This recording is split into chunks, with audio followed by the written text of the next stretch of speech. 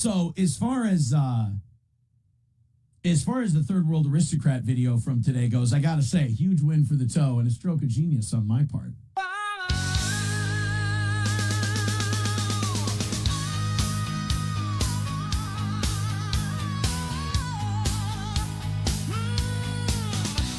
Mr. Radio Voice, he's doing his shows. He's roasting some ass and he's picking his nose. He speaks like a pro on the Steel Toe Show. He's making a mess and everyone knows. Ready or not, he already came. April is a hoe and she's snorting for fame. Another win for the toe. Win for the toe.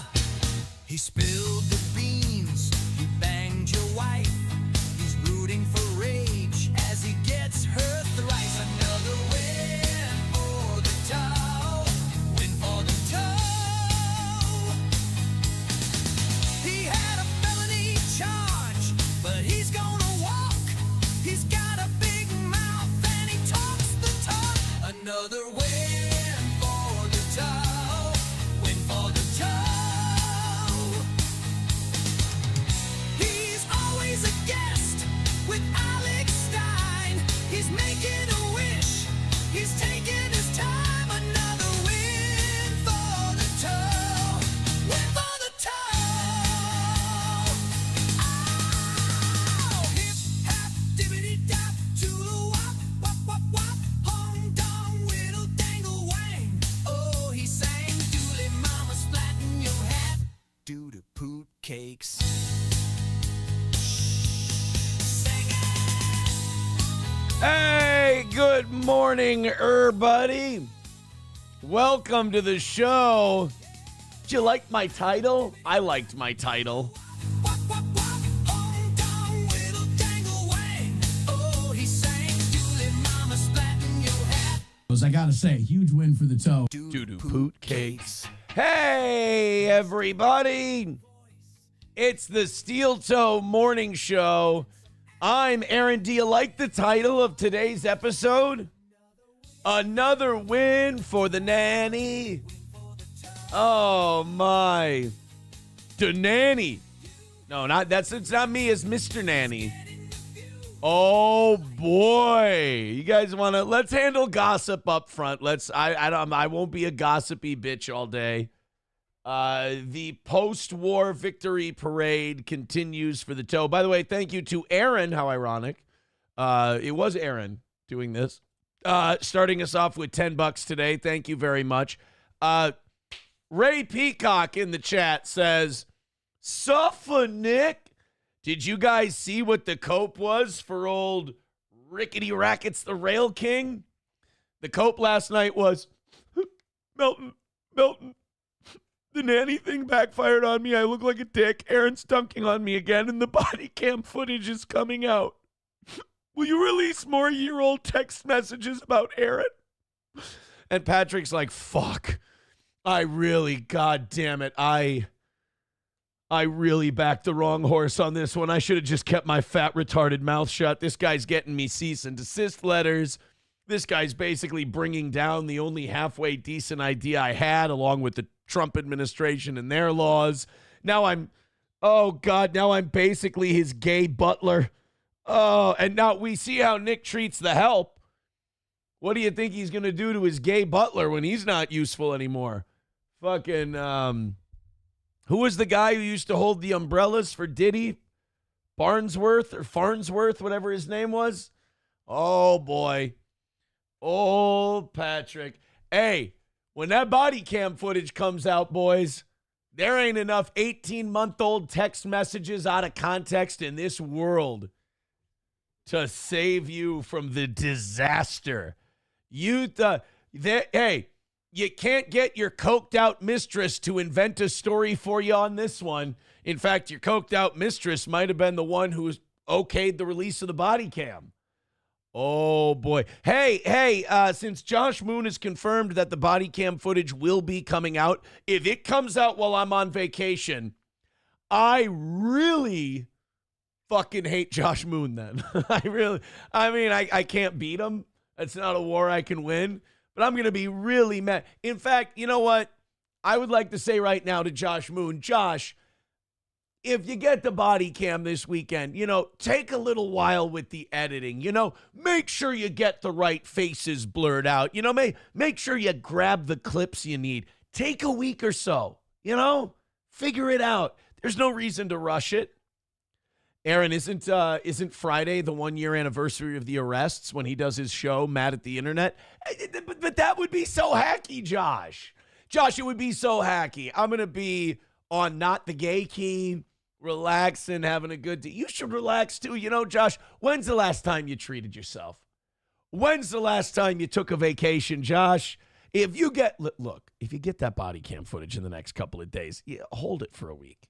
Just hold it for a week. That's all I'm saying, buddy. Think of the kids. Think of the kids. But it's not going well for him. The pretty antisocial, pretty parasocial, pretty anti whatever the fuck. They're gonna, oh boy, I am so excited because none of these people have the fucking stones to admit that they got it wrong. None of these people have the fucking stones to admit they backed the wrong horse, which is only going to make it better for me, which is only going to get, these girls are my lol cows. Patrick's my lol cow. I get to milk them, for the sweet goodness.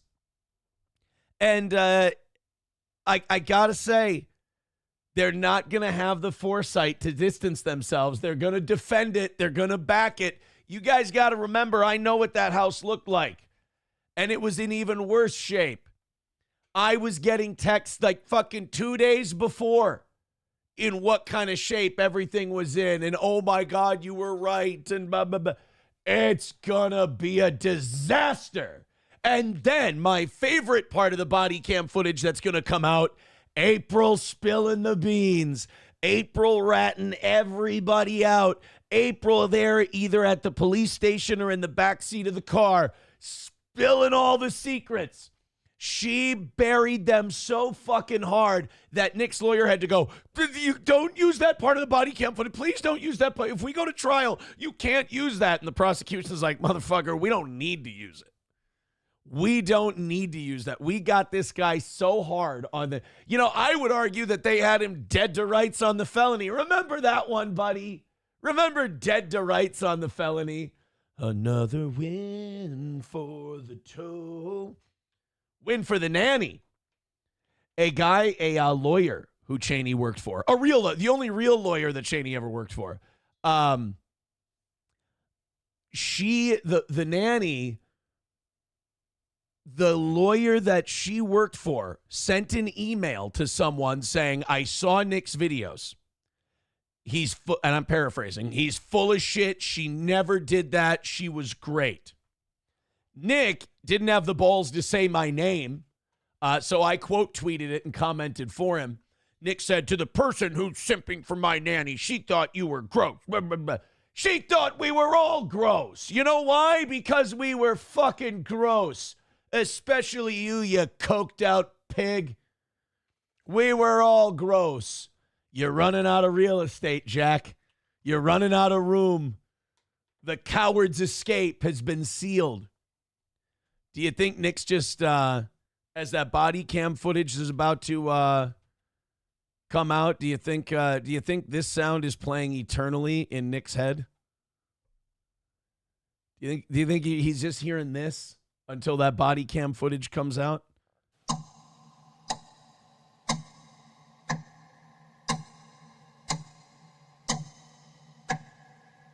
Is it dark where you are? Do you see shadowy figures on the wall? Take the edge off. A little powder, a shot of booze. What's it gonna hurt? You won't test today or tomorrow. Come on. In that dark room with the walls closing in. You know what's gonna take the edge off, don't you? A little bit of grandpa's old cough medicine. Get the good stuff. You deserve it. Come on. Tick tock. Tick tock. Oh, it's gonna be fun. And like I said, there ain't enough 1.5-year-old text messages about what a piece of shit I was.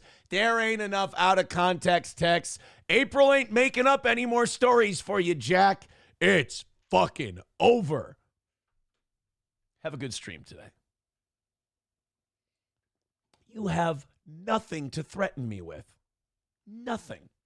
Rougiette Men's Health. Oh, those are super extra strength boner pills for middle-aged men who can't get their dick hard because they've wrecked them from drugs.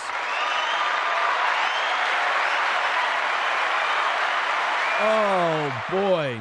Says Randazza about to earn another house. Defamation. I don't know if she'll go for it. People are saying that. They're like, she'll sue. I mean, what he said is very damaging to her profession. She absolutely does have grounds to sue, but I don't know if she will. 191 Redbird says, you being this much of a smug cunt is going to put people on suicide watch. I mean, what would be lost? I mean, let's talk about it then. What would be lost? Probably nothing. As Shit Show with 199 says, you know who takes 2-day vacations? Poor folks. Oh, my poor folks now. God damn it. I don't want to be poor folks. It's a long weekend. We're taking our time. We got plenty of time out there. We got kids too. We got to get back. Got to spend a couple days at the lake with the kids. Monday and Tuesday. Get out there. 191 Redbird with $1 says the countdown sound Nick hears is your penis slapping him in the forehead.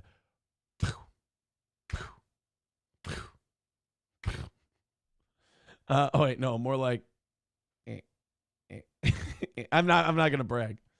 Budman says, what part of Florida? Not the gay key. Hobo Chili says you know what? I'm just going to read this because I got to take credit for how funny Hobo's been because I chastised Hobo about, how, come on, man, you're going through the motions. Your jokes are stale, blah, blah. He's freshened it up since then. I'm a good motivator. He says, from the cover page on Rumble, I'm gathering Aaron's talking about Mr. Sheffield and how hot he was. That's a Nanny reference. Very good. Very good. Hobo says, if you're coming to Tampa, we need to have a sit down. I don't think I'm gonna be in Tampa, buddy, but I won't. But I figure you'll be in the gay key, right? Maybe I'll float on over. Maybe. Oh, people are. This was sent in. Someone saying that this is replaying in Nick's head constantly. What?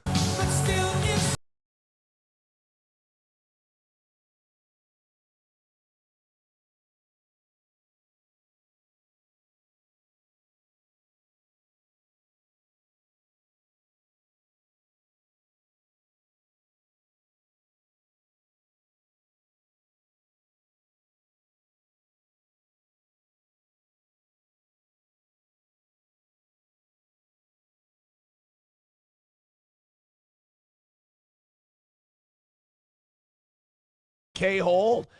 This is what you climb over to try and get to the bedroom, which hasn't been cleaned in God knows when. There's probably, I bet you might see a pair of my old clothes or something laying around. Oh, let's stop celebrating. Papa Shop says, it's the final cope down. Visit Hedonism with $2 says, excited to welcome you for vacation. Bring lotion.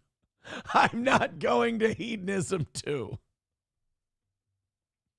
But I appreciate it. That's very nice of you. I'm not going to look a gift horse in the mouth. It's a very kind sentiment. Not that I don't appreciate it, but I will not be going to Hedonism too. I can get my dick hard for my significant other. I don't need to watch black people plow her out. It's not something I'm into. Not kink shaming, of course. Hobo Chili says, I guess you don't know what a sit down in mafia terms. I know, Hobo. We're going to get together over a giant plate of spaghetti. I'm going to ingest a bunch of carbs and you're going to shoot me in the back of the head.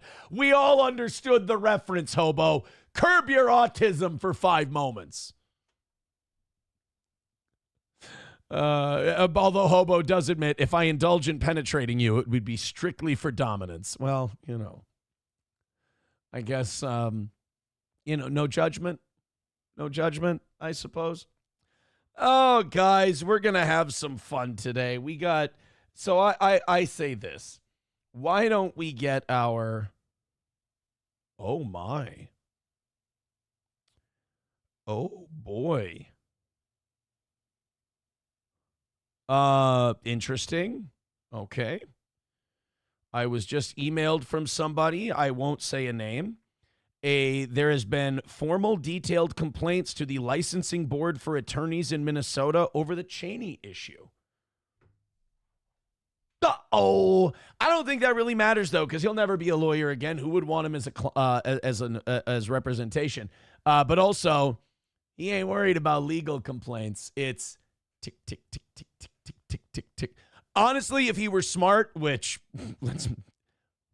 that flew the coop probably with the first 6 months of just doing rails in his bathroom. If he were smart, he would get out in front of it. He would be honest. Sorry. Really sorry. He would be honest. I said honest to Ricada. I said give a hand to Munson. He would be honest. He would get out in front of it. He would tell people what they're going to see. He would apologize for the shameful situation he kept in his home. He would beg for forgiveness, and he would say that he was wrong, and he would say that he needs to do better and reflect on himself, and he's going to step away, and he's going to improve himself. Or don't. Guess which one he's going to pick? Oh, by the way, hi, Nick. Let's continue on. We've got so much to do today, and I'll be honest. I'm getting a little indulgent.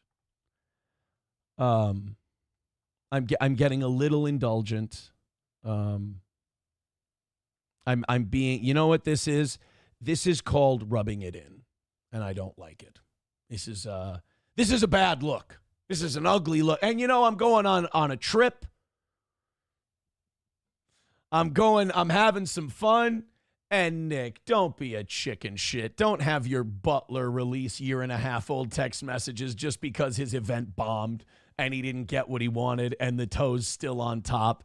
Come on. And Patrick, you're Nick Ricada's bitch. That's your role now. Patrick Melton is now Nick Ricada's beck and call. Oof.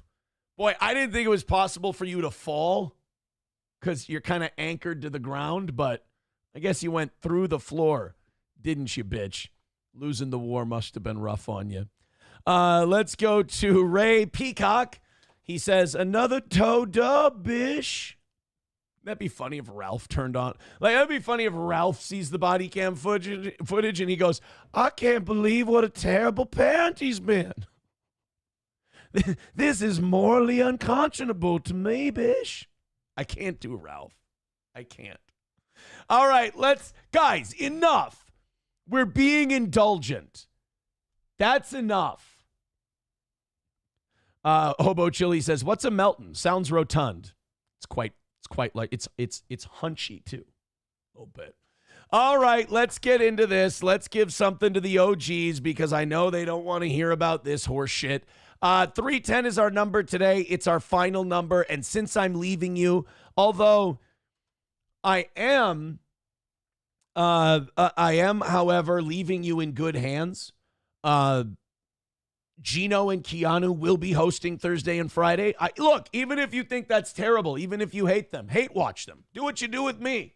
Watch because you just can't stand it. Say terrible things, give them money, do the whole thing.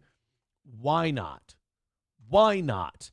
Cockdiff with a good point to Citizen M says, your whole life is surrounded by gay F words, M. Read the room. Yeah, M.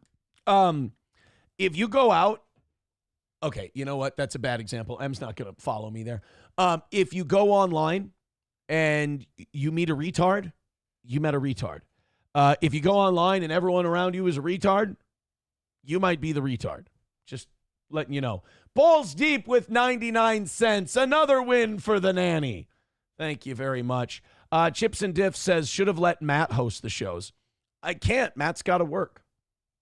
Matt's not an option for the mornings. Johnny was our first option. Johnny had his problems. Johnny is in the hospital again today. However, Johnny is on antibiotics. The infection in his leg is getting better. He feels better. I talked to him again yesterday a couple of different times. He seems to be doing well. Tonight, this morning and tonight, whatever we go over on PayPal, Venmo, and Rumble is going right to Johnny at the end of the day. So, and since I'm going to be leaving you, Ray Peacock says, God damn it, Matt, you know better. Since I'm going to be leaving you in the hands of Gino and Keanu, if we knock out today's goal, I will go till 11 today, just as a way to say sorry. All right, let's get down to business, shall we? Streamlabs, PayPal, Venmo, Super Chats, Rumble Rants. 310 is your number today. You know how it works. Under 300 by the end of the hour, under 200 by the end of the next one, under 100 by the end of the next one, and fuck, we'll be done before 10. With the goal, the show will continue to go. I'm really excited about what we have today. Theo Vaughn went on this... Theo Vaughn had the balls to alienate a big chunk of his audience. I always respect those moves. Not everyone has to give their kid Coke to do it. Theo Vaughn went on this big rant about how what's happening in Gaza is a genocide. Now, I don't go that far. I don't think it's a genocide, although I think Israel Zionists, like the really hardcore Zionists in Israel, do want a genocide. I think they do want to either kill or move out. I think they'd rather move out all the Palestinians from Gaza and the West Bank and move themselves in and make it part of Israel. I don't know if it's a genocide. I think it's a really offensive, like a really aggressive war. Genocide's a little rough, but I do think that Theo Vaughn is being genuine. He's not a big fan of Israel. I'm always careful, though, because while I'm not a big fan of Israel, I certainly know that simping for extremist Islam is a bad idea. I just hope that the people, the parents, and the children who live in the Gaza Strip can get peace. I don't care what their religion is, really. But I ain't about to turn to Hamas. I ain't about to turn to Hezbollah. I ain't about to turn to the Ayatollahs in Iran, Russians in Afghanistan, Wheel of Fortune, Sally Ride, heavy metal suicide. But at the same time, you know, Israel is kind of the big bad bully over there in the Gaza Strip at the moment. Even Trump's had it with them. We'll also get into a lot of, look, let's just say it right now. My Timberwolves lost last night. Not only did they lose, they got the living dog shit beat out of them. That was rough. Oklahoma City took a 1-0 lead. Gotta win tomorrow. That's all. Move on. $5 from Paul Hayward. Says, if you're going to the Gay Key, stop by Aqua Lounge, best cross-dressing bar in the Gay Key. I'm not going to the Gay Key, but thank you very much. Dr. Silverwolf with $5 says, 310, where are we heading? Yuma? Fucking hate you.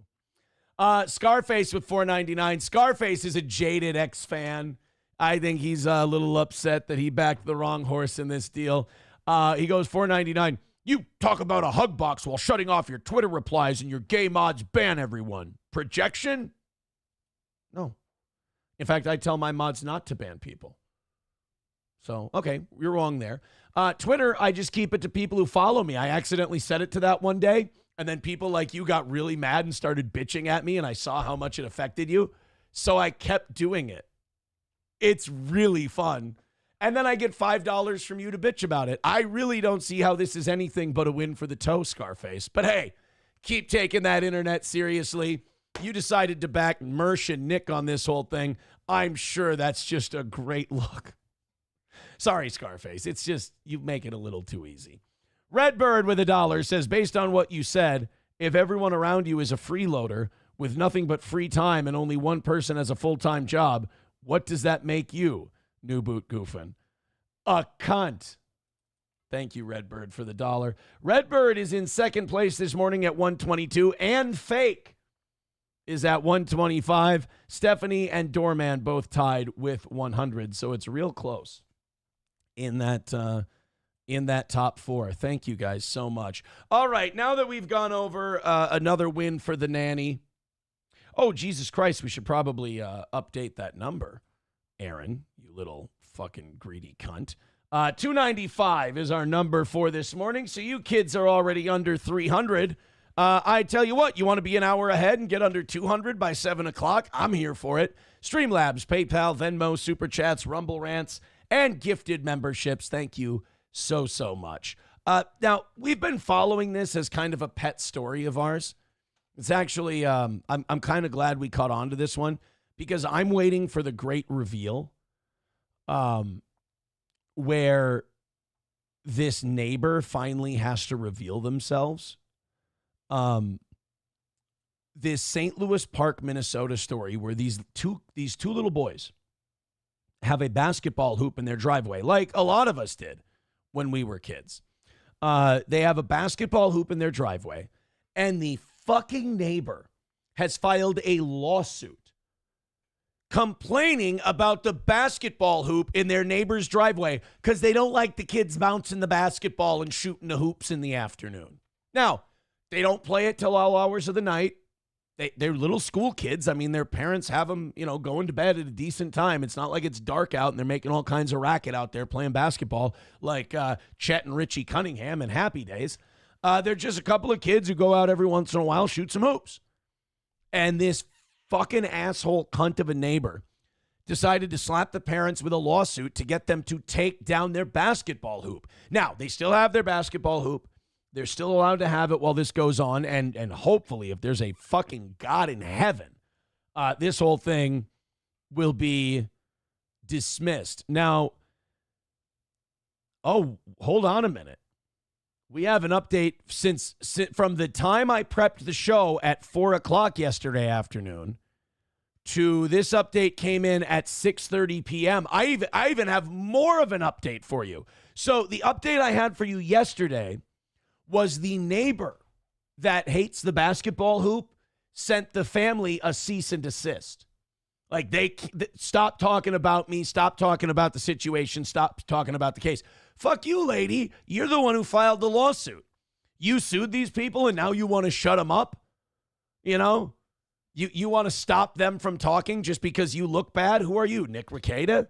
So no, there's no cease and desist here. Well, apparently yesterday afternoon, the lawsuit dismissed. The lawsuit has been dismissed and the family won. Good for them. Let's hit play on this. I want that neighbor exposed. I want to know who this person is. I want to see their dumb face. I don't know what this says about me, but I can't fully hate this person until I get a visual. Because I have a face in my head and I have to see how close it looks in real life. I at the very least need a last name. I don't even need a first name. I just need a last name. Let's get the details on this. We have new developments right now in the lawsuit between St. Louis Park neighbors over that driveway basketball hoop. Yeah. You know what the nickname here in Minnesota is for St. Louis Park? I lived in the north suburbs of Minneapolis, and our name for St. Louis Park was St. Jewish Park. It's a cultural tip of the hat. A lot of people were following this story. The family that was being sued for the hoop in their driveway now says the case is dismissed. Our Randy Meyer is in the live. Hell yeah. Randy, what do we know tonight? Well, we have a few details. I'll share with you what I do have. This is one of those neighbor against neighbor pitted type stories. Didn't have to be. It didn't have to be. It's not really neighbor versus neighbor if you think about it. It's this asshole who can't mind her own business and let two little kids. Like, this family even moved their basketball hoop 6 inches down their driveway because this neighbor thought the hoop was too close to the fence. So they moved it like literally 6 inches to a foot, to make this asshole neighbor happy. Got a post digger, dug a new hole, cemented the. I don't know if you've ever installed a basketball hoop. It's kind of a pain in the ass, especially if you've already cemented it. Now you have to dig it up again. And it's fucking sucks. So they did that to make her happy. Then the kids kept shooting hoops because they're kids, and then she sued them. Now the lawsuit's been dismissed. Thank God. So this isn't neighbor versus neighbor. This is one asshole neighbor who picked victims. This information just coming in, the family speaking directly with Fox 9's Mary McGuire. Their words are, great news, the entire case was dismissed today. Now, we did some digging, and in fact, court records do show that this... Somebody texting in. It's Julia Ramos. Produce your own show, Tubby. Sorry. So apparently the neighbor's name is Julia Ramos. And you know what's funny about that? I feel like we've heard that name on the show before. So I feel like we already knew that. Thank you, Hobo. This case has been closed. The family telling Fox 9 that they're meeting with their lawyer right now to kind of understand the entire details of this case. Now, to remember that...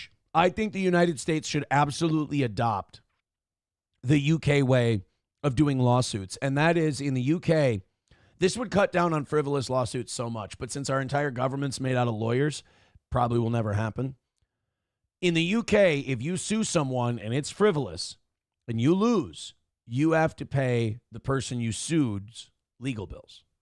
I think that's fair. This story, the neighborhood, St. Louis Park, had a basketball hoop in their driveway. 2 boys shooting hoops out there. The next door neighbor had an issue with where that basketball hoop was located. Oh, and by the way, I do want to say the name Julia Ramos means I was wrong. I was wrong. Her contention was it was too close to the property line. The city of St. Louis Park approved it. Then it went back and forth. Injunctions were filed. It essentially went to the court, to the judge last week. And this ruling, as we understand it right now, is that the judge has essentially closed the case, meaning the case has been dismissed. So this guy back here, I just noticed him. He's creeping me the fuck out. Could we not have him in the shot? He looks like he's planning murders. I just don't like his general aesthetic. It's bothersome. So we can assume to a certain degree that it's possible that the boys will continue to play basketball in their own driveway. Wow, what a victory. You think about this, and we're all very happy that this family won, but that's your win. Your win is, hey, my kids get to play basketball in our driveway that we pay a mortgage for every month. Hey, that basketball hoop and all that shit we bought the kids to play sports? Yeah, they get to use that. That's it. That's what they won. There should be some kind of monetary compensation for the bullshit that this neighbor put him through.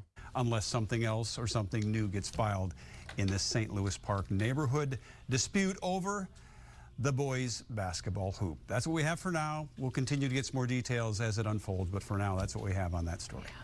Maybe a sense of closure. Yeah. Oh, I'm sorry. That wasn't Hobo. I apologize. This person writes in, if I have to do your research for you, the least you can do is tell people about our built-to-order breakfast sandwiches starting at $2.49 in the Wawa app. Yes, make sure that you get that Wawa app and get those made-to-order breakfast sandwiches. That would be Kino, as the kids say.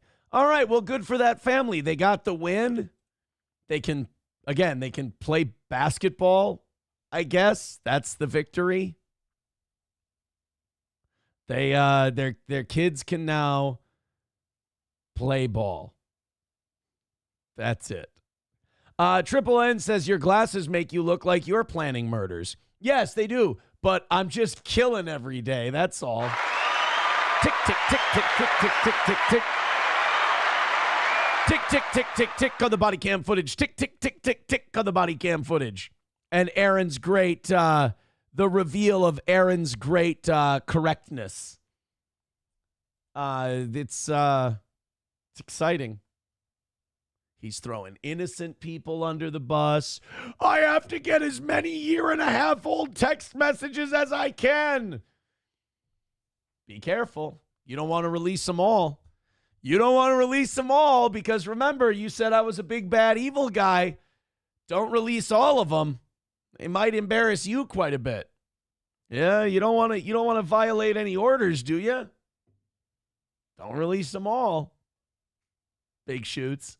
All right, let's get to the Tim Walz thing. People have been asking me about the. Oh, hold on a minute. Throw me a Olbermann. We need an Olbermann.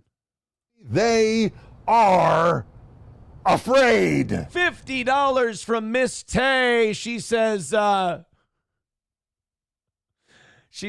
it in PPP's Pigger Tits voice, please. 50 fake donos, bish. I'm not. PPP is so much better at that than me. Whoa, buddy! Whoa, buddy! Retard alert. Thank you very much for the $50, Miss Tay. That's going to put us at $255. Like I said, guys, I mean, you're ahead already. Might as well keep it that way. Let's get to $200 by 7 o'clock. Ain't no shame in that. Thank you so much. Streamlabs, PayPal, Venmo, Super Chats, Rumble Rants, etc., etc., etc. Let's celebrate another win for the Nanny. 191 Redbird with $1 says, I spent almost 2 years working on the light rail. The residents of St. Louis Park are such smug, better than you assholes looking for anything to complain about. They make you look like an amateur. What? How dare you? How dare you, I think? Thank you for the $1. Redbird creeping up on that number 1 spot. He got all of Silverwolf's money earlier this week. So Redbird is now at 123, and Fake is at 125. Hobo Chili says PPP is also better at eating than you. Step up your game, Tubby. Hobo, I got to let you know, it'll never stop being hurtful. Miss Tay says, okay, I want my $50 for that sad imitation, fatty. All right, how about 40? Rumble's keeping theirs. They're not giving it back. I noticed this. I don't know if it's from screaming into a microphone for 20 years or if it's like the cigars over the years or what it is. I can't talk in a high voice anymore. Like if I try to go up here, I can't do it. That's the best I can do. Like if there's a high note in a song, I can't go that high. I can't talk in a high voice anymore. I kind of get like a Perry Caravello weepy voice, Paul Stephanie, the weepy voice killer effect going on. I didn't mean to stab her with an ice pick. Oh. I can't do it. I can't do it. Chips and Div says, that's your double chin getting too fat. Ray Peacock says, it's the nitrous. Oh, man. Where the fuck's my nitrous?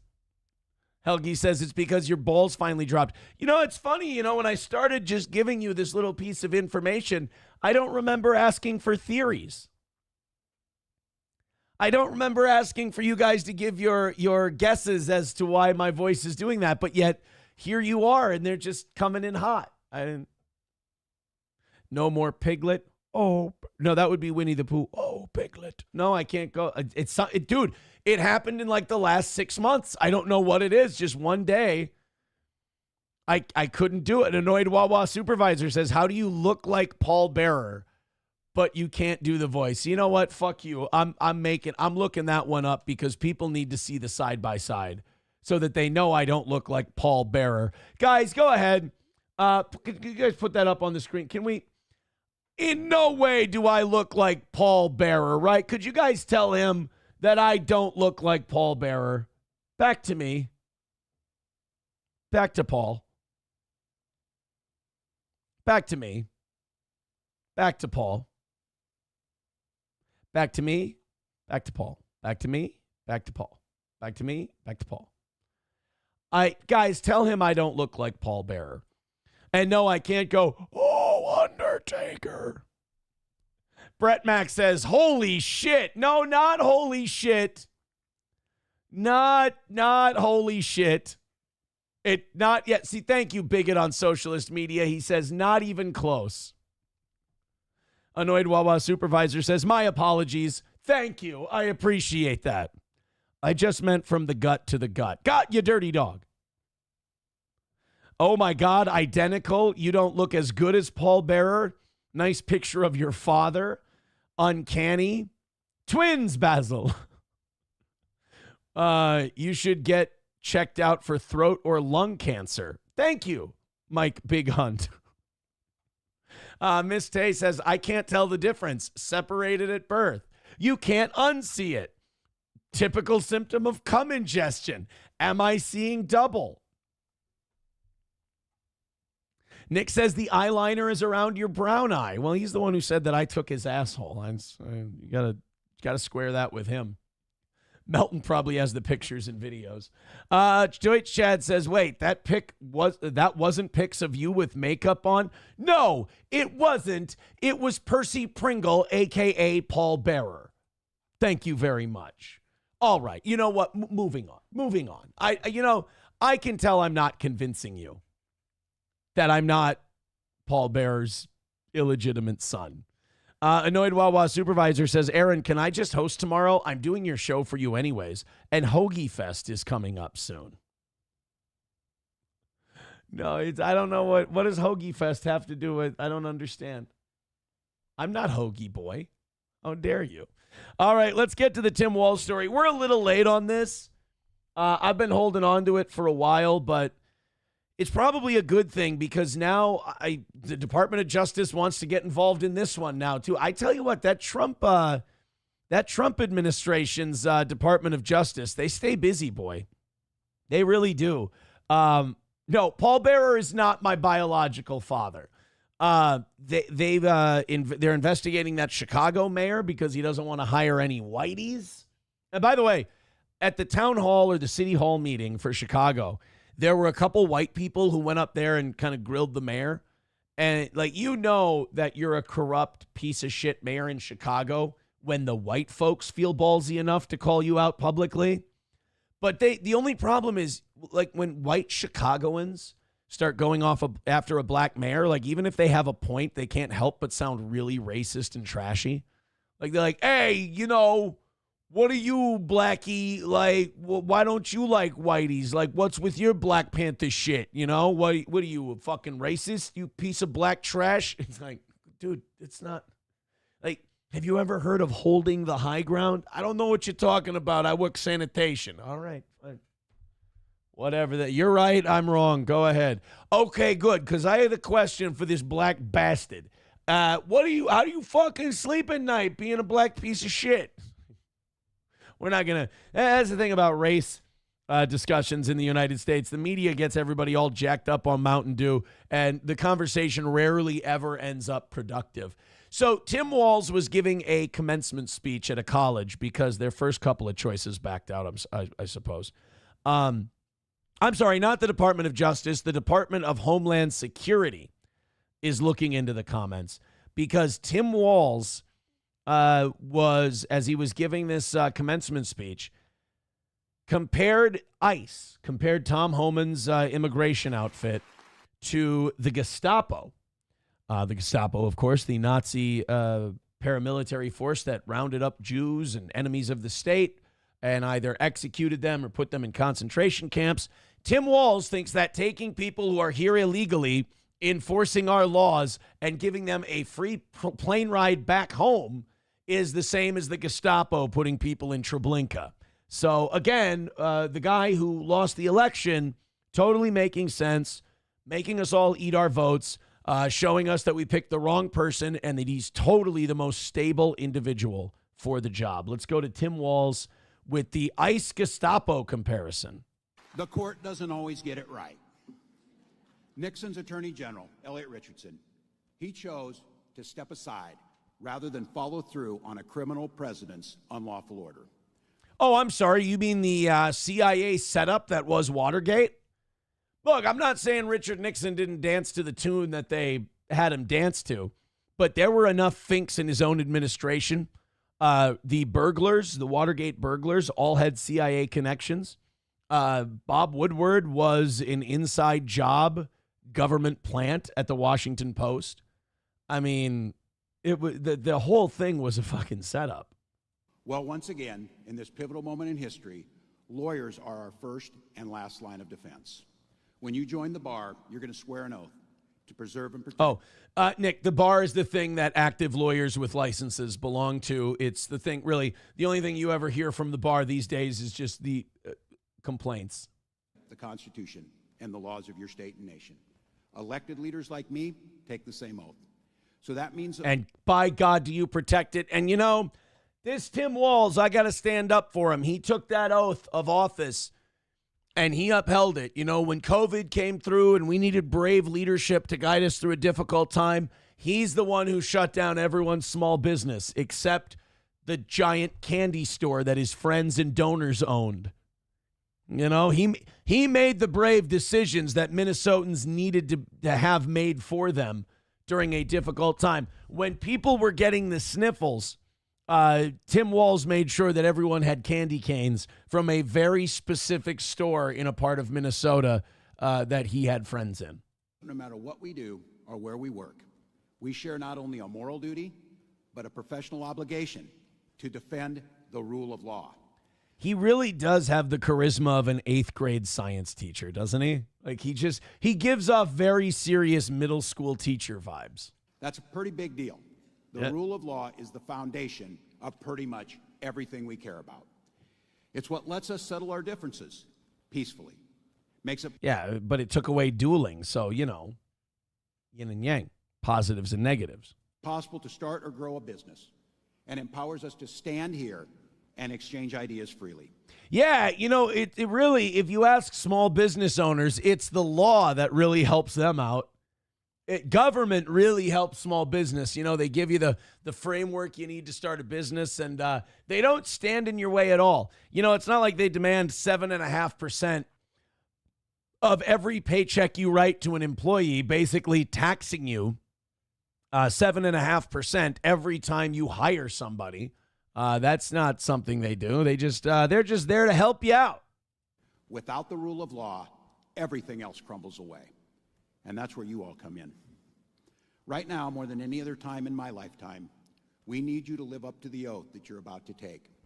Because I have to be honest with you. Yeah. You are graduating into a genuine emergency. That's right. Trump being president, we've never seen this before. We have no idea what he wants to do. He's a complete wild card. We haven't seen anything like this since 2020. But look, he wants to enforce him. You know, it's amazing. Out of one side of his mouth, he goes, the law is a beautiful thing.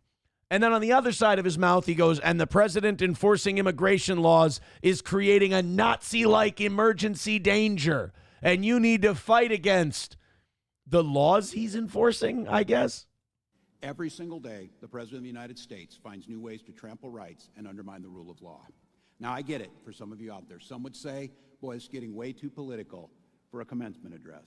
I mean, it's not really the politicalness, just more the douchey level I can't handle. It's creeping up there. But I would argue I wouldn't be honoring my oath if I didn't address this head on. By the way, I'm telling you guys, they love him. Everyone who's like, oh, I hope he runs for a third term, you better not be glad if he runs for a third term because this cocksucker will win.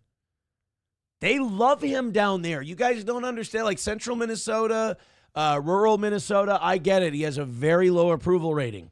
Nationally, everyone thinks he's a joke. Minneapolis and St. Paul are two of the most retarded cities in America. They're fucking dumb, guys. They love this guy. I am not exaggerating. I bet he's in the 80% at least approval-wise in the Twin Cities.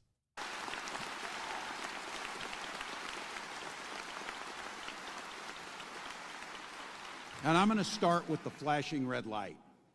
The one that's telling me to get off stage because I'm over time and people are falling asleep. Donald Trump's modern-day Gestapo is... He couldn't even... He had his big Gestapo line and he couldn't get it. Oh, you know he practiced that one in the mirror. He's like, you know what's going to bring this whole speech together is my big Gestapo punch at the end. And he's like, Gazpacho, Groucho, Gestapo, Gardetto, fuck. I meant to say he's a Nazi. He's doing the Porky Pig. He's like, he's a Gestapo, he's a Gestapo, he's a Gestapo, he's a Gestapo, he's a bad guy. He's He's the SS. He's the SS. He's the SS. He's the SS. He's the bad guys. Go back. Let's listen to him fuck up.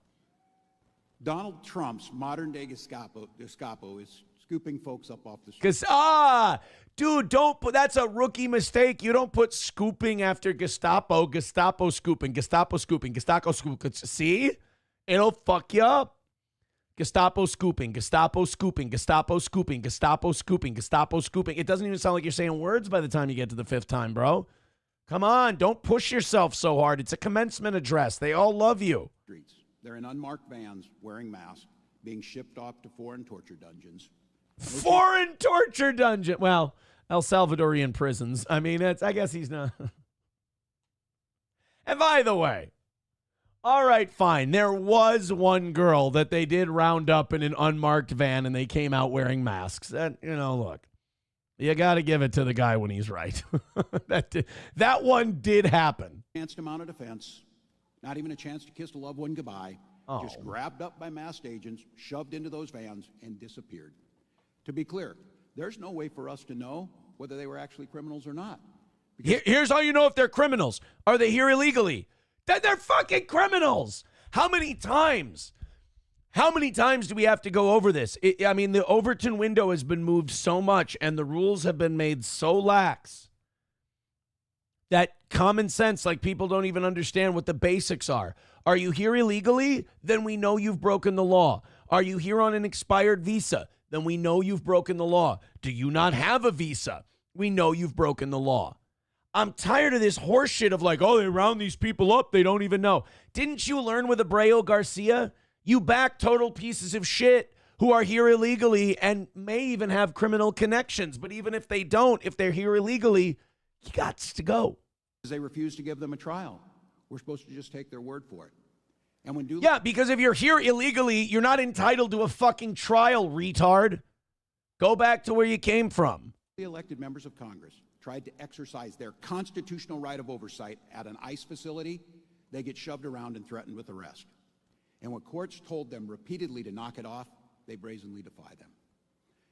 Meanwhile, we have a aspiring fascist in Stephen Miller on TV talking an aspiring wow, you never hear that. Aspiring so he hasn't quite graduated. He hasn't gotten his fascism merit badge.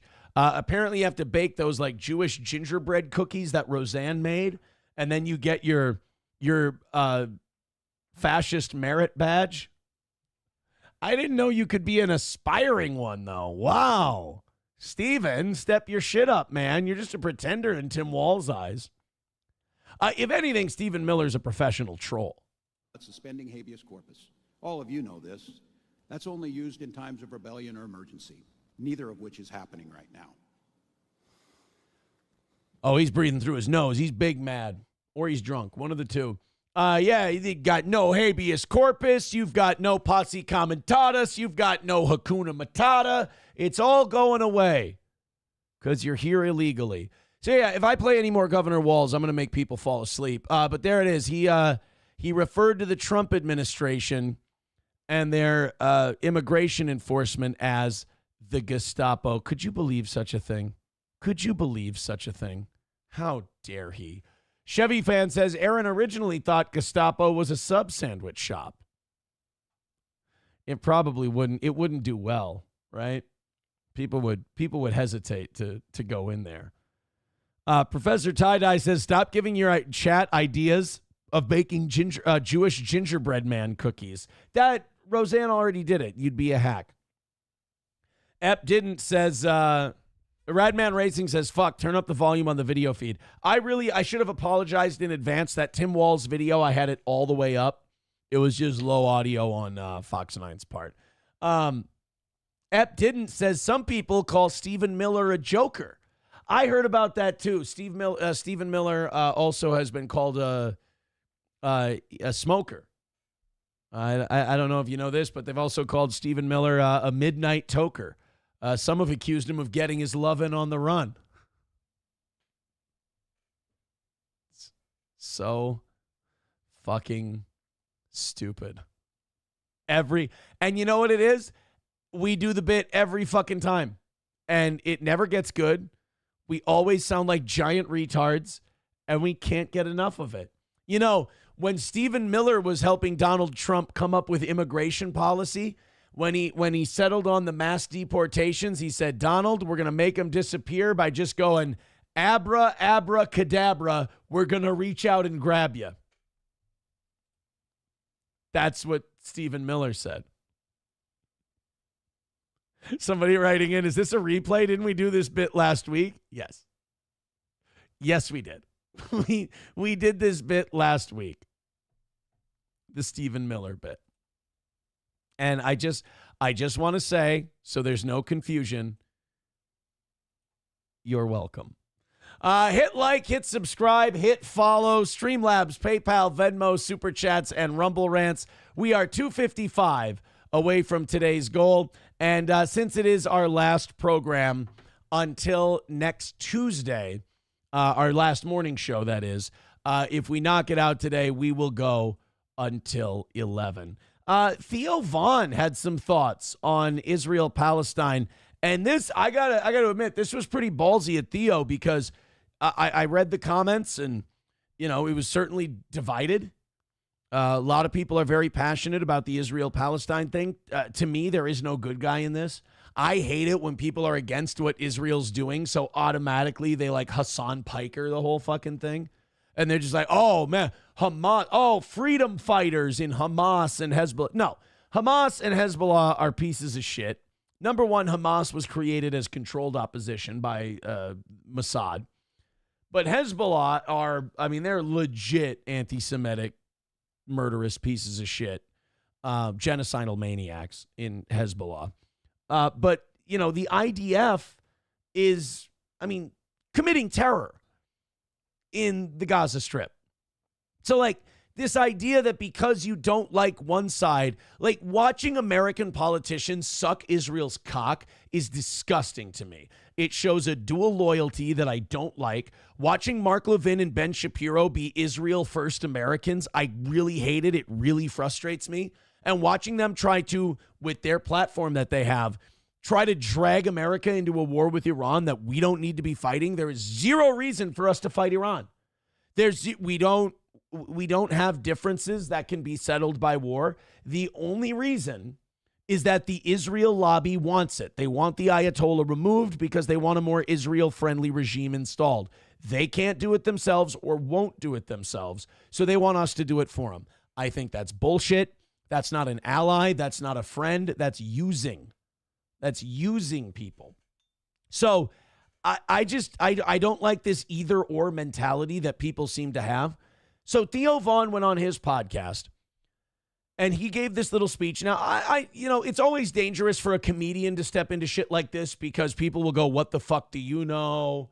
You know what? But I think sometimes when you have people that aren't dug in on the X's and O's of politics, they can give a more humane take on what's going on because they're not thinking about it from like, how does this play in red states? How does this play in blue states? What are the geopolitical ramifications? They're just telling you what they think.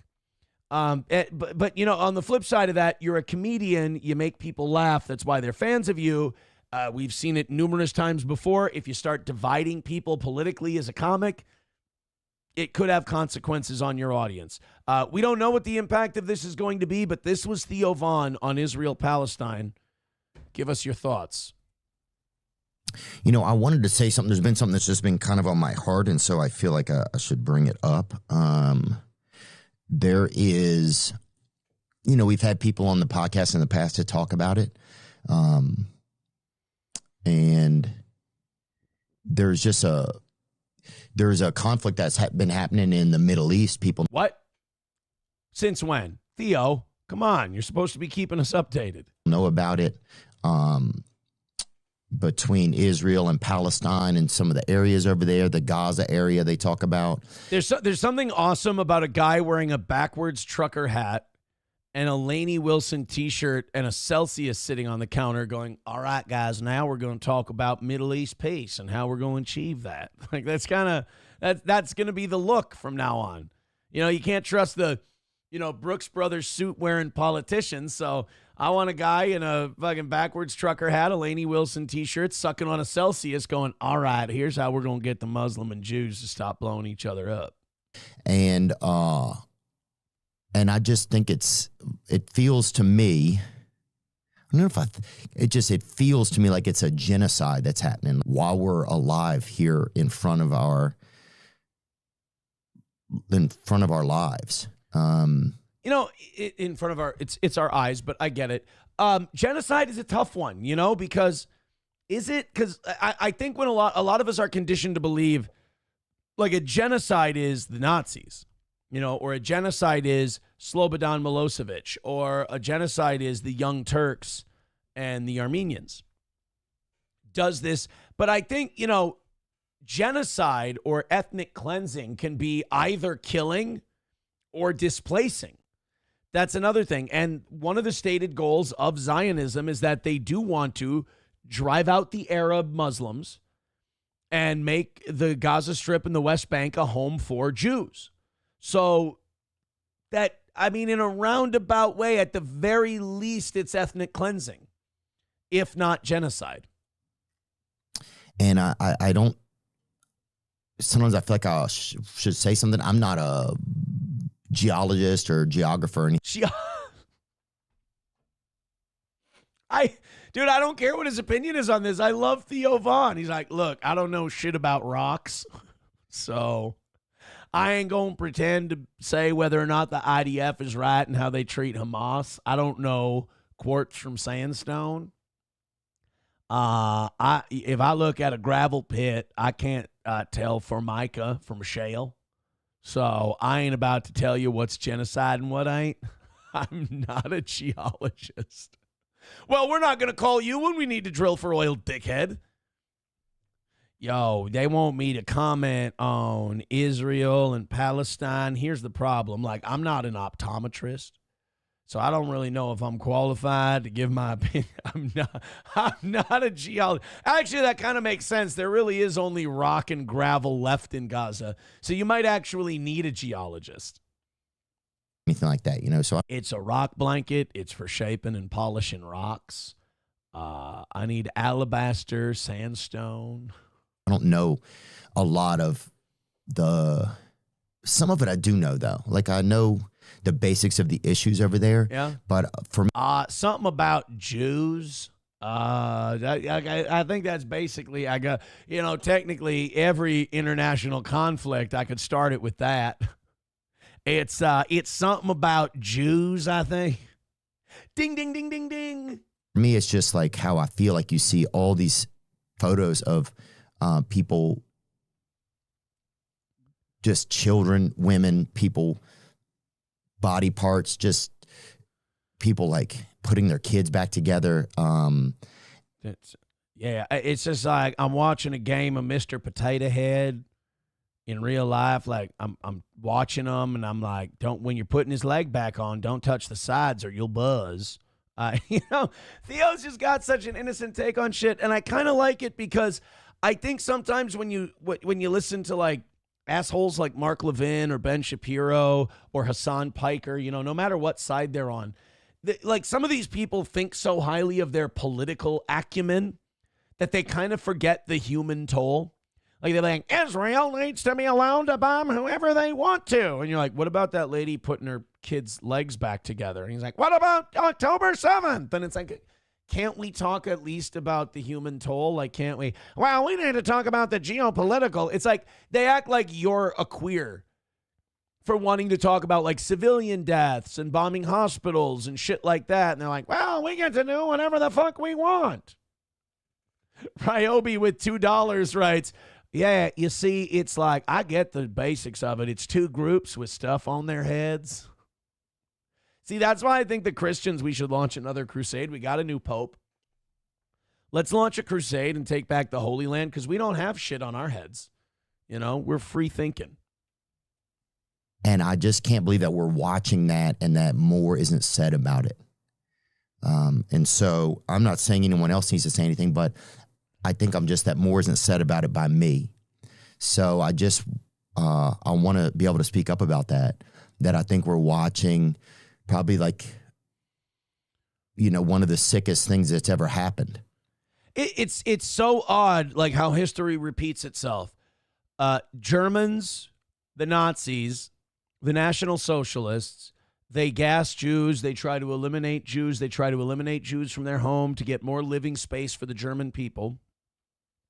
And then you fast forward about 80 years, and you have this home that the West created for Jewish people to get away from that kind of discrimination. You give them unlimited weapons. You give them the unlimited ammo cheat. You give them the infinite lives cheat, infinite money cheat.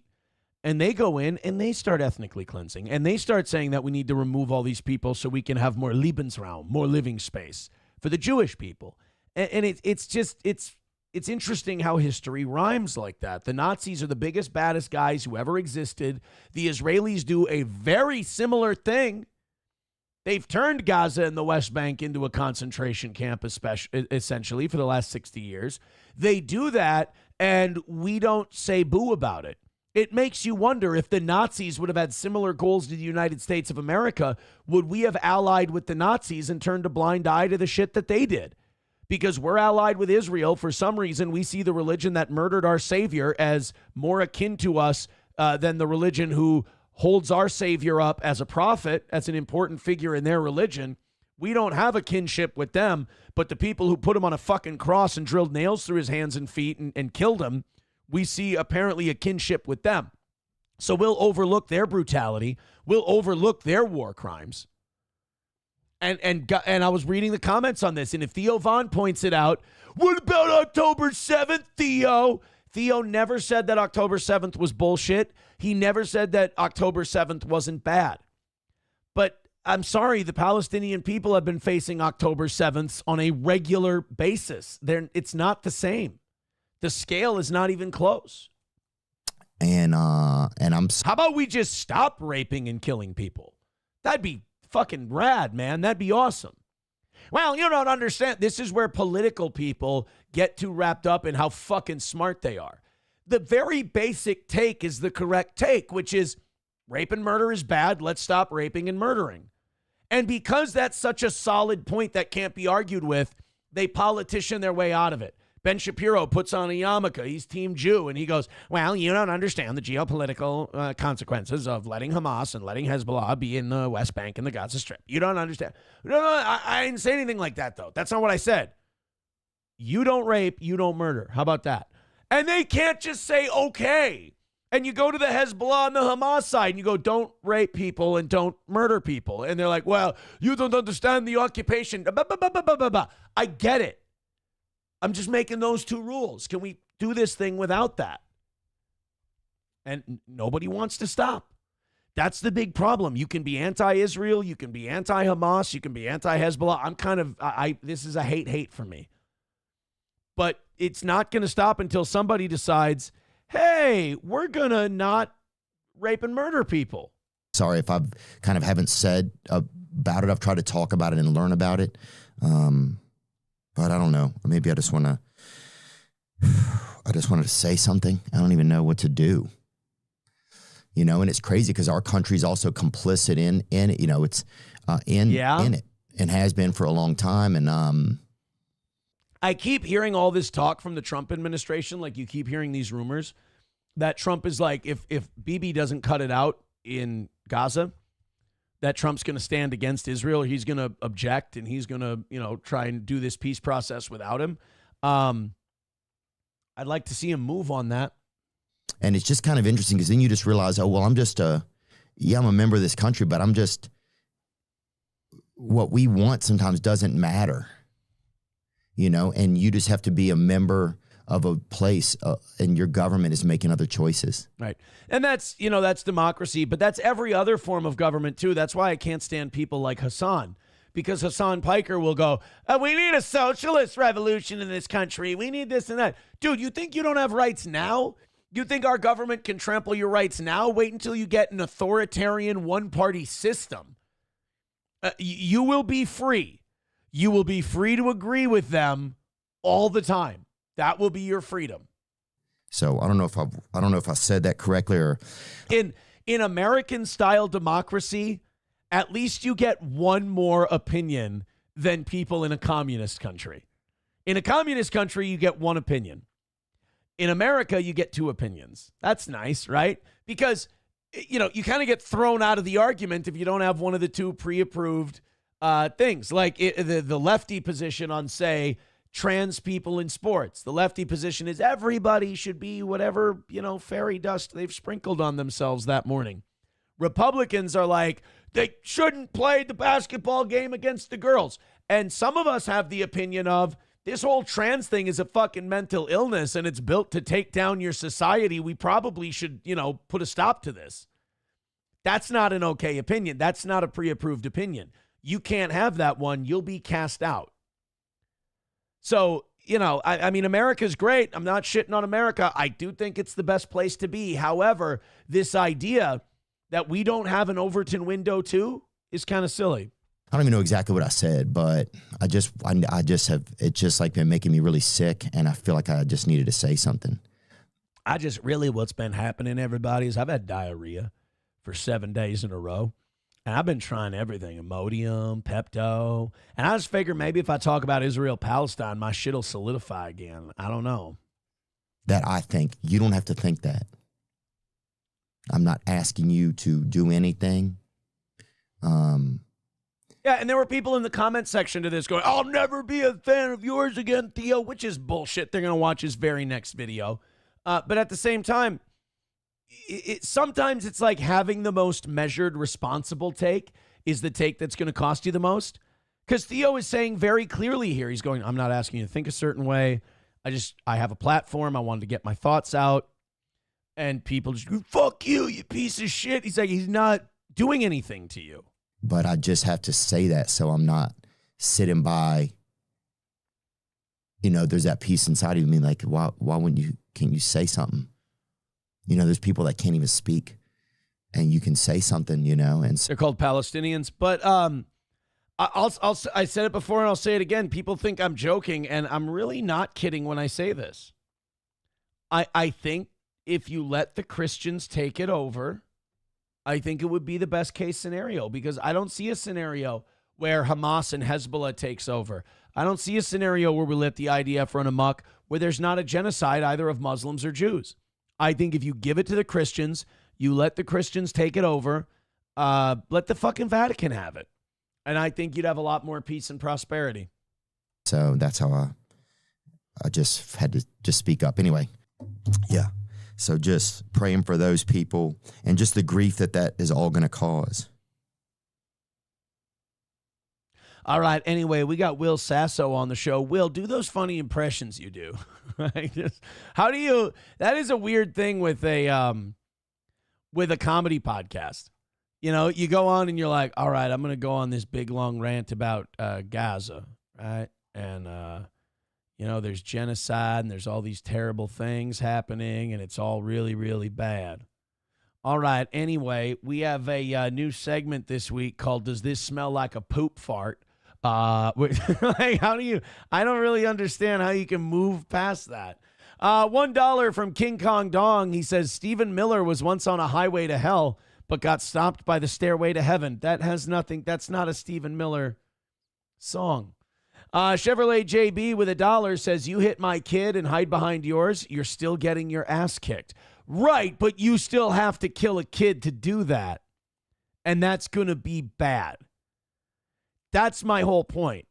I'm not saying I don't understand Israel wanting blood for blood on for October 7th. I'm not saying that the Israelis don't have their backs against the wall and that they're not surrounded by hostile people. I'm just saying that, you know, my position would be murdering kids is bad.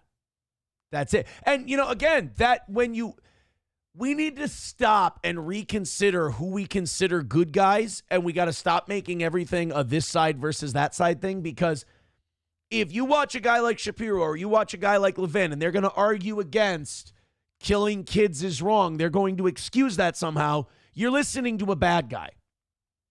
That doesn't make the people who disagree with them good guys, because those are the people who are putting kids in areas that they think will be bombed most likely to use them as human shields.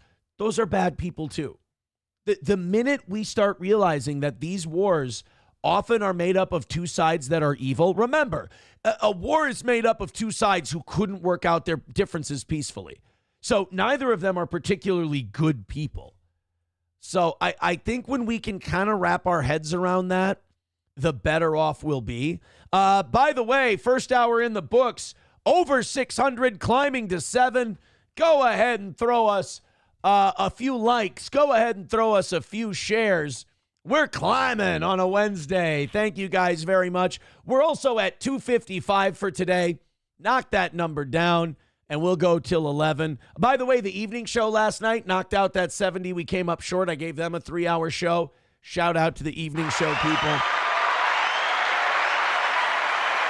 So we are still on a perfect week for the toe. Go ahead and throw us a few dollars. McBuster says, not the U.S., not our problem. I agree with that. If we would just fucking divorce ourselves from that area, that would be awesome. It's just that I don't see us doing that. And if we're going to be involved, I'd only like us to be involved as someone who can get the goddamn fighting to stop. And we can. Like, Trump will throw our economic weight around via tariffs and shit like that to get better trade deals for the United States. Why don't we throw our weight around to stop wars? Hey, Israel, stop attacking the Gaza Strip and the West Bank. Stop going to war, or we will cut off your supply of aid and weapons. Boom, they will stop. Hamas, Hezbollah, cut the bullshit and the terrorist attacks, or we're getting involved and the U.S. military is coming. They will stop. They'll knock it off, and we can figure something out. One of the biggest hindrances to peace in the Middle East is that the United States has their hand on the scales in favor of one side. That's a big problem.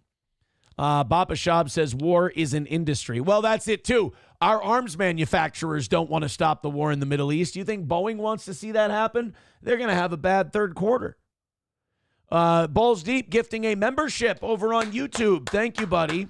And J.A. with $2 says Slayer. Slayer indeed, sir. 250 away from today's goal. Keep it going, guys. I like where we're heading today. Let's keep that energy up. 250. Let's do Streamlabs, PayPal, Venmo, Super Chats, Rumble Rants. Click one of the links. Throw us a couple of bucks, and let's keep this thing. Moving. If we knock out the goal, we'll go till 11. Anything we go over for today, since we don't have a morning show that I'm hosting with a goal the rest of the week, there will be morning shows Thursday and Friday. We will give whatever we go over to Johnny and his little his what do you call it? His GoFundMe, his moving thing. We'll get that pumped up as we did on Monday as well. So thank you guys for your generosity. All right, you ready for a conspiracy? I got the conspiracy, guys. It's conspiracy day on the toe. I'm really happy to bring you this conspiracy, and I'm really happy to bring you evidence that this conspiracy is true. I still am a huge Prince fan. I don't know if you're a Prince fan. I'm from Minnesota. You have to like him, but because his music also kicks ass, I love him. Huge Prince guy. I'm weird though. Musicology is maybe my favorite Prince album, and maybe because it came out when I was in high school, but I love that album. And Prince's death, one of the worst parts about being a Prince fan is telling your parents you're gay. But the other bad part about being a Prince fan is that, the story is that he killed himself either accidentally or on purpose. Prescription painkillers, prescription opioids, and he died. Or did he? I am here to put forward today, and I brought audio evidence. Prince was murdered by the Illuminati. Prince was murdered by the deep state, the Bilderbergs, the Epstein people, whatever you want to call it. Prince was killed by the great they. What happened was, believe it or not, the Diddy trial. Prince is connected to the Diddy trial. They played something in court yesterday. It was an audio recording of Prince saying he knew everything about what Diddy was doing. There were receipts, there was proof, there was evidence. Now, if you connect that with my view that Prince took over for Epstein in 2009 when Epstein got arrested and he had to go to prison and he was way too hot for him to carry on that blackmail shit. But they had Diddy throwing massive parties with heads of studios, politicians, heads of music production companies, and that he could get the blackmail on them. He had underage dancers and sex workers. He was trafficking people allegedly. He had these freak-off parties with all the sex and everything else. You had shitloads of evidence, in my opinion, that Diddy was taking over for Epstein to blackmail rich and powerful people. So, Prince saying before he died, which would have been the early 2010s, late 2000s, Prince coming out and saying, I've got receipts. I know what's going on at these Diddy parties. Why wouldn't they kill him? I mean, what? Prince, who's probably taken a painkiller before in his day, Prince all of a sudden one day on his plane took one or two too many of his pain pills and he died? Yeah, I ain't buying it. I ain't buying it. So we have the audio clip here, and I'm really sorry for the audio quality. This is Prince leaving a letter and a recording about Diddy and Hollywood. And if you believe like I believe, let me know, because I feel crazy for having this theory, but it's one of those, I feel like I'm crazy, but I'm right on this. Prince knew about the Diddy parties, said he had receipts, and I think they killed him for it. Take a listen. Allegedly paid for their silence. Prince mentioned specific amounts, $2 million. Do you guys, this audio sucks. I'm going to try for a second here to find another version of this. And if I can't, we'll struggle through with this one and I'll try to help you out. But Prince Diddy. Prince Diddy. Yeah, see, I think this is the only tweet. From beyond the grave, Prince testifies against Diddy. Entertainment purposes only. This is the verbatim federal courtroom testimony. Whom could tell it? Low. See, this is a 25-minute clip. Began writing through the room like thunder. Day. Prince. He clap. Tip the balance over. Yeah, that's not. Prince had recorded the evidence. See, there's a 25-minute deal. Here's a 23-minute thing. They're saying there was no... Prince has blown the Diddy case out of the water. He may be dead, but he has been found. Okay, so this was a letter that Prince wrote, and they did like an AI voice thing of Prince. Diddy trial the Prince tapes. An audio tape Prince made was played for the jury. All right, I think we might have to play the audio that we have because I don't have I just don't have anything better than this. Here we go. Who were allegedly paid for their silence. Prince mentioned specific amounts, $2 million to one person, $1.3 million to another, that perfectly matched financial records the prosecution had presented earlier in the trial. So this was a letter that Prince had left detailing these payouts that Diddy had made. I've seen the payments, Prince stated. I've seen the NDAs they signed. This isn't just rich people behaving badly. It's systematic and calculated. That's the letter. So it wasn't a recording, it was a letter, but it is a letter from Prince. I've seen the payments. I've seen the NDAs. This isn't just rich people behaving badly. This is systematic. I think he meant systemic, but similar thing. I'm not crazy. Powerful people have killed for less. They've killed bigger people for less, although it doesn't get that much bigger than Prince. They've killed bigger people for less. Does JFK ring a bell? Kennedy! So, look, I'm biased because I love Prince, and I would love to think that he was killed for some altruistic New World Order reason rather than he took too many pain pills and died. That sucks.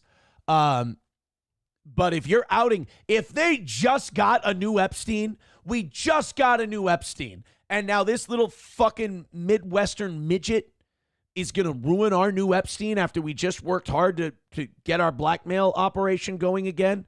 Yeah, they have no problem snuffing out Prince. Maybe switch his pills. The precision of Prince's knowledge suggested he had access to information that only an industry insider could know. As the recording continued, Prince's voice grew more somber. I'm making this recording because I'm afraid to speak out publicly. The power structure in this industry protects people like him. Nobody wants to believe what happens behind closed doors. The recording ended with words that sent chills through the courtroom. If anything happens to me, make sure this gets to the right people. This isn't just about protecting myself, it's about protecting everyone who hasn't been able to speak. Wow. So now it's been clarified that this was not a recording, or at least if it was a recording, it was like an AI recreation. It was a letter that Prince had written saying that he knew what was going on. He knew about the payoffs. He knew about the NDAs. He knew about that's dangerous stuff. That's dangerous stuff to know, really. And I don't. It doesn't get you. I don't think it does anything but get you killed. Chevy fan says if they killed Prince, I'm okay with that. Honestly, I would feel better if I don't know why, but I would feel better if Prince was killed by the Illuminati than, like I said, he just took a few too many pills. Coltrane says you just said Prince took over for Epstein. Oh my God, I'm sorry. No, Diddy took over for Epstein and Prince knew about it. That to clarify. The gay F words killed Prince. Minnesota covered it up. Das Optic Nerve says Aaron Prince was killed because they wanted his master tapes. Yeah, MN Gal says, I would love to think he died for a reason.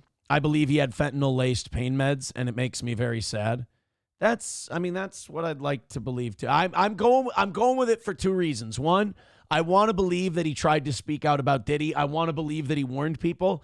And number two, I want to think that he died for a reason and it meant something and he didn't just fucking drug himself to death. So I will admit that I'm incredibly biased in this story. And people are saying, what a fucking audio mixer this. It's not, I told you before, not an audio mixer problem. It's just the audio that people are posting on this is really low. I apologize for that in advance. 250 is our number for today. Hey, wait a minute. Does that mean we're only $20 away from Gray Duckling's favorite goal number? 230? Go ahead and throw in a few bucks. Go ahead and throw in a couple. Streamlabs, PayPal, Venmo, Super Chats, and Rumble Rants. But if you can't do that, hit like, hit follow, hit subscribe, share the program, pump up those numbers. We've been stuck in the 600s. We hit 800 on Monday, but we've been stuck in the 600s like Wednesday, Thursday of last week, now Tuesday, Wednesday of this week. Let's pump those numbers up a little bit. Grab a few new people for the toe. What do you say? And subscribe as well. We appreciate the subscribing. You know, I think I've got a new favorite cabinet member in the Trump administration. I've been saying this for a few days. And I never thought it would be this dude, but it's Marco Rubio. Marco Rubio is my favorite guy in the Trump administration. Kash Patel has been a bummer. Pam Bondi has been a massive bummer. Dan Bongino, he looked like a clown in that Fox Business interview.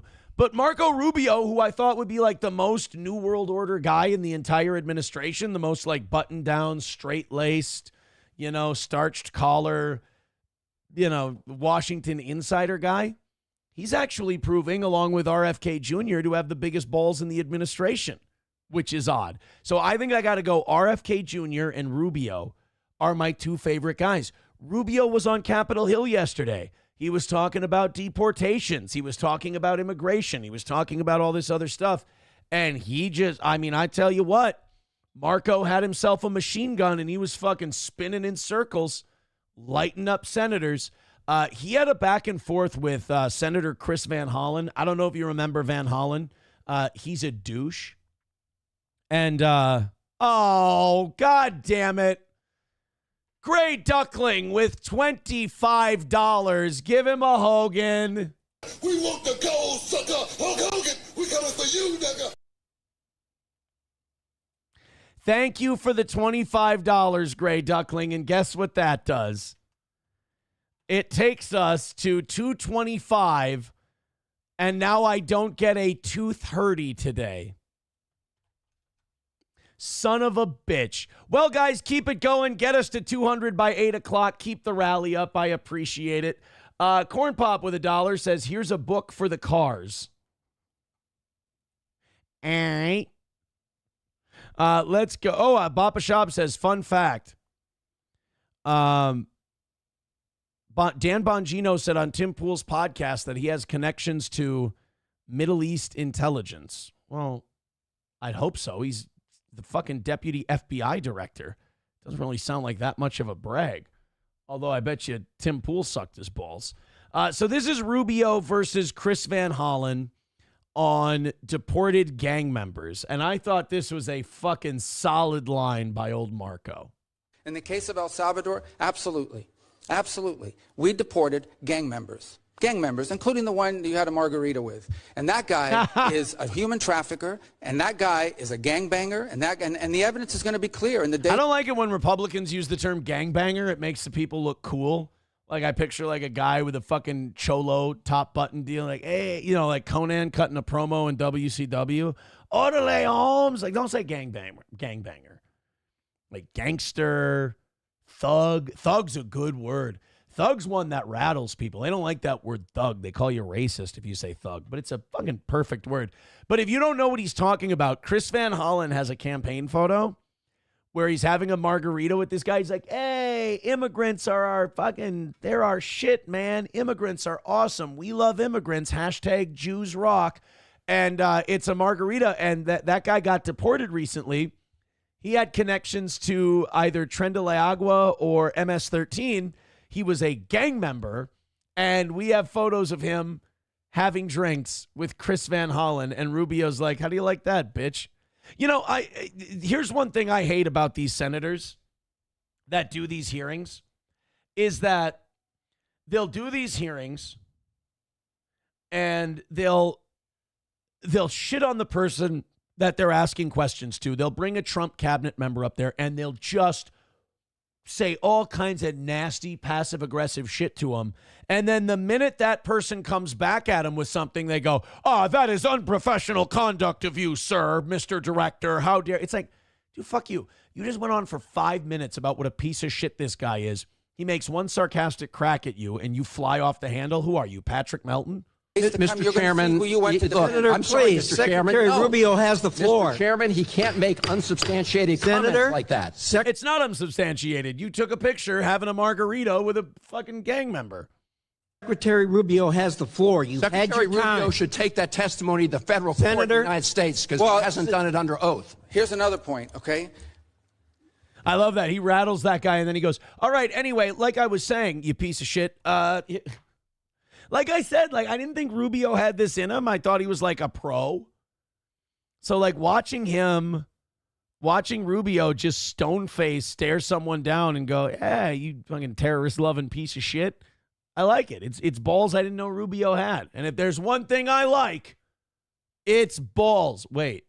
There is a division in our government between the federal branch and the judicial branch. No judge in the judicial branch cannot tell me or the president how to conduct foreign policy. In the case of El Salvador, absolutely. So there we go. So that El Salvador. So that was most likely Tren de la Agua. That Chris Van Hollen. And, you know, nobody, I don't know if there's somebody, there might be people who deserve it as much, but there's nobody who deserves to be shit on more than Chris Van Hollen. I mean, he is such a smug little cunt. And that wasn't the only back and forth that those two had. By the way, Rebecca with 2 drops of $2.30 over on PayPal. I believe what Rebecca is trying to say is that it's 2:30. 2:30. Thank you guys very much. 2:20 away from today's goal. Man, you guys are on it, dude. Keep it going. Streamlabs, PayPal, Venmo, Super Chats, and Rumble Rants. Since it is the last morning show and I am abandoning you to Gino and Keanu tomorrow, we'll go until 11 if we knock that out. Hit like, hit subscribe, hit follow. Now we have former Hillary Clinton running mate, Tim Kaine. I don't know what it is about female presidential candidates picking the most low-T VPs they can. But between Tim Walz and Tim Kaine, oof. Gray Duckling with $2 says, you are dead to me. What do you want? She gave us $230. What am I supposed to do? Say no? Am I supposed to give it back? She was being very generous. Not only was she saying it's $230, but she was also encouraging good dental health, which I can't imagine these Celsius are helping the enamel in my teeth. So here we got another one of Rubio going after Tim Kaine. This time it's about the South African refugees. And to me, this one is so transparent.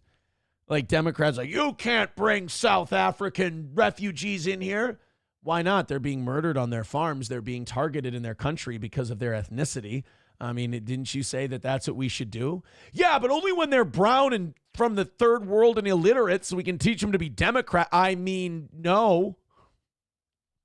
They're white. They're educated.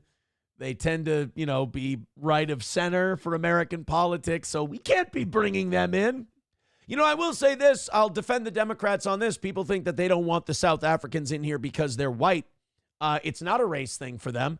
They don't want them in here because they're conservative.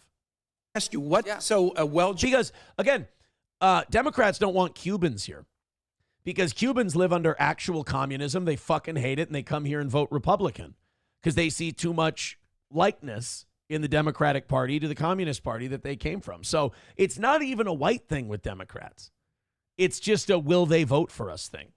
You what? Yeah. So a well-justified fear of persecution. Yeah, they thought that their farms were being burned down and they would be killed. I think that's a pretty good justification for wanting to come. Yeah, they're afraid for their lives. And should it be applied in an even-handed way? That's an easy. No, our foreign Are you telling me that this country has not taken third world refugees by the boatload? It's amazing. You take 50 South African refugees, they get off the boat, they have white skin, and the Democrats are, no, you can't do that. It's like we've been bringing in hundreds of thousands of Middle Eastern and Central American refugees. And if we criticize it at all, we get called racist or Nazis or whatever. You guys see a lovely, productive family of four get off a boat and you go, that's our kryptonite, send it back. Our policy doesn't require even-handedness. It requires prioritizing the interests of the United States. The phrase says you are entitled to entrance as a refugee if you demonstrate a well-justified fear of persecution. No, you're not entitled. So you're can allowed. You have a different standard based upon the color of somebody's skin? Would that be acceptable? Well, I'm not the... Oh, the fucking balls of a Democrat to say that you're treating people differently based on their skin color. Oh, my God. White people show up at the Capitol and you go, that's the Civil War. Black people burn down entire metropolitan neighborhoods and you go, it's just an expression of their legitimate rage. Let it go. You let them burn down fucking police precincts. Some people walk into the open doors of the United States Capitol and walk the rope line. They're Nazis. They're Confederates. Fuck you guys. Who's fault? Quit falling for this shit. The one arguing that apparently you are, because you don't like the fact that they're white, and that's why they're coming. I'm just asking you to say that would be unacceptable. Well, no, I would say that the United States, a very easy thing to say. The United States has a right to pick and choose who they allow into the United States. Even based on the color of somebody's skin. You're the one that's talking about the color of their skin, not me. These are people whose farms were being burned down and they were killed because of the color of their skin. Well, by the way, this guy, I don't know who's next to Tim Kaine, but this guy is fucking disgusted. This guy's like, if he's a Democrat, he's looking at Tim Kaine like, dude, you're embarrassing us. Stop. If he's a Republican, he's like, how long do I have to sit next to this fucking cunt? Well, you've demonstrated enough because you think anyone should be allowed into this country for any reason because they met a certain criteria. Who has said that? We are going to prioritize people that come into our country on the basis of what's in the interest of this country. That's a small number of people that are coming. But in you that particular said case. this weekend that but there in would other be more. cases, it's harder to vet. In other cases, it's more difficult. And by the way, the United States admits people every year. It's so funny to watch. Like, clearly the Democrats' problem is they're white conservatives that are coming over here, and then you point it out, and the amount of mad they get is, again, it's not mad because they disagree with you. They're mad because you're not supposed to be saying it out loud. LOL with $4.99. Oh, yeah, I saw this. He said, I accidentally super chatted Fat Melton simulcast of your stream. I want a refund. DMCA him. Well, is he commenting? Is Patrick commenting, or is he just playing it? Yeah, I mean, if he's just replaying it, that's against the rules. I would say that YouTube should definitely hear about that. 100%. You guys go ahead and let that be known. But if he's commenting, I'll say this. I think poor Pat is just seething because he lost the war, because Hackamania was a bust, and now the whole internet's just calling him gay. Like, wait a minute. Your big own of this guy that you can't knock off the internet, who's just still going about knocking out his shit and embarrassing you every day. Your big own was that you and your gay fat friends were going to sit around next to Nick's cuck fridge, and you're going to look at pictures of a guy who's in better shape than you. That's your own. You guys know you're gay, right? And then after that, the horse they picked, which was Nick, is embarrassing them on a daily basis with his spiraling. I gotta say, eternal wins for the toe. Pat, here's what it is. Patrick turning on Steel Toe and letting it play, he's pouting. It's cope, it's seethe, it's pouting. It's an admission that the war is over, that Steel Toe won. And by the way, add that to our viewer total for today. Hey. You know me, baby. I'm old school. A view is a view is a view is a fan is a fan is a fan. LOL says, you do it, man. It's your content. I don't believe in striking. I especially don't believe in striking if we're winning and we're kicking the guy's ass and they're only doing it because they're bitter. Dusty Rhodes with $1 says, you have to do the copyright strike. Oh, well then, I mean, let the guy mold, right? We beat him. We kicked his ass, and now his whole audience has to hear that we beat him and we kicked his ass, and now they have to pull their hair out and go, yeah, fucking Steel Toe, he's a lying piece of shit. Don't watch. Otherwise, you're mine. You're mine. Pushing 700 right now on the toe. Keep hitting like. Keep hitting like. Keep hitting subscribe. They're writing in the chat, it's fucking over, buddy. Let's fucking go. Oh, they only have eyes for Aaron. Yeah. Look, man, we won the war and they're having a hard time taking it. I think this is a great sign that we did win the war. But you know what? Here's what Patrick does. He's like, fuck, my numbers are down. I'm dying. This isn't working anymore. I know. I'll stream at the same time Aaron does. Then that fails and he barely has anybody watch it. And he goes, oh, fuck. Well, I'll abandon that. We'll stop doing that. We'll do something else quick. He's fallen apart again. Old. That's why the internet calls him Old Meltdown Melton. Guys, keep hitting like, keep hitting subscribe. Definitely don't donate money right now. Felted melted, they're calling him. Oh boy. We could play that Third World Aristocrats video today of Patrick Melton being a pedophile. Could do that. LOL with $1.99 says, no, I literally have money. If you don't, you're, oh, are you doing reverse psychology? It's adorable. It's adorable. Guys, we won. You should be happy. It's a win for the toe, baby. They're having fun in the chat with it, at least. Hit thumbs up, hit like, hit subscribe. Definitely don't donate. That's going to make everybody mad. Do not throw in money to this show. It's just, you guys, you're going to cause problems. You're already on a roll today. We've already haven't had another perfect week. Don't do it, guys. Don't do it. We got another Rubio clip here. And by the way, if you're watching on that channel, we're really sorry for busting you up the way we do. We're really sorry that you get exposed outside of the bubble, but just got to let you know what's really going on out there. Marco Rubio is very quickly roasting. He just, like I said, he's and I have to tell you directly and personally. Shut up, you fucking guy. What? Voting for you for secretary. Why won't this pause? Very quickly becoming my favorite cabinet member. This is a clip of him with Van Hollen again. They went back to Van Hollen. Van Hollen thought he would shame Marco Rubio by saying, "You are becoming my least favorite cabinet member." You know, I've noticed that with Democrats, the more Trump people do what they say they were going to do, the less they like them. So I would argue that this is probably a good thing that this is happening. Let's go ahead and listen to Chris Van Hollen try to chastise Marco Rubio. And I have to tell you directly and personally that I regret voting for you for Secretary of State. I yield back. May I respond? You may sit. Well, first of all, your regret for voting for me confirms I'm doing a good job. Based on what I know. That's just see, and what you're about to see after this is why I hate these thin-skinned Meltonian senators. They can dish it out, but they can't take it, just like old Hunchback. They'll sit there and they'll go, I don't like you. You're not my friend anymore, and you're not my favorite. And Rubio's like steel toe. He's just smirking at him going, I must be doing a good job. Another win for the Rubio. And then they go, how dare you? You take that back. That's offensive. Shut up, cunt. Well, first of all, your regret for voting for me confirms I'm doing a good job. Based on what I know. Well, that's just a flippant statement, Mr. Secretary. Can I respond? You're fucking right. It's a flippant statement. You're being a dick.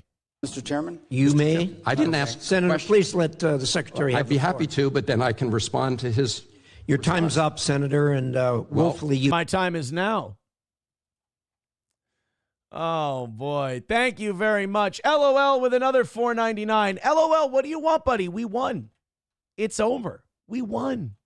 Enjoy the victory. Take your victory lap. Thanks for the $5. 210 away from today's goal, and we continue to take it down. I thought I said don't do that. I thought I said don't contribute. You're just going to make them mad. Why would you do that? Doing exactly the opposite of what I told you to do. All right, let's continue on here. We've got this WNBA beef that's continuing. You know, one thing I really hate about ESPN is they do this race baiting shit, and then they do the race baiting shit, and after the race baiting shit takes off and people call them out for race baiting, then they get mad that people are calling them out. It's like, when you have to do this to get attention, you kind of have to own it after that. So this whole Angel Reese, Caitlin Clark thing is playing out. And I think the WNBA is handling it horribly. It's the most attention they've ever had. People, sports fans for the first time want to watch women's basketball. They want to watch Caitlin Clark and they want to watch Angel Reese. It's Magic and Bird for the WNBA. And all ESPN can do is try to milk it for racially divisive content. Then people start calling them out for covering it for the racially divisive angle, and then they get mad and they see about the racial angle. It's like, well, then don't play the card if you don't want to see the other hands. RG3, Robert Griffin III, was doing his show, and he commented on ESPN's coverage and the Caitlin Clark, Angel Reese situation. Here we go. So where was this type of reaction last year when Angel Reese got chokeslammed by Alyssa Thomas of the Connecticut Sun? By God. She got fouled so hard, they kicked Aaliyah Thomas out the game with a flagrant 2 foul. What did Angel Reese do? Nothing. She didn't get up and try to swing on her. All right. I want you to notice something about RG3's girlfriend in the background here, because that's going to come up. Ryan Clark from ESPN had a response to RG3's commentary, and the girlfriend back here is going to play into it. You know why? The reaction was different because of who did it. And there is a lot of history there with Caitlin Clark and Angel Reese. You guys remember last year when Angel Reese celebrated Kennedy Carter getting that flagrant foul on the hip check against Caitlin Clark? You remember that? On the sideline, just, yeah, baby, get her, you get her. Who celebrates like that? Well, and then ESPN did this chicken shit thing too, where they showed Caitlin Clark's foul of Angel Reese, but they didn't show before. The reason Caitlin Clark did it is because Angel Reese forearm shoved one of Caitlin Clark's teammates, black, doesn't fit the narrative, pushed her out of the way of a rebound, grabbed the offensive board, And that's when Caitlin Clark hammered her. It wasn't because Angel Reese is fucking black. It was because Caitlin Clark was getting her teammates black back. For a flagrant foul on another player, if they don't dislike that player. Okay, you want some more evidence? Here's some more evidence. Remember last year when they were talking about who gets the credit for the expansion and the eyeballs and the popularity boost of women's basketball? Caitlin Clark. Not just the WNBA, but women's basketball in general. Caitlin Clark had the big, when Iowa was playing in the NCAA tournament, Caitlin Clark had the biggest ratings. Because of the spike in the women's NCAA tournament and WNBA viewership. A lot of people were attributing that to Caitlin Clark, and rightfully so. Yeah. This is what Angel Reese had to say, and I quote, "People are talking about women's basketball. You never would think they'd be talking about women's basketball. People are pulling up to the games. We got celebrities coming to the games, sold out arenas just because of one single game. Just looking at that, I'll take that role. I'll take the bad guy role, and I'll continue to take that on to be that for my teammates." Fucking Dennis Rodman made a career out of being the biggest asshole in basketball, and it drew money. He drew money. So RG3 was saying he knows hate when he sees it. Angel Reese hates Caitlin Clark. And he called her out for it and said, Angel Reese is embracing the bad guy role. We shouldn't treat her like some kind of a victim. 1,000% correct. Well, Ryan Clark from ESPN, he didn't like that take, but instead of criticizing RG3 directly, he makes an insinuation that RG3 has to have that opinion because of his white girlfriend. This is where ESPN has just gone completely brain broken over the racial angle. And this is what I'm talking about. They invite the racial angle into it.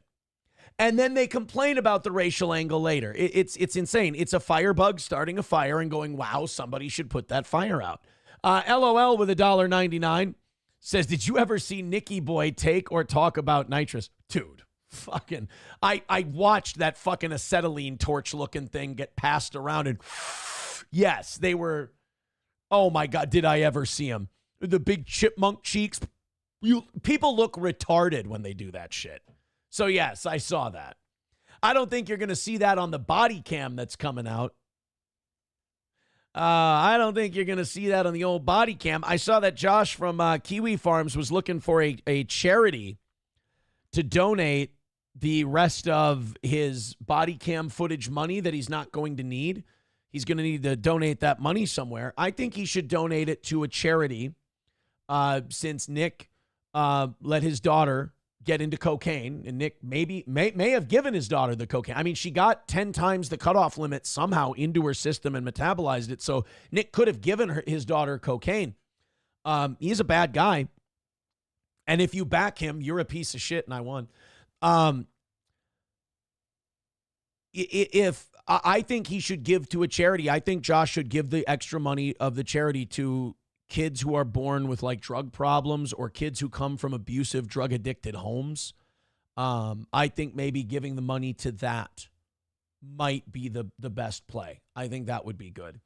LOL with $4.99 says, keep on talking about it. Well, we can certainly play the Third World Aristocrat video a little bit later today. Melton being a pedo. Could do that. I thought you were going to sue me for that, by the way. For saying that there's plenty of evidence out there that you may have an attraction to children. I thought you were going to... Can't sue me for it if there's shitloads of evidence of it, I thought. Where's that coming? Where's that coming? Nutless, you fucking bitch.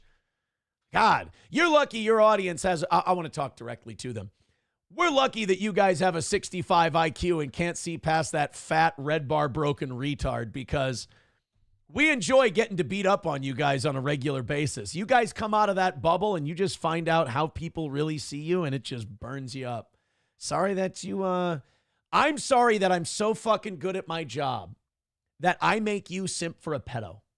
You have simp for a pedophile and a child abusing drug addict. And why? Because I'm so fucking charismatic and good at my show that you hate me that much. I've broken you. Thank you to 383 Novocaine. He says, Aaron with Nick. We'll play that in a second. Corn Pop gifting a membership. Thank you very much. 191 Redbird with $5 says, I don't know if chipmunk cheeks is an insult you want to be throwing around. All right, I'm having an operation right after the show. Redbird is now in first place. Redbird is at 128. And he is in first, all by his lonesome. And Fake, the anonymous fake dono, is in second at 125. Stephanie is in third at a hundo, and Doorman is in fourth at a hundo. Ryobi says there's a third world aristocrat video. I don't believe you. Play it if you dare. Oh, there's lots of third world aristocrat videos. Go follow him on YouTube. He does a really good job. 200 even. Hey, you guys are ahead. Great job. I thought I told you guys to stop throwing money at the toe, though. What are you doing? You're going to make people mad. Oh, God, today's been so much fun from start to almost the midway point. $200 away from today's goal. Streamlabs, PayPal, Venmo, Super Chats, Rumble Rants. I'd love to be a fly on the wall to see the seethe session going on right now. Sorry we beat you. Tub with $1 says, how did you, for the first time, meet or bump into Nick? Was it online, Grindr, church? Honestly, do tell. It has been told before. Chrissy Mayer was coming here for a show, and she asked if Nick could be on, and I said, sure, why not? And Nick came in. He was fucked up on Molly. He did a horrible set that even Patrick Melton said was dog shit. Well, then it actually might have been a good set because Patrick had to stop being a comedian because he was getting booed off stage.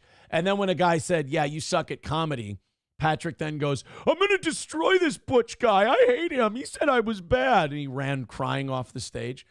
Again, making him feel. I'm making him feel. I can't help it. The projection is out of this world, Pat. But I met him that way. He was drunk. He was on Molly. He tried licking me the fucking first night. Tried doing the licking. Probably a little gayness there. A little gayness in the anus. And, yeah, I met him that way. And looking back on it, I mean, he was a fucking train wreck then. But it was Chrissy's fault. Blame Chrissy. And then she had to leave because of the whole tragedy with her dad being murdered. And so Nick didn't have anyone to keep him on a fucking leash. So that whole thing happened. Dysrhythmia says, wait, Melton's a comedian? I do not believe you. Well, no, he was buck broken and now he won't do sets anymore. He's afraid because he couldn't get booked and he couldn't get laughs. So he just seethes on the internet now about how everyone else is bad. And he's the good one. Anyways, 400 pounds and he's dying. All right, and he's probably gay and has monkeypox. All right, let's go to Ryan Clark. Ryan Clark responding to Robert Griffin. Thank you guys very much for the contributions. 195 away from today as we continue to keep things moving on the toe. Thank you guys very much. Boy, you set them up and we'll just knock them down over here. Let's go to Ryan Clark responding to RG3. Now, RG3 said, hey, Angel Reese has no problem being the villain. She hates Caitlin Clark. She's a little jealous of Caitlin Clark. That's the facts of the case. Ryan Clark from ESPN, he doesn't like all this race baiting that's going on. By the way, RG3 didn't mention race once. Being able to read the expressions of a person and know their intent, know their character, know their perspective. But he does understand hate because I think he also understands the hate of self. When you look at... Oh, don't. Oh, I'm going to tell you this. This is a fucking dirty movie he's about to pull. You can, if you're smart, you see it coming. This is a really dirty movie he's about to pull. He's about to say that RG3 is a self-hating black man because he has a white girlfriend. Oh, you fucking dirty dick. I mean, kind of a funny move. Total shit-heel move. What I don't like about this is guys like Ryan Clark want to prostrate themselves as the good guy, but then they want to say heel shit. Be a heel, dude. Be like Angel Reese. Embrace your role as the bad guy.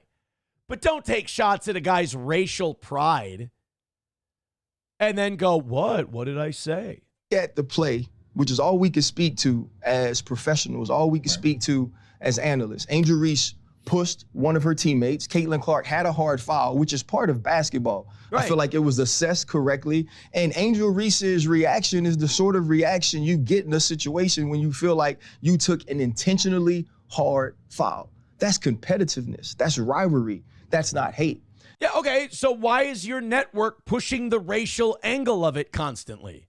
And why are you about to make it racial with RG3? And so now, though, when RG3 jumps on to the hate train or to the angry train. And you guys ever been going off the rails in an angry train? It's a ride, man. Now follows along with what we saw from Keith Olbermann, what we saw from Dave Portnoy as they poured on Keith to Angel Reese to make her they are afraid. That's what it is, Keith. You tell him, buddy. And Caitlin Clark's heroic or hero story. Right.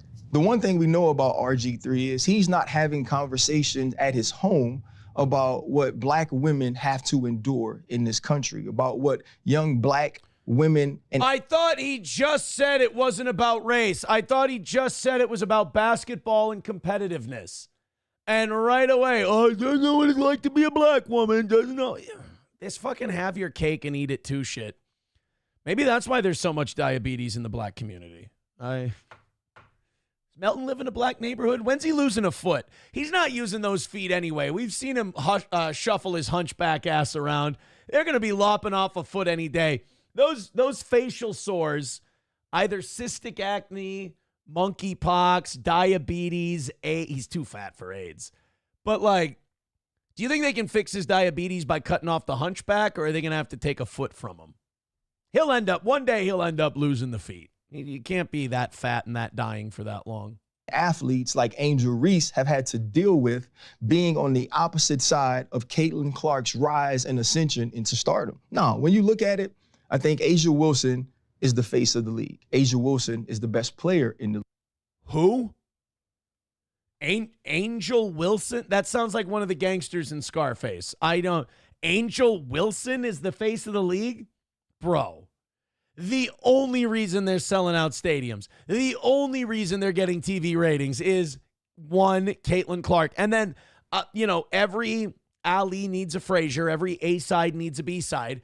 Angel Reese is the Joker to her Batman, or the Batman to her Joker, depending on who you like more. So stop with this trying to find a third person who's the face of the league.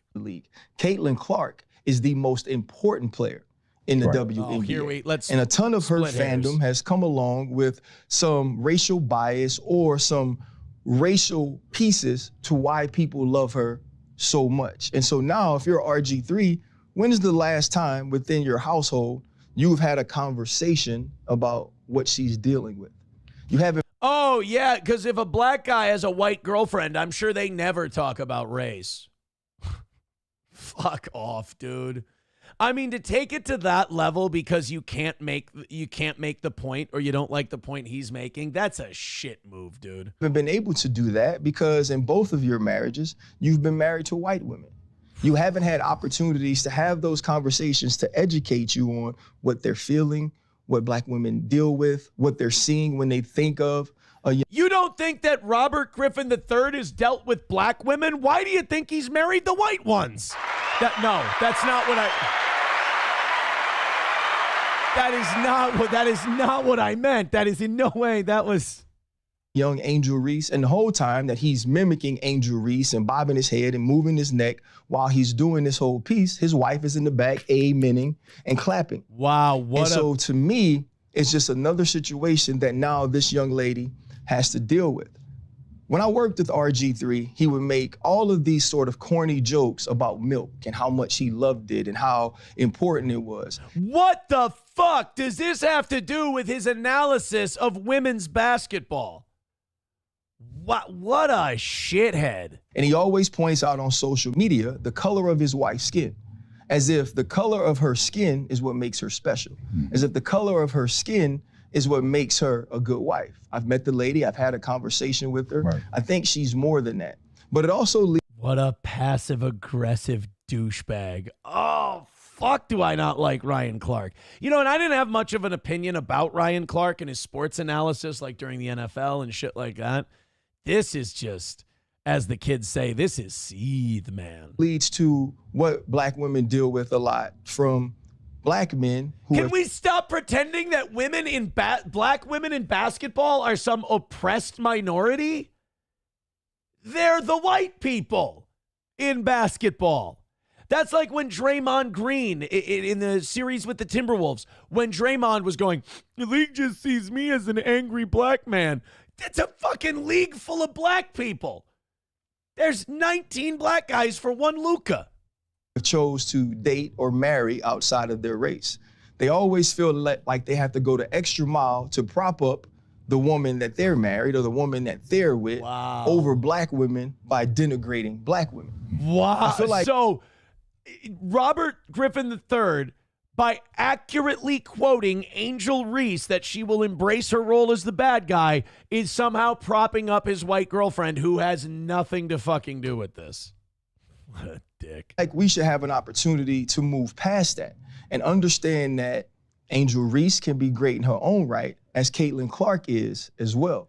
That's what we're all saying, Ryan. We're all saying that it's Magic and Bird. Do you think that the whole time, your whole life, we've been talking about the Magic versus Bird rivalry, we think Magic Johnson was a shit basketball player? I mean, he didn't keep his dick clean, but he was a remarkable basketball player. Caitlin Clark is a likable and lovable superstar. She pays You already said white. Homage to the stars of the past. She pays homage to the black women that have come before her. And now she is carrying the mantle forward. So there's no need to pin those two against each other and paint them based on stereotypical tropes. And I think this is what I'd like RG3 to know, that no matter how much he continues to echo the microaggressions of racists, now we're microaggressions. He'll be no less black than me. It's so sad to watch athletes, like what we've traditionally seen as the alpha males, use shit like microaggressions. I don't think there's anything sadder than that.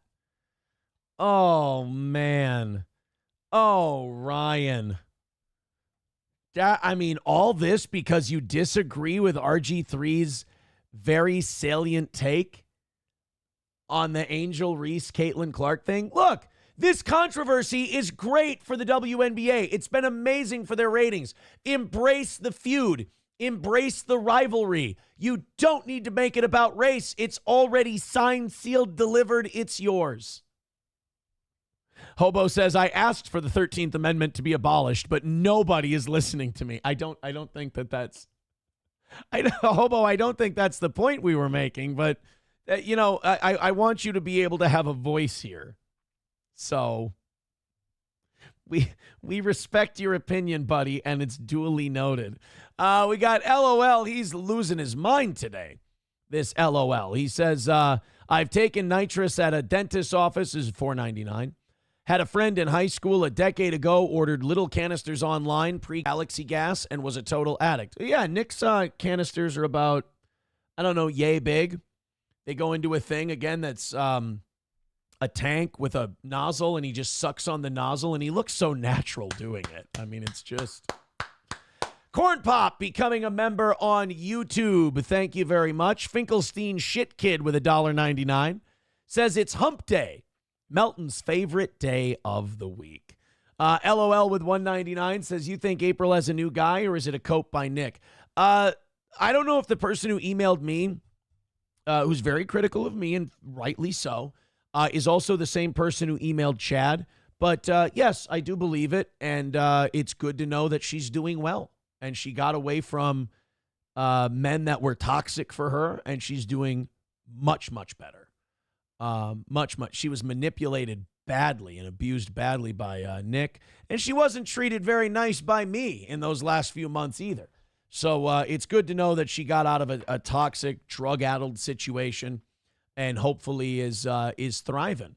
I mean, the new guy hates Nick and cucked him and flipped him off at a fucking traffic light. So we know the guy's actually, he's got some decent, he's got some brains going on upstairs. But I don't think Nick's worried about that right now. I think what Nick and Melton and all the enablers are worried about is tick, tick, tick, that body cam's coming out. I don't think there's enough 1.5-year-old text messages to handle. I mean, his meltdown about the nanny that's fucking him over now. Now you got the body cam coming out. It's all coming up to, the Hackamania bombing and going nowhere. Aaron showing up at Hackamania and just ripping the place apart. The war is over. We won the battle of Hackamania. We won the war. And now all that's left is the little remnants of insurgents letting us know, throwing rocks at the giant, going, we're still mad at you. What can I say? Steel Toe makes them feel. All right, let's continue on. Hit like, hit subscribe. Hit follow. We appreciate you guys being here.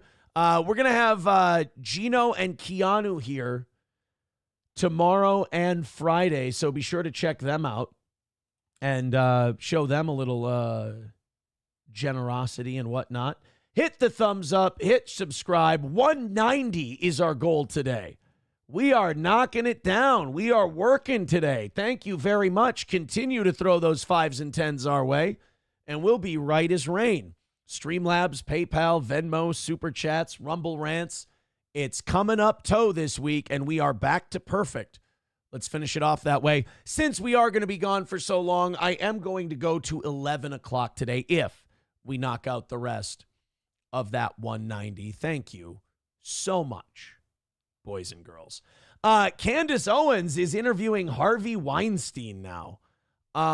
There is nowhere Candace Owens won't go, which, is very interesting because I thought Candace Owens hated Jews. I guess when she sees one in a cage, she's like, I have to go see it. She's drawn to it like a moth to flame. Oh, Corn Pop, thank you very much for gifting a membership. Corn Pop throwing some money at the toe today. Thank you very, very much. Doom says Karmic X has a lot to say about your sexuality last night. Let me tell you something about Karmic.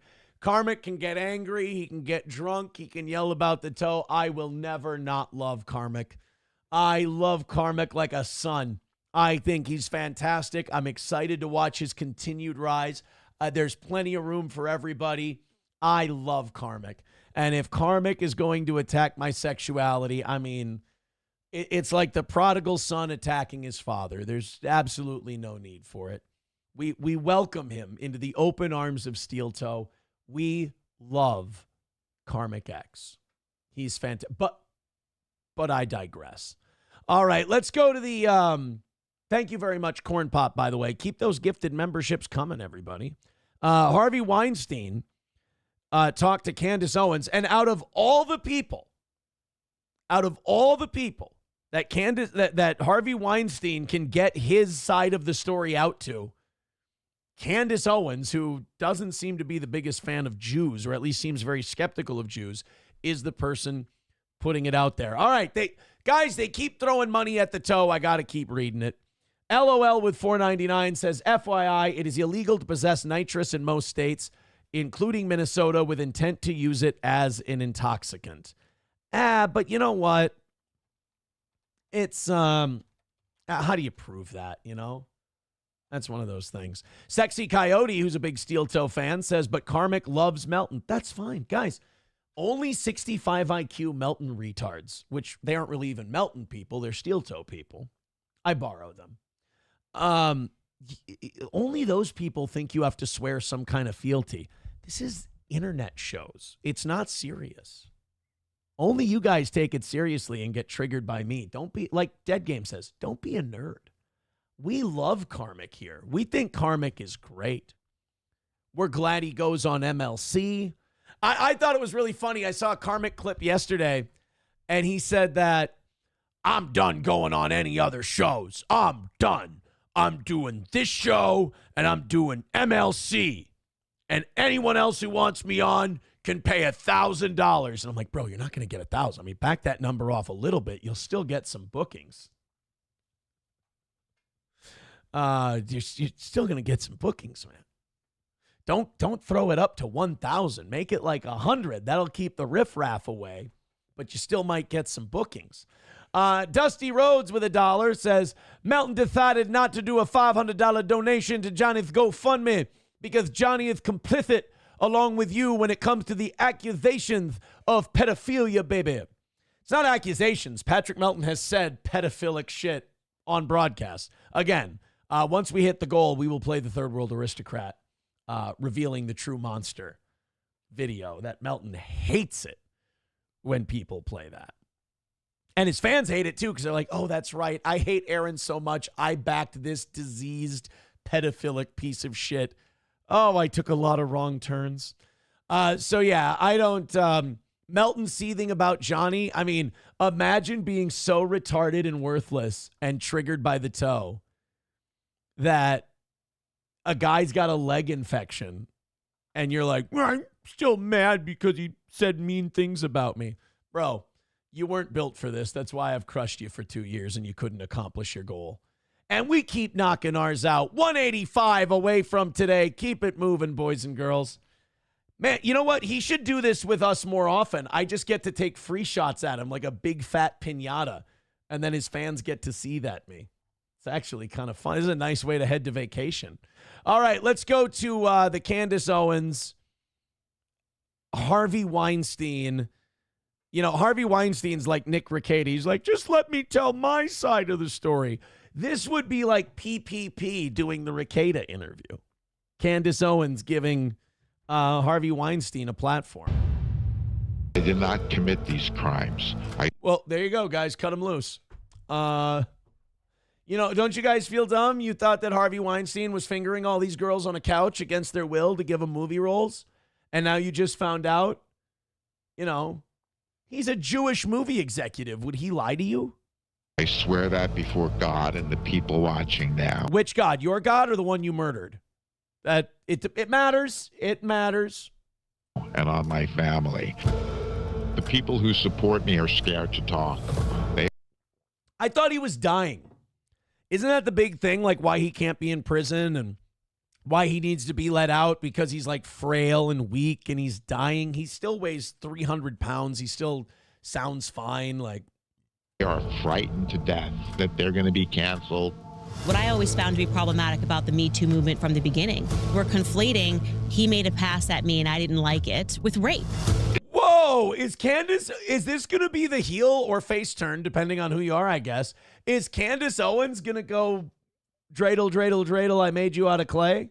Harvey Weinstein didn't finger. He's probably just gay. Is that what we're going to go? Oh, wow. Candace Owens is torn between her dislike of Jews and her hatred of women. She's like, Me Too's a bunch of bullshit, Harvey. You were just trying to get your dick wet. I hear you, buddy. Will you disavow the Israeli government, though, real quick for me? It's a complete fabrication about my relationship with Gwyneth. I didn't put my hand on her. I didn't touch her. I definitely made a pass. Ashley Judd's claims are ridiculous. Right. I mean, Ashley Judd's full of shit. I mean, why would she, after all these years, just make shit up about you? I mean, she just wanted to relive shitloads of trauma. She wanted to invent trauma. That's why she came out publicly, right, Harvey? I'm sorry, but like, I don't, like, Harvey Weinstein isn't the only Hollywood executive who does this, not by a long shot. But I'm sorry, Harvey, you are the one who got caught. And I'm sure there's a bunch of other guys who do this. And I'm sure you probably see it as unfair that you're sitting where you are. And a lot of those guys that you were friends with are still making movies. And you're right. That's really shitty. But that doesn't make you innocent, brother. Settled with Rose McGowan. I gave her $100,000. Don't tell my wife. Don't get me in trouble. It's all conflated. Nobody gives somebody $100,000 and says, don't tell my wife, because they're innocent. Oh, my God. And it's all led to the idea that I am going to be the one they persecute. They broke me. They broke me in half. By God, they broke Harvey Weinstein in half. By God, King, there's a Jew in there. There's a Jew in there. Like, remember when the New Age Outlaws pushed the dumpster off the stage with Terry Funk and Mick Foley in it? And Jim Ross, there are people in there. My God, Harvey Weinstein's in that dumpster. He was looking for dimes, King. So much when you read the transcripts that defy common sense for me. I've asked to have lie detector tests brought into the prison. So I know they're not admissible, but I want the world to know. To be honest with you, I think a lot of people are going to hear this conversation. Candace, you know, one thing I can tell you is this is going to explode. There's actually a package that he was sending her in the mail for her hatred of Israel. This is completely out of context.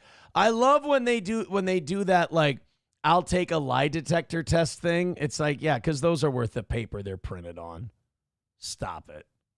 You know, Baba Shab with a good point. Ever since Harvey Weinstein went to jail, movies do suck now. I mean, I wonder if there's, is there I don't know. I don't know. Veldrain with $1 says, remember, chat, no one mentioned Trump and Epstein flight logs tomorrow. 383 Novocaine with $1 says, you forgot my link. I haven't forgotten it. I just haven't gotten to it yet. Ed Harlow with $1 says, here's $1. I'm saving the other dollars for the OnlyFans Kiki tomorrow. Yes, Kiki will be, I believe she'll be hosting Steel Toe. And Gino will be co-hosting. I believe that's what that's the arrangement that they have. 185 away from today's goal. Throw in a couple of bucks. Ed Harlow says, I'll give you any information that is inadmissible in court. Yeah, I don't really know if that's gonna work out that well. Ep didn't says not the first gal that he's told this thing is going to explode.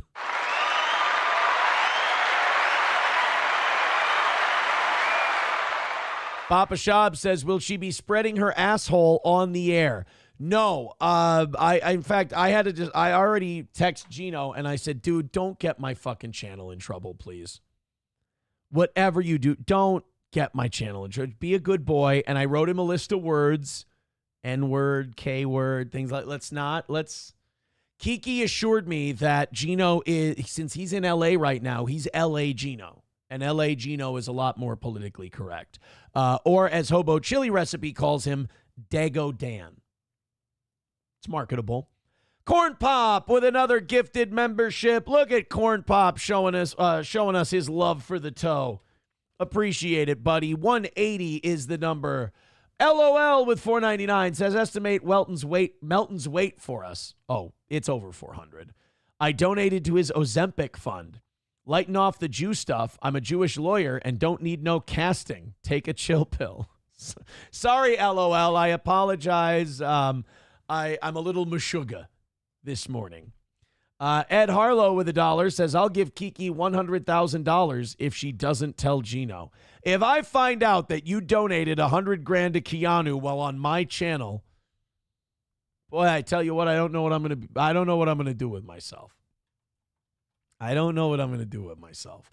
180 away from today's goal. Keep it moving, boys and girls. You guys have been incredible thus far today. Streamlabs, PayPal, Venmo, Rumble Rants, Super Chats, gifted memberships. We love gifted memberships here on the toe. All right, this is from 383 Novocaine. Let's play this. It has nothing to do with what we're doing, but okay. Little tip for you guys if you're out partying, starting early, right? Brian Posehn. Maybe later on things are messed up. I just want to give you a tip. It's not gay if one of your buddies blows you. Hold on. Hold on. As long as you yell Slayer during it. All right, that's because that's the joke. Thank you, Novocaine.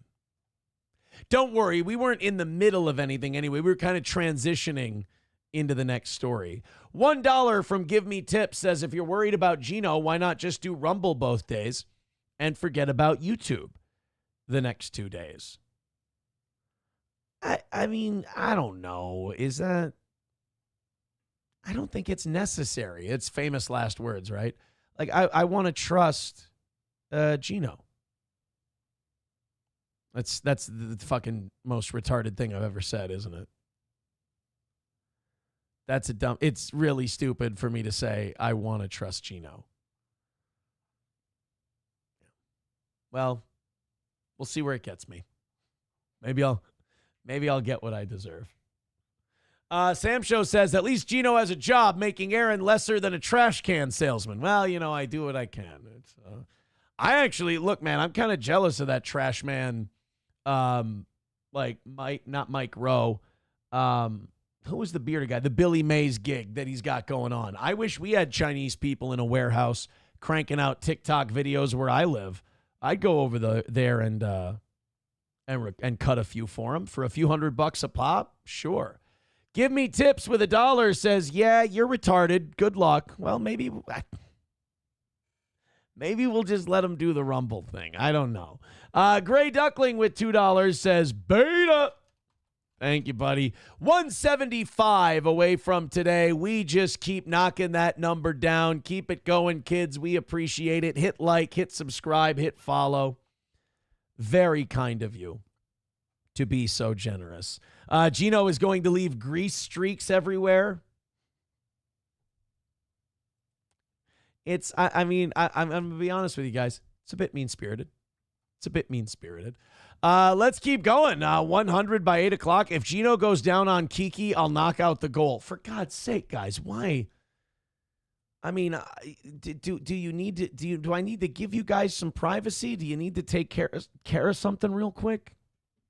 Jesus. Everybody's wanting a Gino Kiki sex tape all of a sudden. Not on my YouTube channel. Do it on their channel. They can make a sex tape over on their Rumble if they want to. Leave it away from here, for God's sake. All right, let's continue on here. We've got this next one actually kind of pisses me off. So Megyn Kelly had Jake Tapper on her radio show. And I don't know if you know this, but Jake Tapper wrote a book about how Joe Biden was retarded his entire term and all of us were right. And the media kept, gaslighting us and talking shit and all this other stuff. And then Megyn Kelly has him on her show, and he goes, yeah, I want to apologize to conservatives because, we just don't, we just didn't report it right. It's like, no, fuck you. It's not that you didn't report it right. It's that you lied. You knew, because you have eyeballs, we have eyeballs. If any dipshit can see it just watching TV, you can see it as a journalist who's seen this shit before. So stop. By the way, Andrea with $5. Thank you so much. She says, I hope you have a nice vacation. We will. It's going to be so nice. I'm looking forward to it. Leaving tomorrow morning. We got one more evening show. Thank you guys so much. I mean, certainly don't PayPal and Venmo and say, it's for the vacation fund, because we're not. That money's going to Steel Toe Media. It's not. LOL with 199 says they are coping so hard in Melton's chat right now. Oh, I'm sure they are. 170 away from today. Thank you. No, Chad Buzamok, it's not a gaycation. That's not what it's called. I don't know where you got that from. You certainly didn't get it from me. Eaton Clam says Gino and Tukey sex tape. You say? Now that would be fun. That I would like to see how that works. What do? You just fuck the puppet sleeve? Well, no, Rocco's gonna want to be there. If there's cocks around, Rocco's gonna want to be there.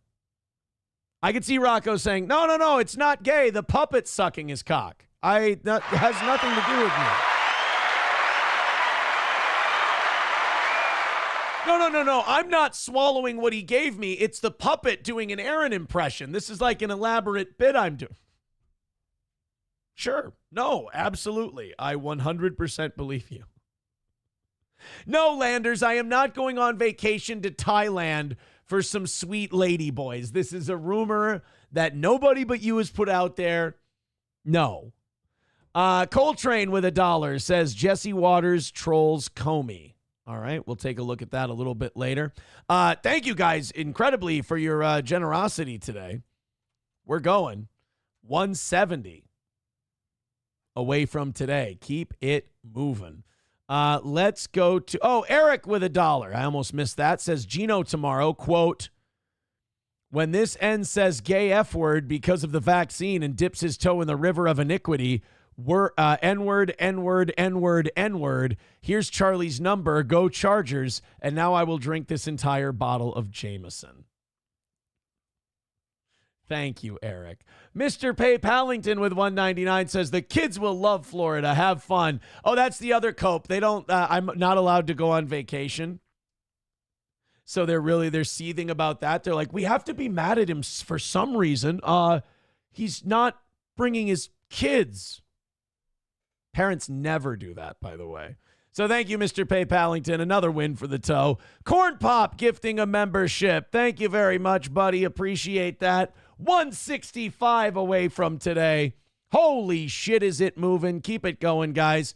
Streamlabs, PayPal, Venmo, Super Chats, and Rumble Rants. All right, off we go with not James Comey, Jake Tapper, saying that, I feel so bad. The conservative media had some points about Joe Biden's cognitive. The thing that pisses me off about this is that he's still not saying, like, we hid it from you. He's doing the we were wrong thing. You weren't wrong. You knew. Let's go ahead and take a listen. Leading up to the debate, which you anchored, that June 27th debate, 2024, there was a ton of news leading into that debate in that month. And we looked back at your coverage and found that you ignored it. Not only did you ignore the Jackie Walorski moment when you had him 13 days later, but you ignored the freeze up that he had at the Juneteenth celebration. You ignored what happened at the G7 when he... Was the Juneteenth one the one where Kamala Harris's husband was standing next to him and Jill was standing next to him? He was just like staring like this. And he was just off into space. That one was really bad. Wandered off, and Giorgia Meloni, Prime Minister of Italy, had to go find him. You ignored the freeze up at the George Clooney LA fundraiser. You didn't cover it. You only covered it after the debate, after George Clooney wrote his op-ed. And now, here's what pisses me off about Jake Tapper. He's purely doing this for profit, purely doing it to sell books, which is fine, but he won't admit it. And the thing about that's so frustrating is now he's going to go, oh, Megan, we didn't cover it. Yeah, and that was a mistake and blah, blah. No. It wasn't a mistake. You actively chose not to do it because you thought it would make him look bad. You didn't want Trump to win. You hid all of Biden's negatives and accentuated any positives you thought you'd saw. So don't be like, it was a mistake. It wasn't a mistake. It was on purpose. Jake, nobody made you do that. There was your network at every turn was telling us those were, quote, cheap fakes. And you were not combating that narrative. CNN was actively misleading us on what our very eyes were showing us. That's the truth. That's the record. I will acknowledge that after I was named co-moderator of the debate, I tried to make sure that my coverage was fairly vanilla, both about Trump and about Biden, because I just wanted to get to the debate. And, the Biden people and the Trump people, I'm kind of frankly surprised that either one of them agreed to have me as a moderator. Why? Why were you surprised? Because you were being a biased piece of shit. You can't have it both ways. Because both sides disliked me so much. Bullshit. Again. Oh, both sides disliked me so much. Oh, yeah, the Biden administration saw Jake Tapper as a real ball-busting truth teller. Get fucked. But yeah, I remember that moment. And I remember that moment, the glitch at the immigration event, and not getting much attention outside of conservative media at all. And Alex and I are here to say that conservative media was right. Oh, really? Did you just come to that epiphany very recently? No. You knew it when you were doing it. Conservative media was correct. And that there should be a lot of soul searching, not just among me, but among the legacy media to begin with. No, you guys don't need to do soul searching. You did it on purpose. It was a choice. It wasn't, oh my God, our souls were in the right place or were in the wrong place. You did what you wanted to do, and you would do it the same if you could go back knowing what you know now. You'd do it harder. All of us for how this was covered or not covered sufficiently. 100%. So, I mean, I'm not here to defend coverage that I've already acknowledged I wish I could do differently. Yeah. No, you're just here to pretend that, gee golly gosh, I had no idea. Oh, don't buy that fucking book.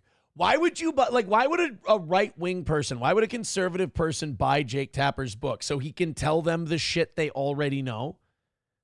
Like, honestly, if you buy Jake Tapper's book, you're kind of a sucker. LOL with 199 says, when was the last time Melton saw his dick? See, this is why, I love days like this where he has nothing and we've beaten him into the ground, into submission, because people just tee off on him like a piñata. It's an eternal win for the toe. Donnie's plus we get more viewers. Donnie's Inferno with $1.99 says, instead of Gino selling receptacles, he's working for one. Come on, buddy. Come on. LOL with $4.99 says, sort of like how Melton attempts to hide his gut and multiple chins. Yeah, I shoot at an upward angle. I mean, I accentuate mine. No balls, that boy. Well, at least none that he can see. Ugh. 160 away from today. Thank you very much. Keep it going. Thank you to everybody's generosity. 160 away from today. Streamlabs, PayPal, Venmo, Super Chats, and Rumble Rants. Of course, hit like, hit subscribe, hit follow as well. We appreciate it. I'm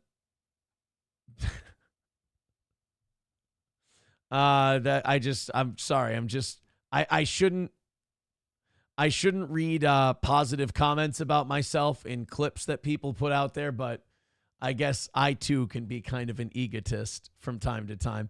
I was reading the comments on the Cheney stuff, and boy, I have never seen a higher steel toe approval rate. I was very happy about that.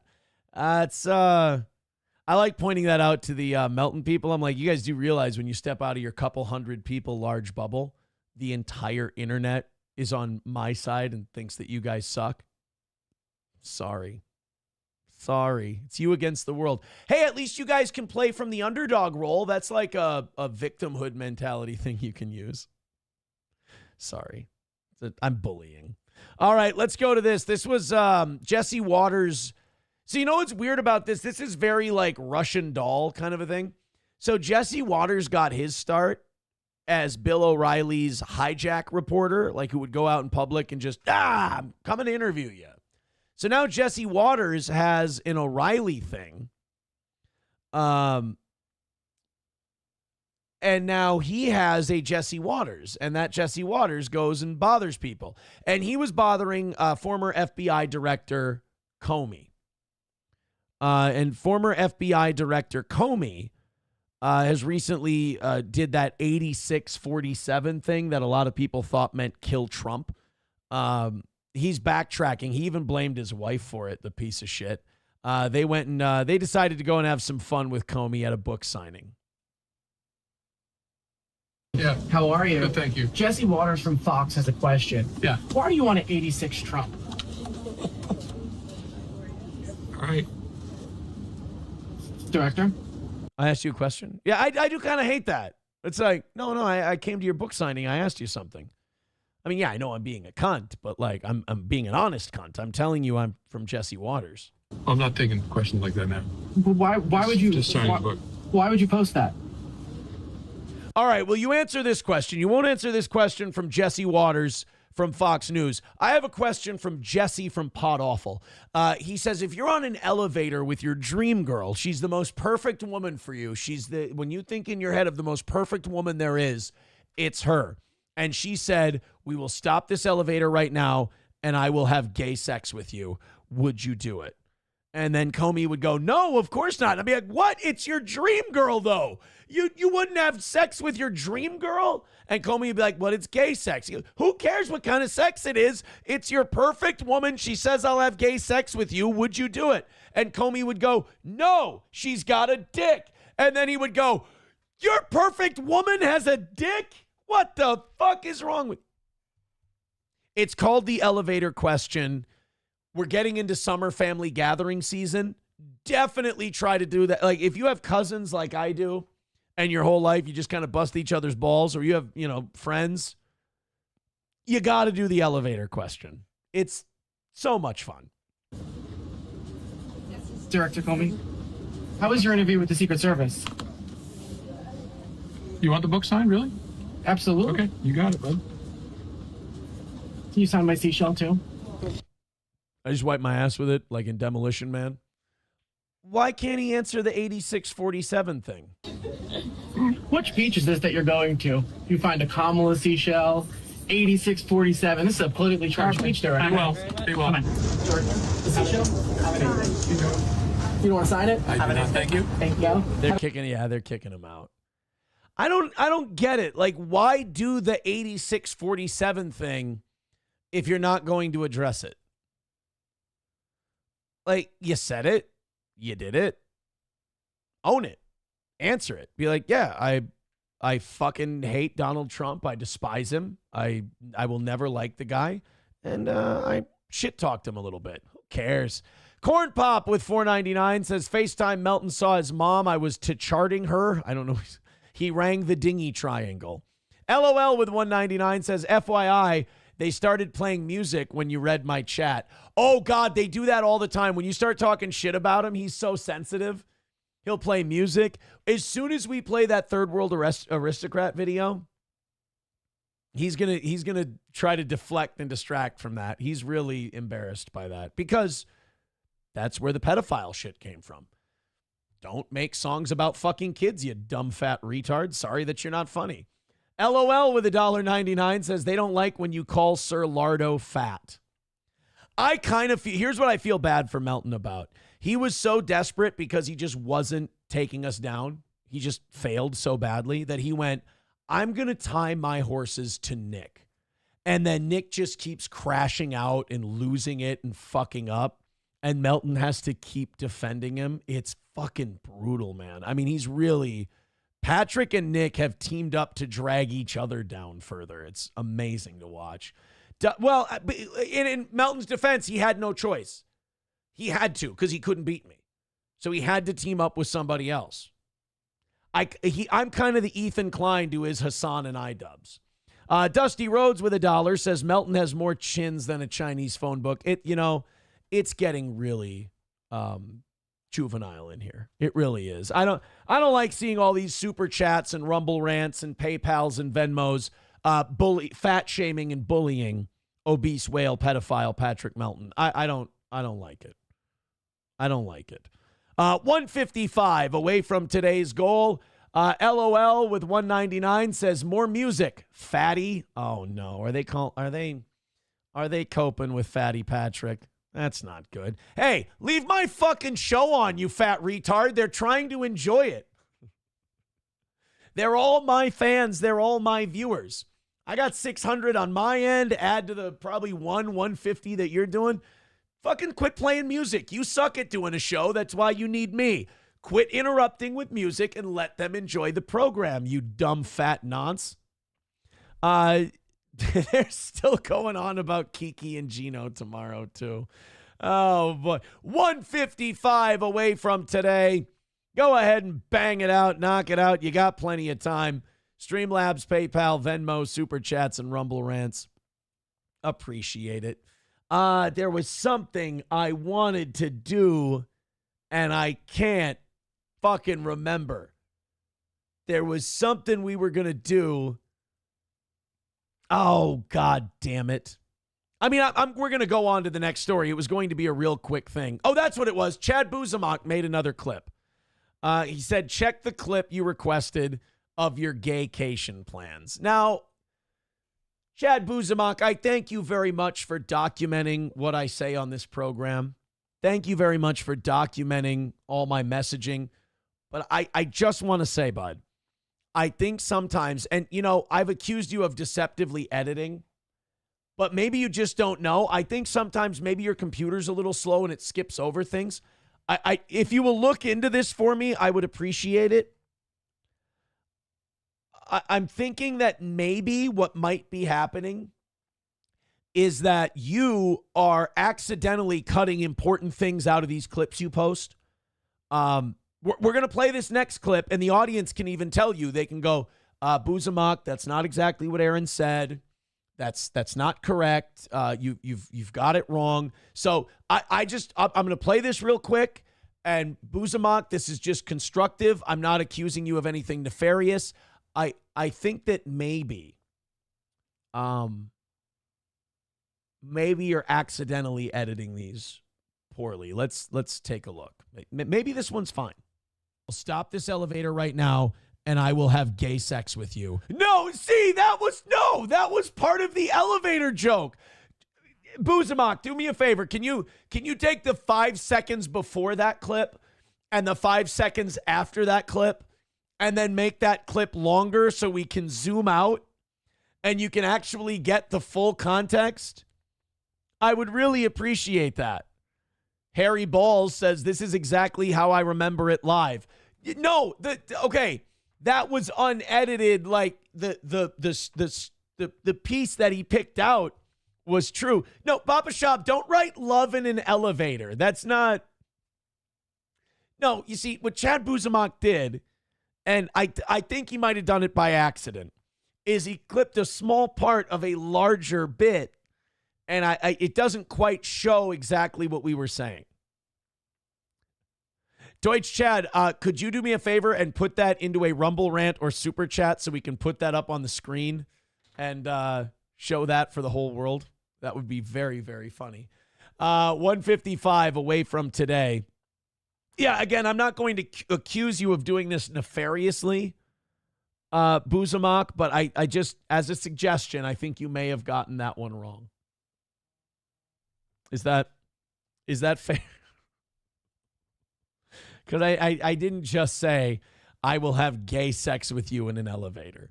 Eric with $1 says, it's dumb fat nonce what you call the pictures of Johnny's cock you want in your texts. No, that's not.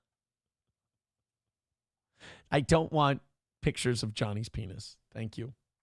Thank you, Eric, for allowing me to clarify that. Buzamok says, again, I checked on my end. All clear quotes. No, I think you and I are talking past each other. My lost interest says that matches the clips I have. That, again, I think, you know what? I'll be in Florida tomorrow. We can work this out some other time. What do you say?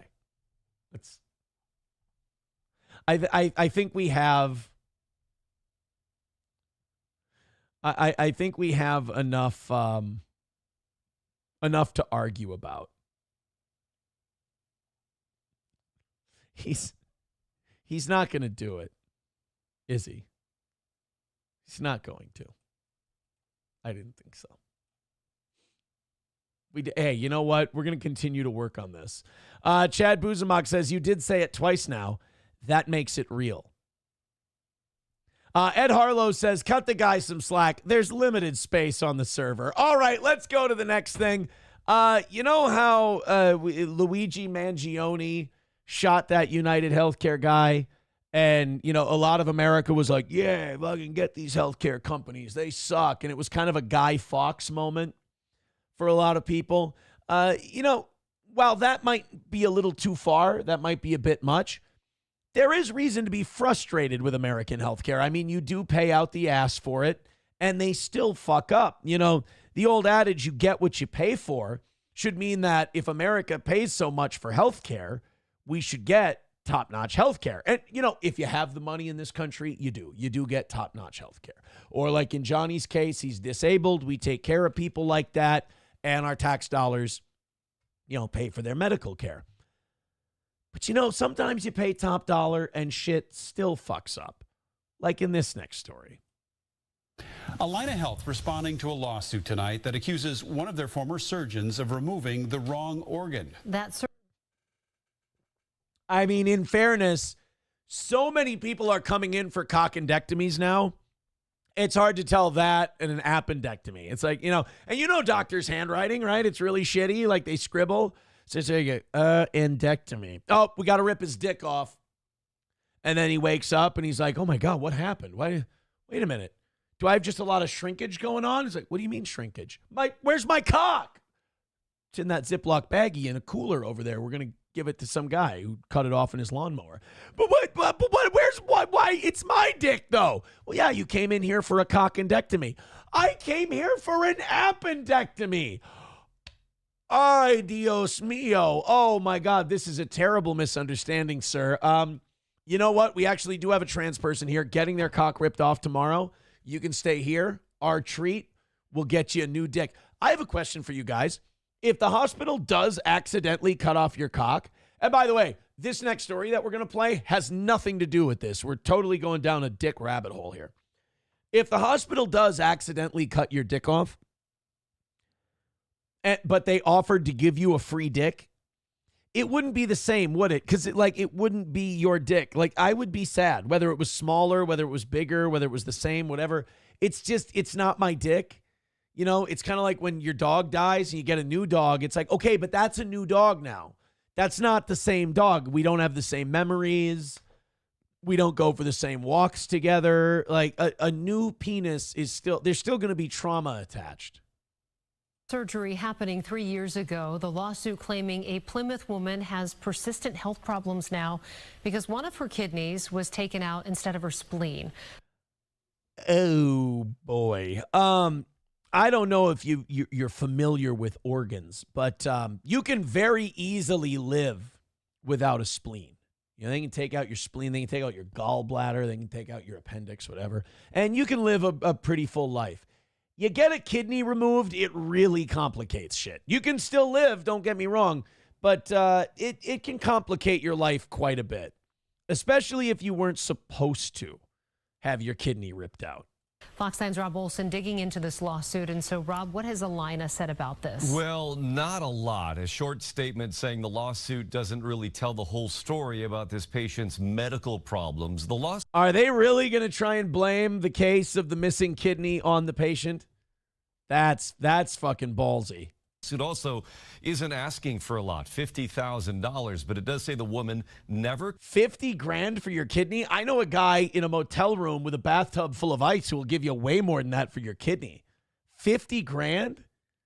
Who do you have for a lawyer? The defense guy from My Cousin Vinny? Christ, get at least 6 figures for your They took your kidney out and they weren't supposed to. And you're going to ask for 50 grand? Lady, come on. This is probably a depressed person. They're like, well, you know, it was a shitty kidney. I'm not going to ask for too much. Consented to have her kidney removed and now has stage 5 kidney disease in the remaining kidney. Oh, no. At $50,000? Well, in fairness, the other one probably would have been rotten too. Stand up for yourself. As a result. It was March of 2022 when Wendy Rappaport of Plymouth underwent surgery at Abbott Northwestern to remove her. Actually, the lawsuit's going to be thrown out. It was 2022. Yeah, one of the doctors had COVID. It's not his fault. Spleen, according to this lawsuit against Alina Health and Dr. Devin Callahan, who now practices in Los Angeles. They took out one of her kidneys instead, permanently impairing her renal function. A statement from Alina Health says they are aware of the lawsuit and has had the case reviewed by medical experts. And while we will not discuss the details of a patient's care due to privacy laws, the court filings don't accurately reflect the full picture of the patient's condition or the... Okay, but even if we got a full picture of her condition and health, would it still justify you ripping her kidney out without her knowing? All right, then in that case, you lose. People got to know you're taking their kidney out. Life-saving medical care provided. We intend to vigorously defend in court the case that was provided. In an affidavit attached to the lawsuit from an Iowa City surgeon, he writes that in hospital records, Dr. Callahan told the family that the kidney removal was unintentional. And look, we're really sorry. We were fucking around. The PSP had just come out, and we took out your mom's kidney. Now, look, I know that's bad. That's really, really bad. But I think she's going to be okay here. What's that? Turns out her other kidney is currently rotting and has stage 5. Okay, fuck. If we give you a gift bag before you leave the hospital, will you think we're cool on this? I can see a lawyer who just lives in the hospital running up and be like, don't take any gift bag. Go home. We'll take care of this. Apologized for his error. He also writes that this was negligence by the now former Alina surgeon, which led to the patient being hospitalized for 2 more months. You're not supposed to say that. You're not, like, even if you fuck up in the hospital and you're a doctor, you're not supposed to say that it was negligence. I mean, hand them a lawsuit.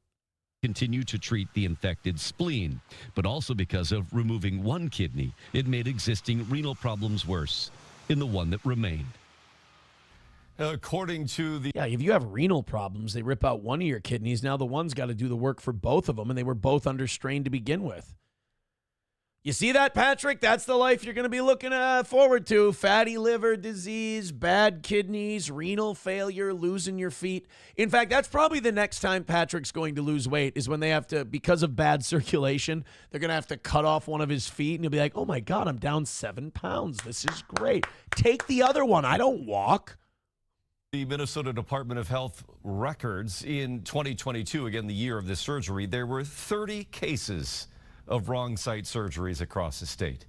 Now, we left a message with the woman's attorney today seeking more information about her condition. And so that's like a relatively, did they say 30? That's 3 a month in Minnesota. So almost once a week, they're ripping out the wrong organs? What the shit are we doing? LOL with $4.99 says you should do regular segments on Patrick. No, we trigger the shit out of him and his audience enough when we just take the little pot shots. I like that. They hate when you talk about his weight and fascination with your kids. I think he uses the fat scooter at Walmart. Probably. I'm just kidding. He probably uses delivery services. He doesn't do that. Guy cannot walk for very long. I mean, Jesus Christ. It would be bad. $150 away from today's goal. Thank you guys very much. We're getting there. We're doing it. Thank you very much. Streamlabs, PayPal, Venmo, Super Chats, and Rumble Rants. Finish it off $5-10 at a time. Obviously, as it says there, if we knock that out, we are going until 11 today because it's our last time. Dill Pickle writing in says, about time Aaron admitted it. I've been waiting for him to finally admit that he's going to the gay key. But I'm not going to the gay key. Chad Buzamok with another clip says, as requested by Aaron, he got surprised during the show and couldn't find his butt. Wait a minute. Do I have just a lot of shrinkage going on? Is it where's my cock? No. Wait, there was a giant cut in the middle of that. That was edited. I was doing a bit based on the story. Don't take clips of me being really funny and then edit them for your own purposes. Wait a minute. Do I have just a lot of shrinkage going on? Is it where's my cock?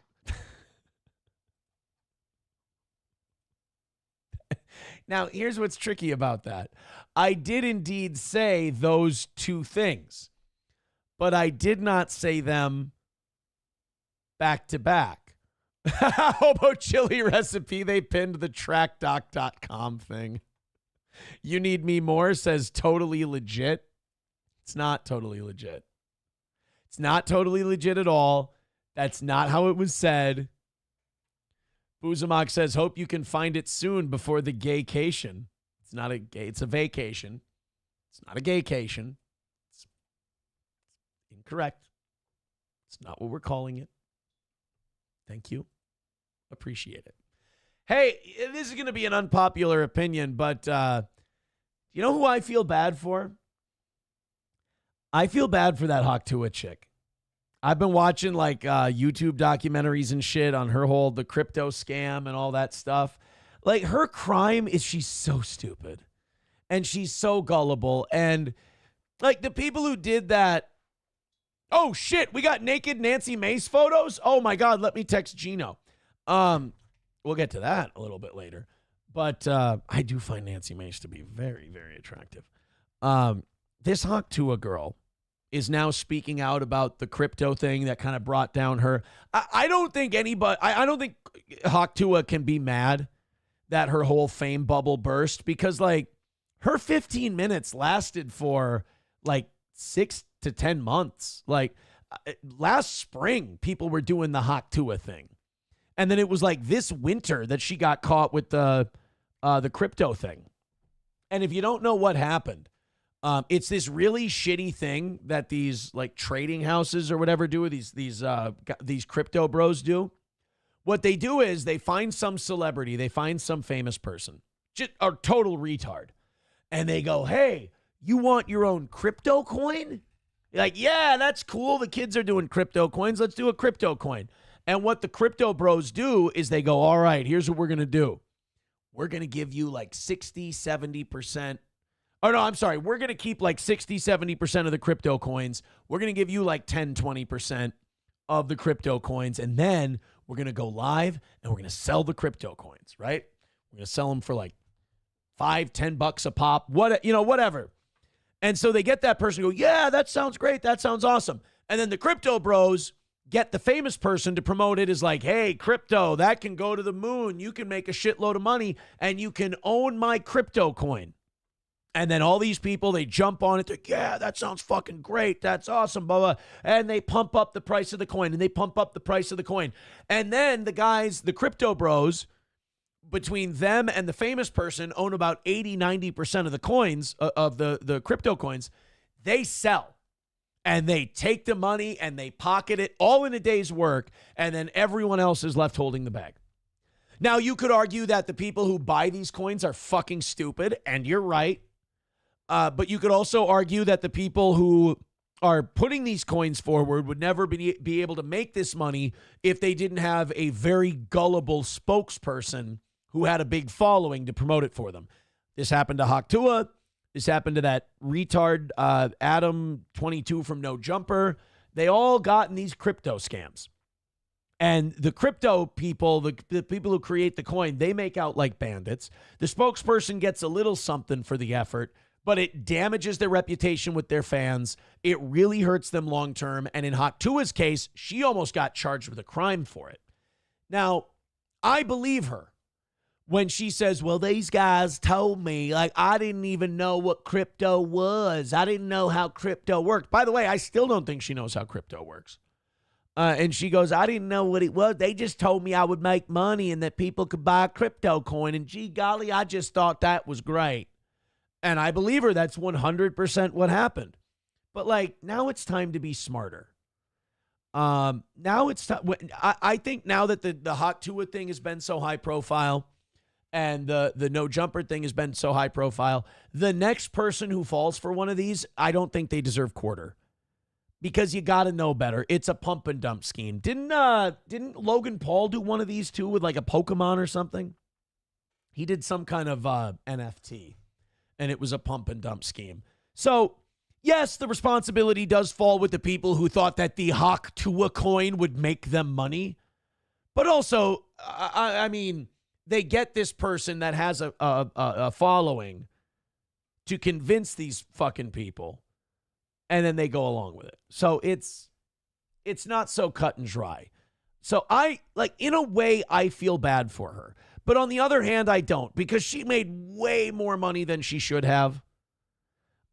She did very well for herself. She should have saved her money. I hope she did, and I hope she's got a decent amount.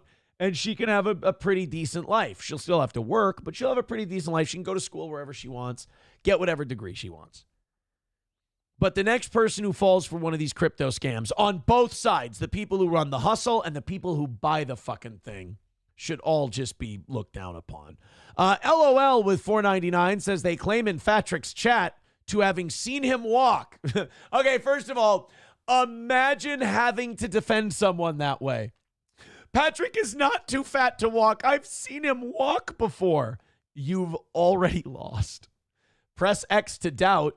Might as well have said he walked on water and turned wine Nick's dream. Turned into wine Nick's dream. Oh, alcohol. Balls Deep gifting a membership. Thank you very much. Keep it going, guys. You're doing great. Papa Shab says Patrick doesn't walk. It's more of an undulating and rolling around like a gelatinous ball of boneless fat and skin. I think Red Bar probably got closest to Patrick's actual gelatinous makeup when he made that big lumpy Jabba the Hutt thing out of clay. I think that was probably the most accurate portrayal. 145 away from today's goal. Keep it going, guys. You're doing awesome. 145 is the number. Streamlabs, PayPal, Venmo, Super Chats, and Rumble Rants.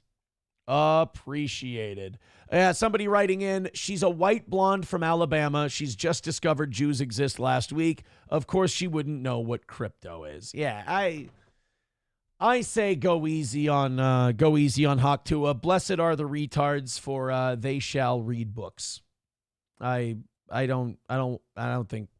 I mean, what do you get by like fuck Hawk Tua? Like, and do you really want to be the one who admits that you fell for the Hawk Tua coin scam? I mean, have some pride, man. Take some of your L's in private. Nancy Mace. I don't know if you were following this yesterday. I was. Nancy Mace said yesterday that she was going to reveal nude photos of herself, allegedly taken without her consent. Now, full disclosure, I took pictures of a person with their consent. I took some posed photos that I did not have authorization to text, and I texted them to Gino, and that's a misdemeanor. I pled guilty to that. That's a terrible thing. So people shouldn't do that, and people should be held accountable. I was held accountable. My punishment was very befitting of what I did. It was a shitty thing to do. It was not nice.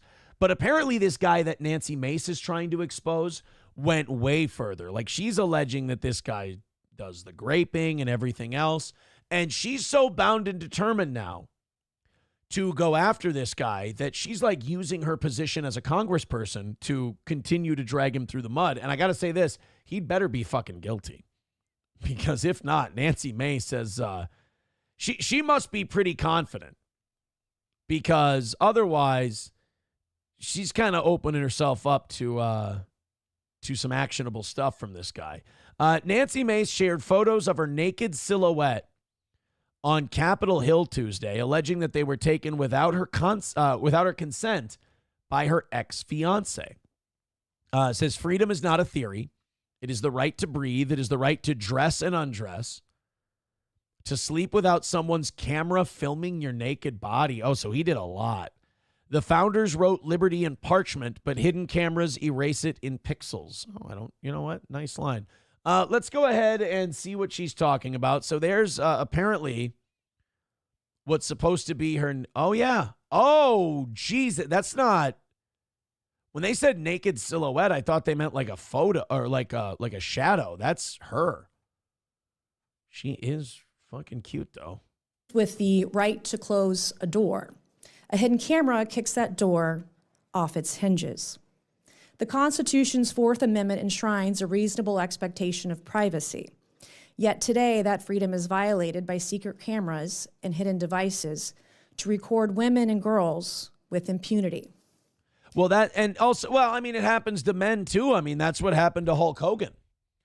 Hulk Hogan was recorded by Bubba the Love Sponge's home security system, and somebody got a hold of that video and released it to Gawker. And it ended up shutting Gawker down. Hulk won a $100 million judgment. I mean, it was a really, really big case. They made documentaries about it. But yeah, I don't like the idea of cameras in the house, especially if you don't tell people there's cameras in the house. I would behave differently if someone had cameras in the house. Freedom is not a theory. It is the right to breathe. It is the right to dress and undress, to sleep without someone's camera filming your naked body. The founders wrote liberty in part. Write it down. Nancy Mace sleeps naked. All right, continue. You know, I feel like if Nancy Mace were a liberal Democrat, this would be a much bigger story, and she would be like a much bigger fighter for women's rights and shit. Like, they can't give her credit because she's a Republican. In fact, I see some Democrats going, like, what she's doing for attention. It's like, well, no, she wants this guy to go down. Parchment, but hidden cameras erase it in pixels. I speak not just as a lawmaker, but as a survivor. Starting on November 5th, 2023, I discovered my former fiance, Patrick Bryant, had filmed women without their knowledge, without their permission, and without their consent. He filmed rape, too. What the fuck? See, that's what I'm talking about. She's got to have proof of that, because that's not something you can just flippantly say, right?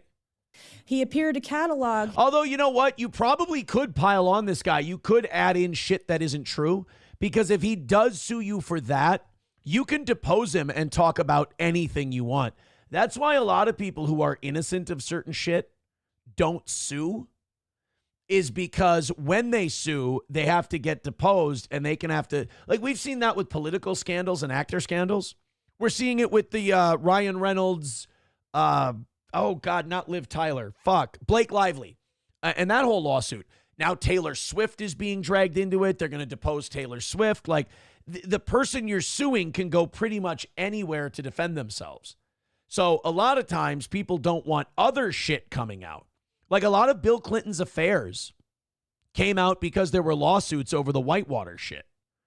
And I think that's where we got the Paula Jones accusations and a couple of other things, is because they were deposed about other stuff that maybe weren't connected to that scandal, but you have a pretty far-reaching way to. So if he were to sue Nancy Mace for this, she could release more shit. His tapes and footage and images and photos in the way that he saved the files. And he stored these images, photos, and videos for years. This isn't just creepy, it's criminal, but only under weak state laws. In South Carolina, first-time voyeurs face a misdemeanor and a small $500 fine. That's not justice, that is betrayal. Real men guard a woman's privacy, but predators harvest it. When predators install covert... Filming yourself having... first of all, filming yourself having sex with someone, even if it's consensual, without their knowledge is fucking creepy. That's weird. That's disgusting. But then, habitually doing it and not telling anyone, and then as Nancy Mace argues... I mean, could you argue that it's rape if you're being filmed and you don't know it because you wouldn't consent to that normally? Could make an argument. You could make an argument. Historically White says she's very voyeuristic if you've seen some of her social media posts. Well, see, and that's why some people don't take legal action even when they may have a right to, because they don't want other shit about them coming out. They're like, and you could, like this guy, if he sues, you can use a lot of this other shit to discredit him. So it's, I don't know if they're going to get him on anything. I don't know if they're going to act, or if she's just doing this as like a way of getting even and dragging him through the mud. Yeah, you definitely don't want your ex to become a congressperson. That's a lot of power. Atomic Ray says, listen, Bish, Melton has minors taking cameras into dressing rooms. Your horseshit law won't stop him, Bish. Oh, stop. Do you have some kind of machine hooked up to Melton's temples when he's dreaming at night? That's creepy. 145 away from today's goal. Go ahead and throw in a couple of bucks. Guys, I'm very excited. It's our final morning show of the week. We've got about an hour and a half left in the program, and we've only got 145 left to go. So let's have a few big drops, and let's knock this thing out, and let's have another perfect week for the toe, and we will go till 11 if you guys hit it. All right, we got Dave. We got a Dave Portnoy clip today. They like to bring Dave Portnoy on Fox Business. They like, because, you know, because of his style, you know. Dave will say, oh, hold on. LOL with $4.99 says you should show Fatrick's comments. They are grasping at straws like he grasps at McDonald's French fries. Can't sue due to absolute speech and debate privilege. What? Oh, are they coping about his pedophile comments throughout history? Yeah, they do that a lot. And you know what the worst thing is? They're not even doing it because they think Patrick's in the right. It's just because I live rent-free in their head and they hate me so much. Imagine that. Imagine defending, especially if you're a parent, imagine defending someone who says regularly, like has a history of saying pedophile shit. And if it walks like a duck and it quacks like a duck, it's probably attracted to, I mean, when people tell you who they are, believe them. If they say they're attracted to children and they talk about having sex with kids, believe them. But like, imagine you're such a shitty human being, or imagine that I fuck you up so bad that you defend that. And then tell me why people outside of your community keep saying another win for the toe. Atomic Ray with $5. He says Jew coin. And now we're at 135. Keep doing it.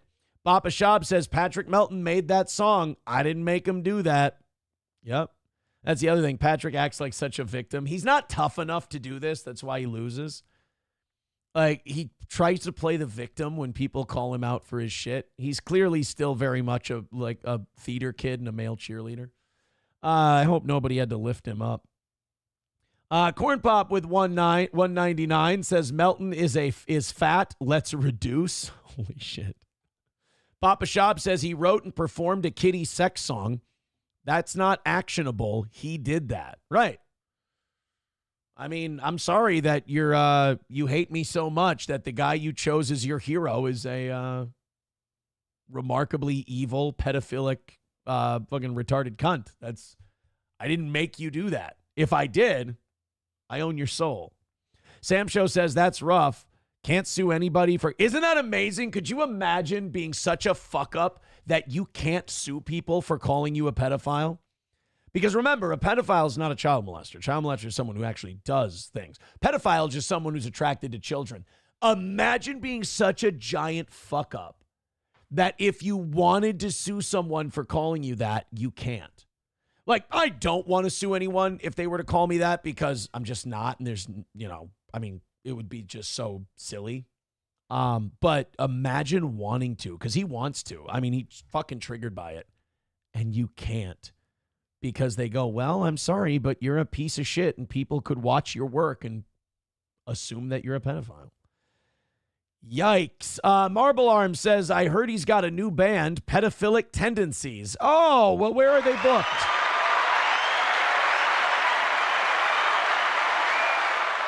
Hopefully not daycares. That would be a bad move. That would be a bad, bad move. 135 away from today. Keep it going. $2 from Bulls Deep says, can we watch Lemmy for overtime? New boot goofing. Lemmy's a big steel toe fan. We just had Granny on. Lemmy loves the toe. She's got a sense of humor. She's got a sense of humor. Thank you for the $2, Bulls Deep. I appreciate it. We're getting close, guys. You're almost there. So Fox Business had Dave Portnoy on, and Dave Portnoy actually took some shots at Trump. But the reason he took shots at Trump is I just love this clip because it's Stuart Varney, who's like 70, and Dave Portnoy, who's like he's probably in his 40s or 50s at this point.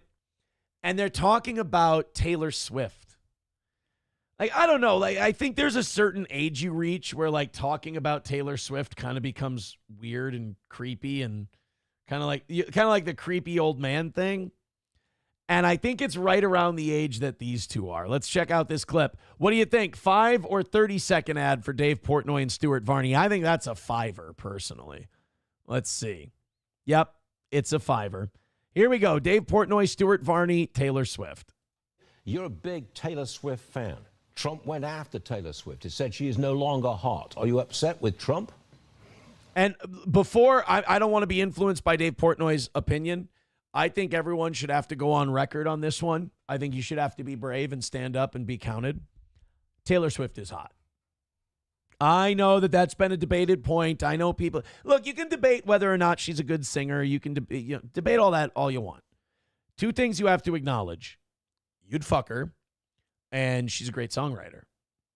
I always say, I created the VFW test. That's my gift to mankind is the VFW test. If certain celebrity walked into your local bar, your local dive, your local VFW, and made the offer, would you take it? Then they're hot enough. Taylor Swift is a very attractive woman. She's got a nice body. Yeah, I know she doesn't have an ass. Her tits aren't the greatest, but they're there. Great skin. When you start talking about skin, I've always felt like you sound like a serial killer when you start going, oh, that woman's got great skin. But some women have like really good skin, and it's noticeable. You don't.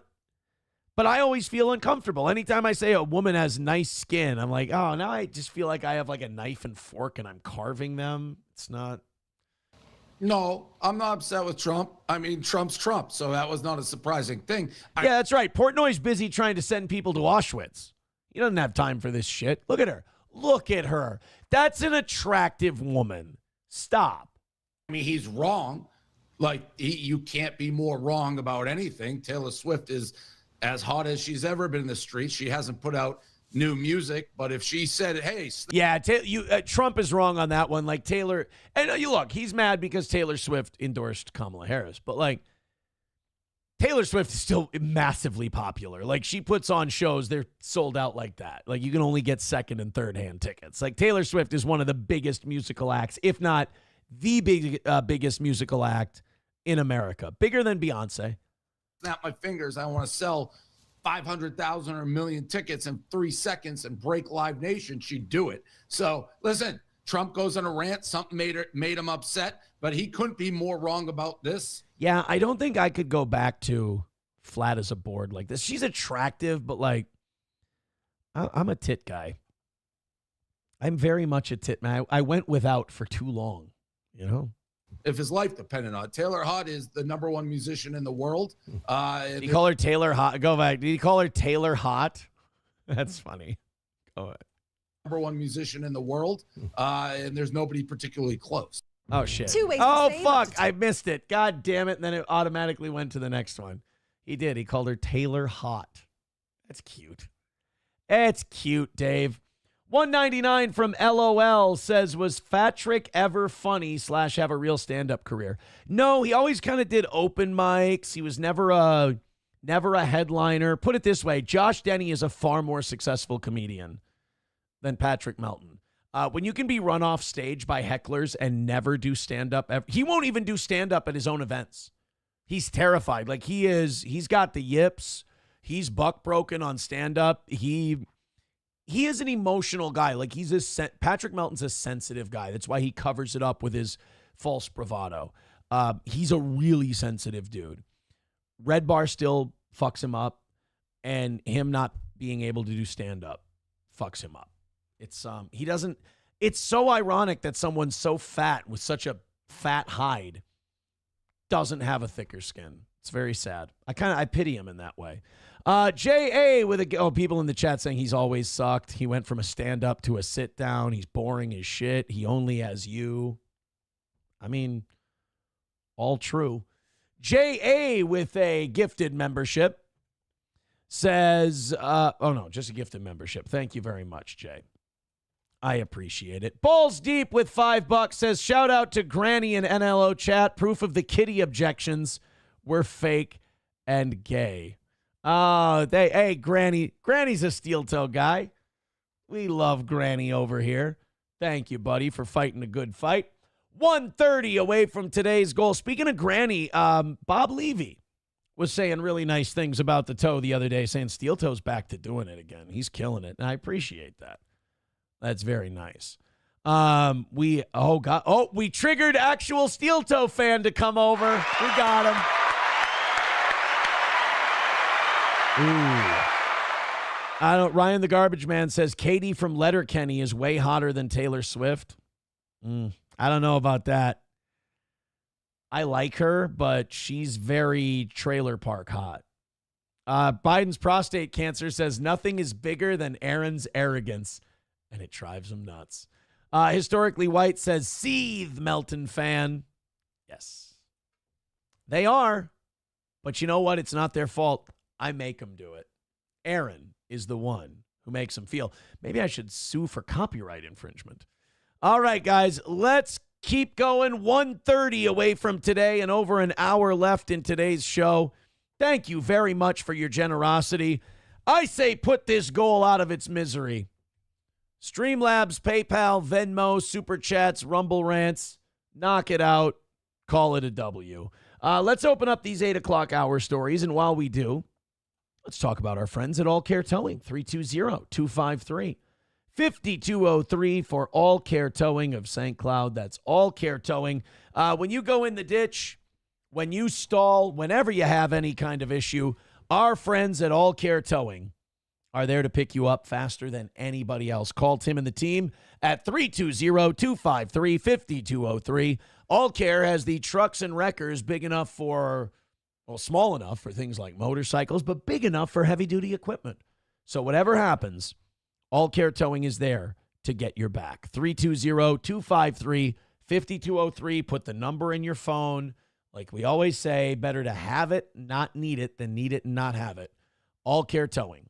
320-253-5203. Not only that, speaking of better to have it and not need it, Midland Armory in downtown Foley. MidlandArmory.com. Talk to Derek, talk to Tracy. Whenever you have any questions, they are they're more knowledgeable than anyone else you got. So if you have a question about what you need for home defense, hunting, sports shooting, carry, whatever, especially the carry thing, they'll be able to help you out big time with that because you want something comfortable. Contact Midland Armory in downtown Foley and then go shopping at MidlandArmory.com. Pick out what you want. That's Midland Armory in downtown Foley, MidlandArmory.com. And this weekend, you'd better be at Stoney's. Stoney's in downtown Rockville, right there on Broadway. Nobody better than Stoney's. Go check it out. It's Thursday, tomorrow night, 250 cans, and it's bike night.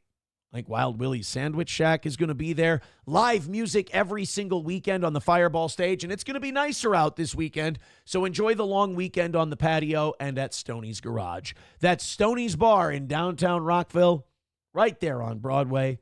Go see Stoney's. LOL with 199 says, super chatting you and watching Fatrick's comments. I bet you it's a laugh riot. Have they been seething all morning? Probably. Like, I will give him credit. He's getting his ass kicked. We're fucking him up. But he kept it on. He didn't run like a pussy. Usually he runs like a pussy. We'll see. If we knock out that goal, we'll do the Third World Aristocrat video, and then we'll see if he keeps it up there. That would, if he takes the beating the way he's been taking the beating, at least there's that. I mean, is he bending over for us? Has he lost the war? Absolutely. But you know what? When your best content you have is just me, at least you're not lying. Hey, great news. I told you that RFK Jr. and Marco Rubio are battling back and forth for who's my favorite Trump administration cabinet member. It looks like RFK Jr. is going to go after the COVID vaccine. It's about time. I think that should have been one of the first things. Is there any way they can retroactively remove that protection from lawsuits, or is that just codified into law? Because it would be great if we could allow people who've become vaccine injured from an untested mRNA vaccine to seek compensation from the drug companies. I think that would be great. But something tells me they're not going to be able to do that. However, the FDA now says that COVID boosters will now need clinical trials to prove their effectiveness in healthy people under 65. Thank goodness. I mean, on one hand, thank goodness, but on the other hand, we're talking about, how about they didn't have to prove effectiveness for people under 65? You know, they just kept rolling out these boosters. I understand the initial vaccine. Okay, we had a pandemic going. Here you go, roll it out. Boom. We didn't have time to test it. But they just kept rolling out these boosters and going, they're fine, they're safe. What do you have to show us that they're safe? Trust me, bro. Pulled it right out of their asses. Now, finally, the FDA is like, all right, COVID's over. The pandemic's done. If we're going to keep rolling out these boosters, you got to have them tested, and you got to show us that they're effective for people under 65.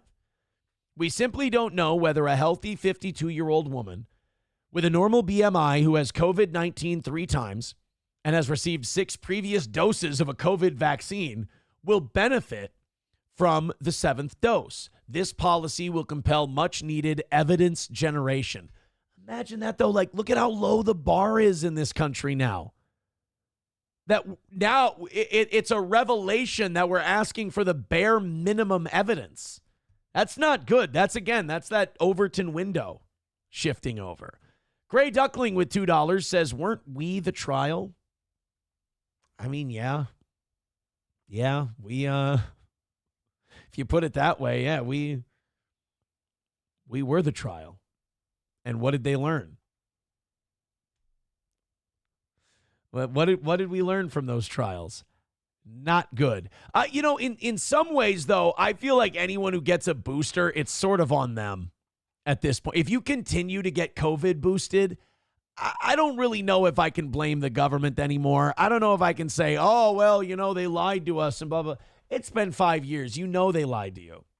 Like, I run out of sympathy at some point. 1:30 away from banging out today's goal. Thank you guys very much. Go ahead and throw in a couple of bucks here and there. Let's go 5, 10.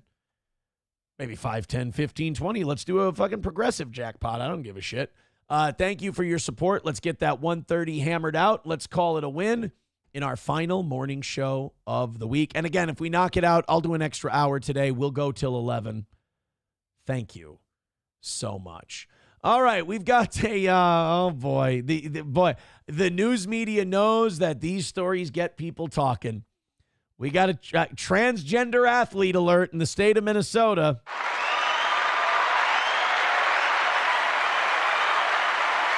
We've got ourselves a trans athlete scandal.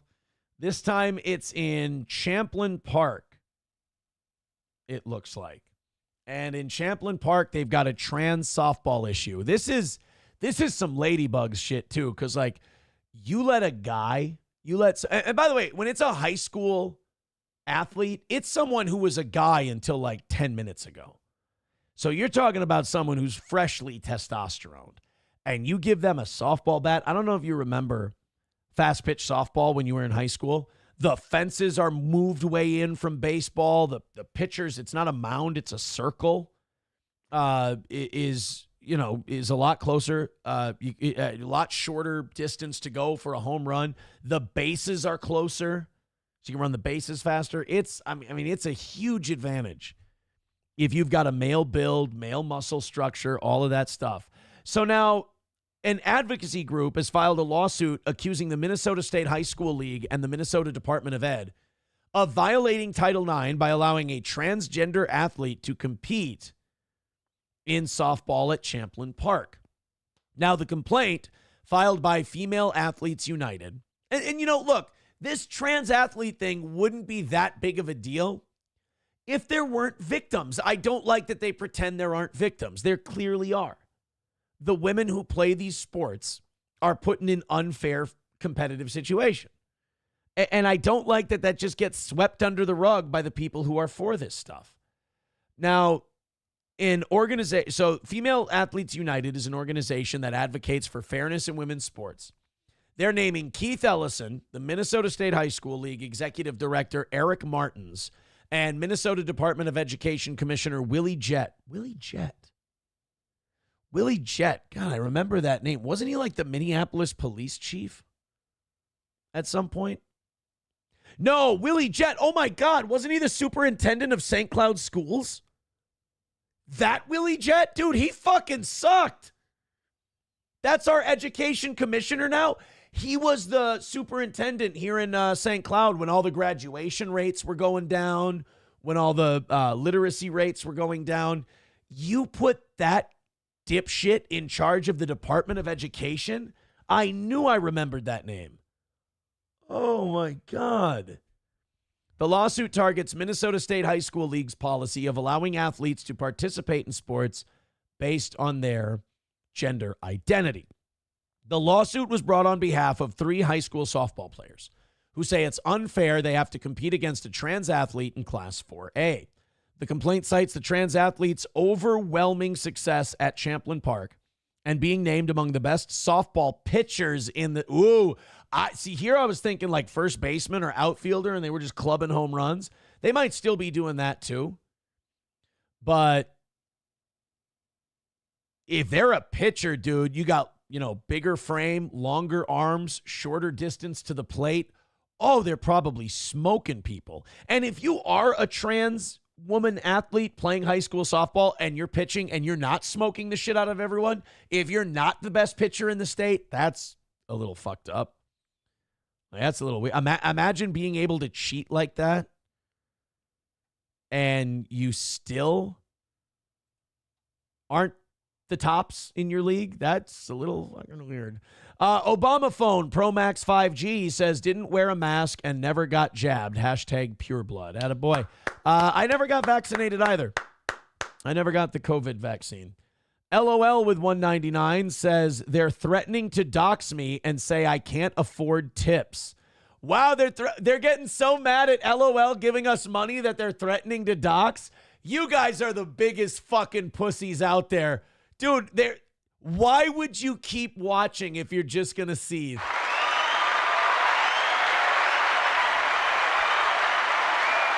This makes me so happy. Like, I love that my A-logs are too stupid to know when they're handing me wins. This is why you guys have to stay in your Discord bubble. You go out of it and people go, you gay pedophile lovers. And they're like, oh, shit, fuck, back to our bubble, back to our bubble. Aaron's evil, Aaron's evil, Aaron's evil. Balls Deep with $5 says, I was going to give this to Bob and Granny, but I thought burning it would be a better use. I love you, Granny. Send more D-pics. What? Hey, wait a minute. Now I said that. No. You know what? Maybe Boozamak's not watching right now. Boozamak might not be watching, so I might have gotten away with that one. God damn you, Balls Deep. I thought you would protect me.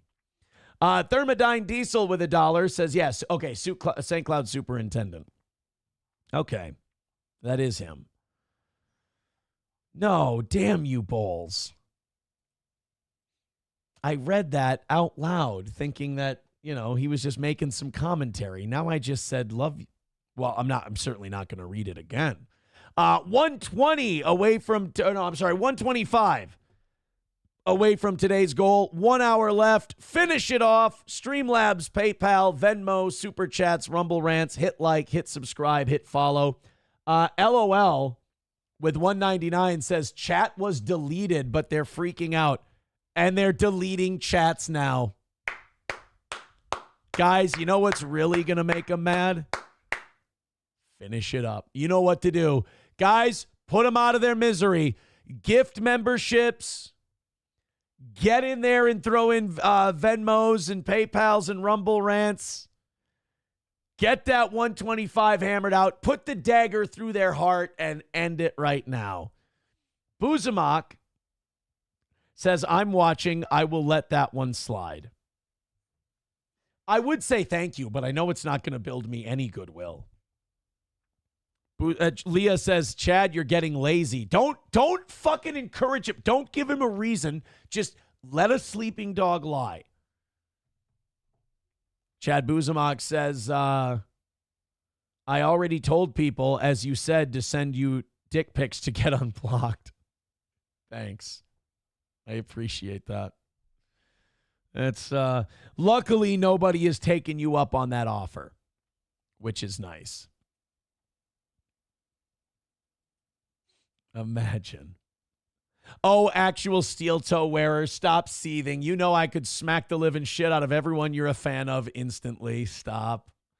You're really, your hero went on stage to show people pictures of a guy who's in better shape than them. Oof, that's got to be a tough one. Not a lot of self-awareness over on that end. All right, you don't have self-awareness, toe. Stop crying, be a man. 125 away from today. Finish it off. Streamlabs, PayPal, Venmo, Super Chats, and Rumble Rants. Lock it up. Fire away. Thank you so much. There's, Eric with another $1.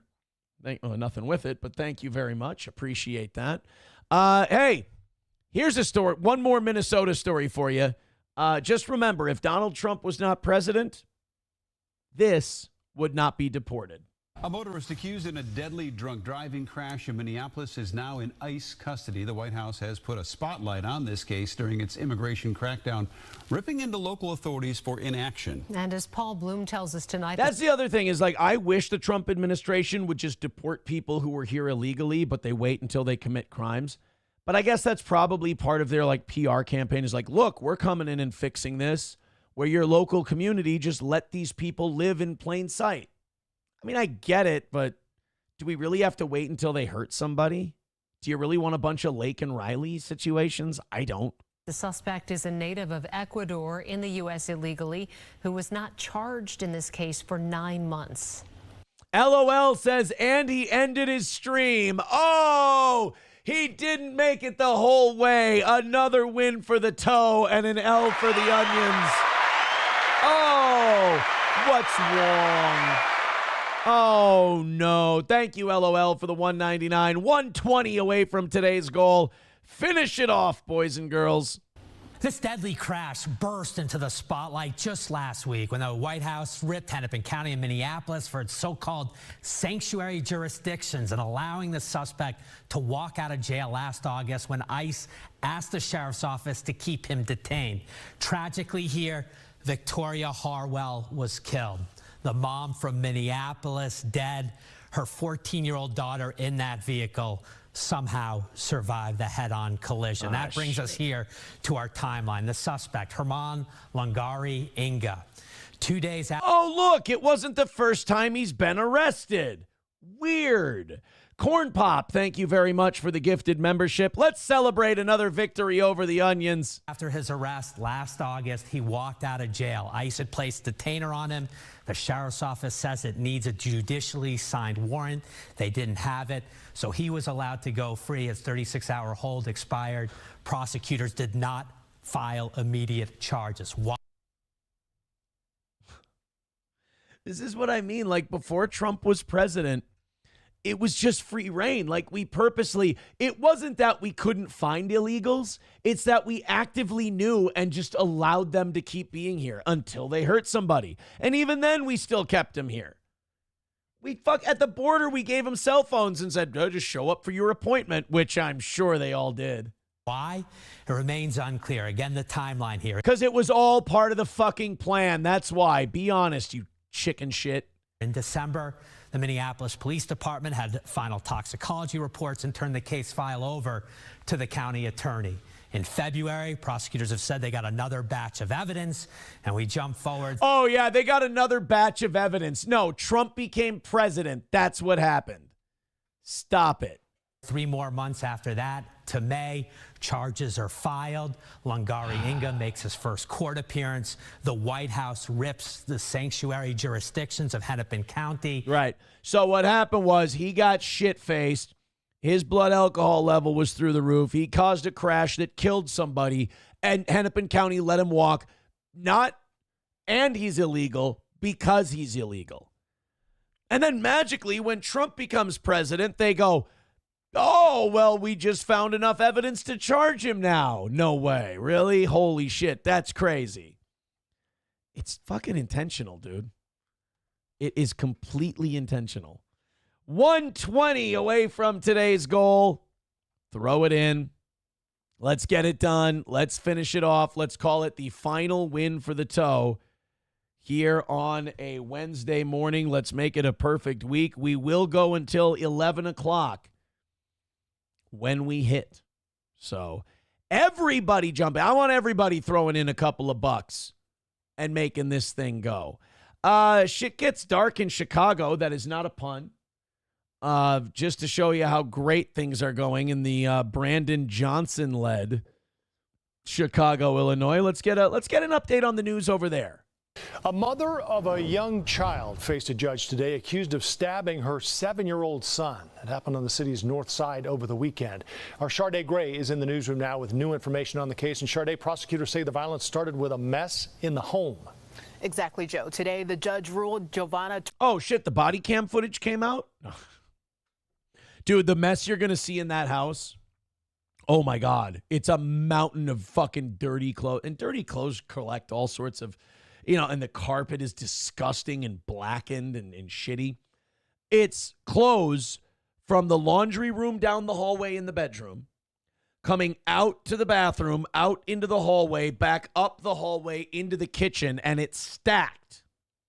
And it could be worse than that now since I left because, you got one guy who's not doing coke in the whole house. Maybe you might accidentally get some shit done. According to the text messages I was getting just a couple days before the arrest, it was getting pretty fucking bleak. That's for sure. Torres remain in custody. She says the details are so disturbing and egregious, she believes Torres possesses a real threat. 26-year-old Giovanna Torres faces one felony count after the assistant state's attorney says she stabbed her own son. Prosecutors say she was at her Rogers Park home with the 7-year-old when she woke up and... You stabbed your own kid. Why? What? No. And by the way, can we get a legality check on this one too? Something tells me that maybe if we can deport her, the kid might have a fighting chance of making it. And thought the place was a mess. She yelled at her son, tried to hit him, but he ran away. Good defense, kid. So she tried to blame the 7-year-old for the house being dirty? Ran into a cabinet. Well, at least she didn't give him coke. Under the sink. Torres is accused of grabbing a knife and stabbing the boy until she heard him scream, ouch. Prosecutors say she then took her son to her mom's apartment in the same building. No, not to the doctor, not to the hospital, not anywhere. Took it to mama's house. Fuck. Leave him there and just go. Grandmother immediately told her to take him to the hospital. She took him to Evanston Hospital, and then he was airlifted to Lurie Children's Hospital. Jesus. Torres admitted she stabbed her son, but she said she was trying to find him inside of the cabinet by waving the knife around and accidentally cut him. What the fuck? Get rid of her. If we can deport her, deport her. If we can't, sounds like she was born here, I think, if her mom's here. Just lock her up forever and take away the kids. This is where CPS really sucks. She will get her kid back. It is rare. Like, CPS monitoring, like Nick's situation for 6 months is extremely rare. You have to be a giant fuck up of a parent for CPS to be involved that long. Their goal is to reunite kids with families, and they will do that at their earliest convenience. But this woman, please don't give that kid back. Oh, yeah, I was trying to find him under the sink. I mean, I couldn't just, bend down and look and reach in there. I had to take a knife and I had to reach for him like that. That's, those are problem-solving skills. Prosecutors say she has a history involving abusive behavior. No shit. In 2017, she punched her mom in the face because she wouldn't give her money and did the same thing to her stepsister in 2019. The state also says the Department of Children and Family Services investigated Torres in 2023 and this year, but DCFS would not tell us anything further. The boy. Well, obviously they let her keep the kid. CPS, their deadly assumption that they make is that it's always better to have the kid in the home with the parents. Not always. Not always. I mean, sometimes you're sentencing that kid to just a life of watching a couple of fuck-ups or one fuck-up, and you're damaging them. Sometimes a fresh start is needed. Not in every situation, but in some of them, to protect the kid. God, and with her history, Jesus, she shouldn't even be raising a gerbil, for God's sake. Dr. Silverwolf says another win over the PDF file simping onions. Another win for the toe. What do you got? Hey!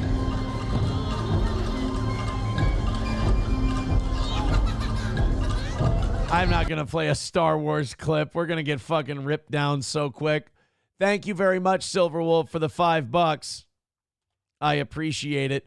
115 away from today's goal. Thank you very much. Guys, let's go. Let's bring it all the way down. 45 minutes left to go, and we'll go till 11 if we knock out that 115. We're so close. A couple of big PayPal drops and we're home. Streamlabs, PayPal, Venmo, Super Chats, Rumble Rants. Call it a win for the toe. Knock it out. It's our last morning show of the week. Get in there. Gift those memberships over on Rumble. Whatever you need to do. Hit like, hit subscribe, and hit follow. Oh, there we go. Eric with another $1.12. I'm in the wrong spot. There we go. Eric with another $1.12. He says, can we deport Cheese for his multiple DUIs? Leave poor Cheese alone. I think Cheese has been through enough, to be quite honest. Let's leave poor Cheese. Cheese has got his own problems, We're rooting for cheeseburger pie here on the toe. All right, we got oh boy, I tell you, that Daily Show over on Comedy Central, you guys, they really speak truth to power. Those guys over. Somebody writing in with a fucking track doc link. Thank you. Hey, by the way, if you're over here from the great Nambla stream, sorry we beat you again. Sorry we won. Sorry you couldn't match our numbers. But thank you for giving us new fans. We appreciate that. So The Daily Show did a segment on, and guys, this is going to be really original. This is pretty crazy. They did a segment, you're not going to believe it, on January 6th. Right? Have you ever heard of this? You ever heard of January 6th? Hey, have you heard about this, folks? Have you seen this? Apparently on January 6th, 2021, there was some kind of thing at the nation's capital. It's, I don't know, something about a guy dressed as a goat. I'm not really sure. But it made some waves, and The Daily Show has decided to look into this. They've decided to look into whether or not this was a bad thing. So The Daily Show's Jordan Klepper went and interviewed a guy about January 6th. It's, I don't know, Mediaite is cheerleading this thing and, talking about, oh, man, look at him own this January 6th guy. Oh, you mean that they were able to own some guy who, some of them dressed up like goats, some of them painted themselves red, white, and blue. You mean you were able to out-debate that scholarly expert? Wow. Don't break your arm patting yourself on the back there, Comedy Central. The first train out of town, Scott was using his MMA skills in the real world. He pled guilty to punching a D.C. Metro police officer in the face, although he says there's more to the story than meets the eye. The eye of thousands of cameras and investigations. I mean, I'll be honest. The guy was wearing a face shield. That's not the hardest punch ever, but you can't punch a cop. You can't. I'm sorry. You can't punch a cop. That's against the rules. We can't do that. Patrick Michael with $1.99 says, Unlock Madness. Join the Pod Awful Pizza Fund now. I promote the Pizza Fund regularly. I think my membership just renewed yesterday or 2 days ago, I want to say. I am a proud Pod Awful Pizza Fund member. Podawful.pizza. Patrick, remember to put the links into your super chats when you're promoting shows we like, for God's sake. All right, let's continue on here. The Daily Show wants you to know that this January 6th guy is bad. Obviously, there were paid instigators, agitators, and motivators that were in that crowd. Not wrong. Manipulating people. Absolutely. How did they manipulate you to punch a cop? Now you're just trying to be funny. That makes no fucking sense. I mean, wait, you're posting this as an own? I mean, you tried to be a dick to a guy you thought was a hick, and he called you out for it. He's like, now you're just being a fucking dick. There were agitators in the crowd. The guy didn't say that the agitators made me punch a cop. Like, the agitator, he's not saying that, like, the FBI agitated me to hit somebody. He's saying that there were agitators in the crowd, like Ray Epps, and they were trying to get people to storm the Capitol. That's accurate. We have video of that. Not see your actions as violent that day? I see it as self-defense. A refrain I've heard. That's a little gay. I mean, come on, man. You can't punch a cop in the visor. They're going to get you for that every time. Heard from many J6ers. Few of them see themselves as perpetrators of violence. They're victims, literal choir boys, especially when they were locked up together late at night. I was one of the guys that started. I mean, unfortunately, come on. Some of those people were locked up just for being there. This is some brainwashing, culturally manipulative bullshit that The Daily Show. Look, I'll call Jon Stewart out too. When he ran The Daily Show, they used to run those cheap shot hit pieces too. I just always thought Jon Stewart's stuff was funny. The national anthem every night at 9 o'clock. That J6 choir, that's us singing through the phone. That's you? Yes. What were you, soprano? Yes. The J6 choir is a real thing, and they sound exactly how you think they'd sound. You know what's funny is if this were a group of like Bloods or Crips, and they were like, yeah, we formed a choir in there, we did this. I mean, The Daily Show wouldn't be there. Like if they killed babies and did drive-bys and shit like that, The Daily Show wouldn't be showing up making fun of their choir or anything like that. It's that low-hanging fruit shit.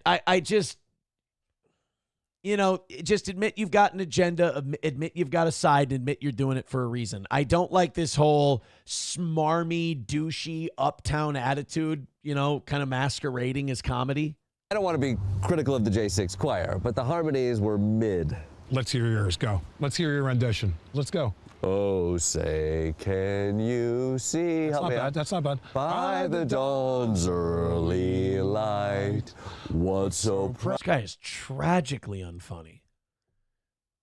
Dude, say what you want about him now, but like Colbert, Ed Helms, Rob Riggle, Rob Corddry, Asif Manvi, the guys Jason Jones. They had fucking killers out there interviewing people. This guy, I think we've watched this guy before. He's always a cunt. Proudly we hail at the twilight. That was it.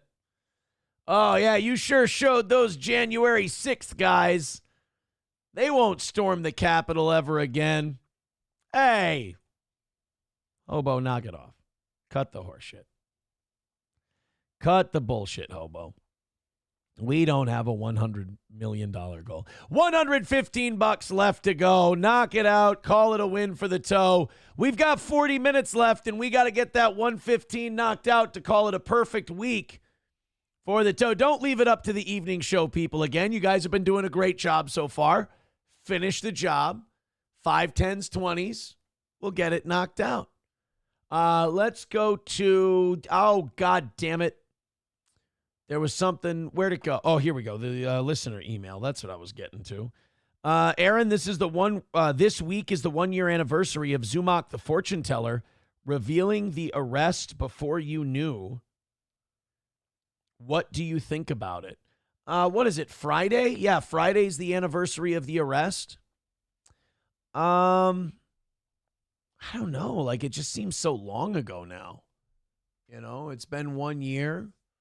Well, one of the people who got arrested has seemingly turned their life around, gotten away from their narcissistic abuser. And they've broken free from that cult-like environment, and they've been able to have an awakening and apparently are doing better. So that's a positive. The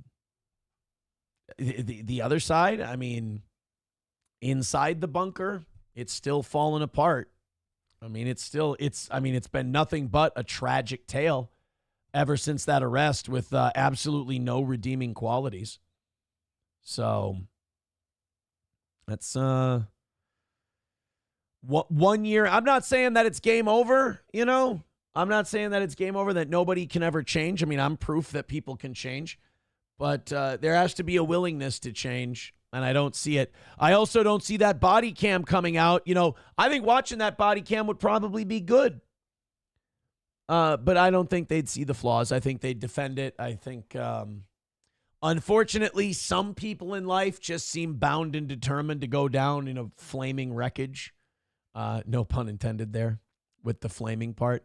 So, yeah, I'll tell you this. I'll always remember that episode of Misery Loves Company. I don't think anybody can argue that Chad and Kevin and myself and Jim Florentine, I don't think anybody can argue that we didn't have the most legendary Misery Loves Company episode ever. I think so. Das Optic Nerve says, it would be hilarious if the body cam footage came out while Gino and Kiki were hosting the show. Oh, yeah, to you. It would be hilarious to you if the body cam footage came out while they were on the show. I'd be fucking pissed. So I will tell Null, I will tell Josh from Kiwi Farms, buddy old pal, if you get that body cam footage this week, hold off for a week. It's hacky to play it on the 1-year anniversary. Don't do it then. Do it a week from Friday. Shit, do it Tuesday or Wednesday is fine with me. Just don't, no. Let's not do the body cam footage this week if we get it. Like a fine wine, let it breathe a little bit. Don't you guys agree that if Josh gets that body cam footage, he should let it cook for a little bit? Me too. I agree with you. Red Scoper says MLC sucks now. Puzamak says it's not hard to beat MLC now. The shows are terrible. I mean, loser is main guest. That tells you how terrible it is. Now people are rooting for the body cam footage to come out while I'm on vacation. Yeah, Fauci's Pangolin says, if I can change and you can change, everybody can change. Need Trump with $10 says, here's for the extra hour. Great show. Let's hit that goal. 105 away from today. Knock it out, guys. $100. Let's do it. 35 minutes left to go. $100 left to hit. Streamlabs, PayPal, Venmo, Super Chats, Rumble Rants. People getting their thoughts out on the body cam footage stuff. Leah says we've waited forever. Yeah, I mean, people have waited a long time. That's true. It's going to be a bad look for him. I mean, it's going to be, your look inside of that world is going to be extremely shitty. I know what the inside looks like. I'm sure it's far worse than when I left it. But I'm most interested to find out the amount of ratting that April did. Because there is that part in the body cam footage that they wanted to use at trial where April fucking buried everyone. And judging by the texts that her and I had back and forth, I got the impression that she threw somebody under the bus, and she threw him under the bus fucking hard. I mean, the fact that the prosecution wanted to use her, or that the fact that the defense really didn't want the prosecution to use her, tells you how fucking hard in the paint she went. Vince with $5 says, be honest, will we see any feces in the body cam video? This is not a joke. You could see feces in the body cam video. And the reason that is Nick kept his dog in the bathroom, and he put puppy pads down, and it was not uncommon to look in that bathroom and see that they hadn't picked up dog shit. So yes, there could be dog shit in the bathroom. There could not be dog shit. There will be stained potty pads, as the dog did piss and shit in the bathroom. So, the Coke bathroom, by the way. So, yeah, you could see piss and shit in the body cam. In fact, I would bet probably you'll see at least dog piss stains. Might not see shit, though. I would imagine that the cops would have said something about dog feces being in the bathroom, but it wasn't an uncommon sight. But that doesn't mean that necessarily it would have happened when the cops were there. They didn't walk the dog, fucking assholes. No, they didn't. Sanford's son with $50 says, I'm sure the body cam's top highlights will be on the main show. But has any thought been given to a marathon stream to go over more with Q&A? No, that's what I'm going to do.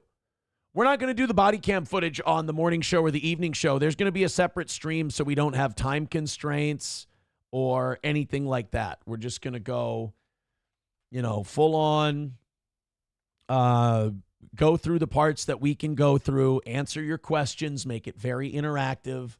We will be doing that whenever we get it edited. Thank you very much to Sanford's son, though. Throw that man an Olbermann for that $50 drop. They are afraid. Thank you so much. Somebody says, and to think for a bit you were okay with it there. Okay with it? Yeah, okay to the point that I didn't leave. Yeah, I mean, I had my objections, but I don't know if you've hung around drug addicts before. They're not the most motivated people to keep shit clean. So... but yeah, I mean, did I leave? No, not right away. It did get unbearable eventually. $65 away from today's goal. Thank you very much. $65.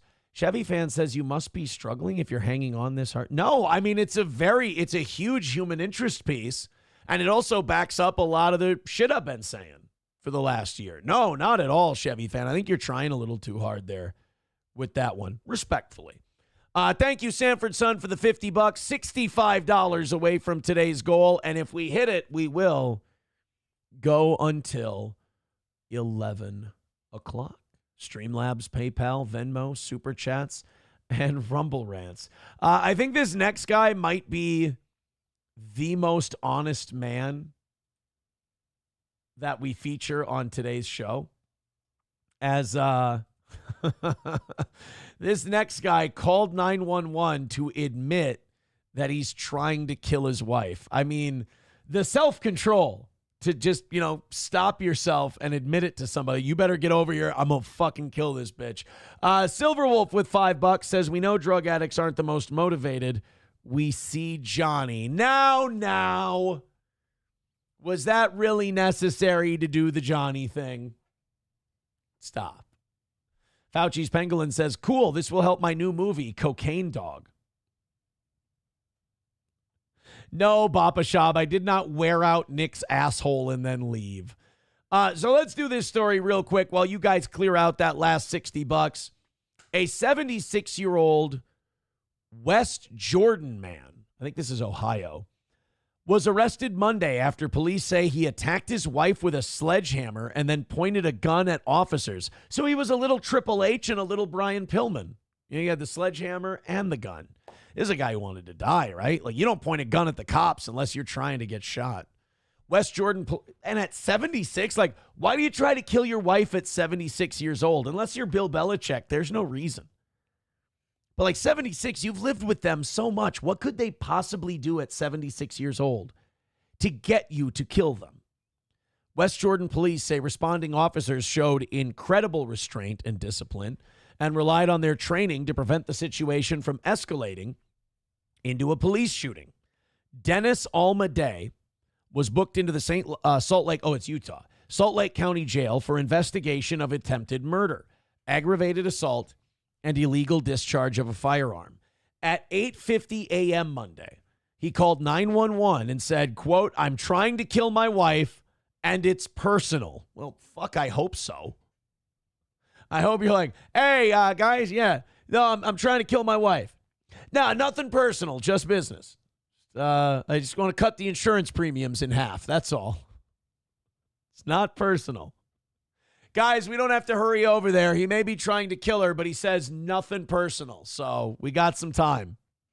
Now, while emergency dispatchers were on the line with Day, his wife also called 911 to report that her husband had hit her in the head with a sledgehammer and was trying to kill her. Fuck. It's a brutal way to kill someone. Like bludgeoning someone to death. I'm not saying you deserve any extra credit for it or anything, but like bludgeoning someone to death is a remarkably personal way to kill somebody. I mean, there's a lot of feelings in bludgeoning someone. Well, I mean, the guy did say it was personal. The victim informed dispatch that she had escaped and was in the street bleeding from the head. I mean, as you will when you're fucking 70 and you got clubbed with a sledgehammer. The wife also told police she believed her husband was armed with a gun.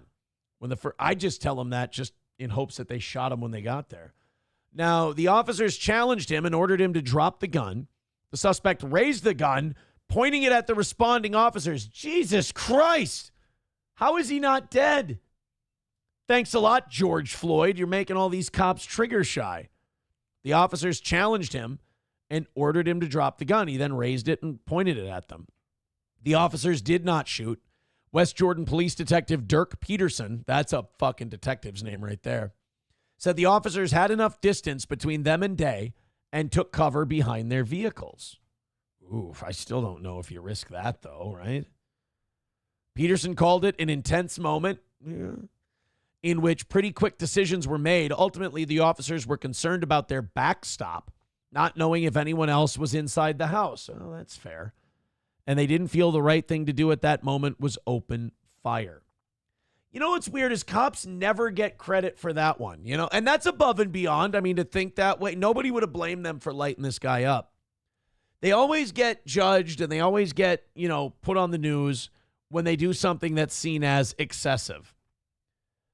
But when they do something that shows clear restraint and forethought, it's never highlighted. Now, when police talked to the wife, Day hid behind a parked vehicle in the garage, but after the officers gave multiple commands to surrender, Day threw his gun into the street and was taken into custody a short time later. When police talked to the wife, she said Day had struck her in the back of the head with the sledgehammer multiple times.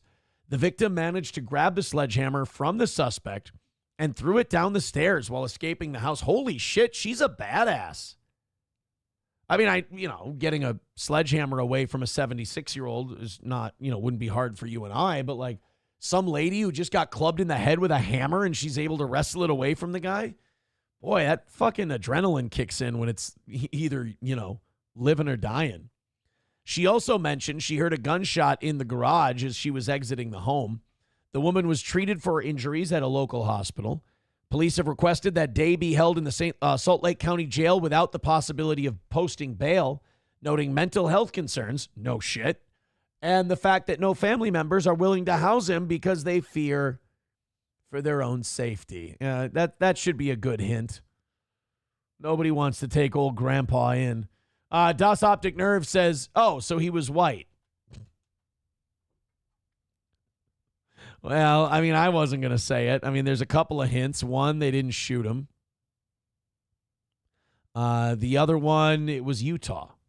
Yeah, Red Scoper says Utah is the tamest place ever, right? Even the police standoffs are way more polite and measured. Brian says, why didn't he use the gun on the wife and not the sledgehammer? Well, we see where Brian's head is at.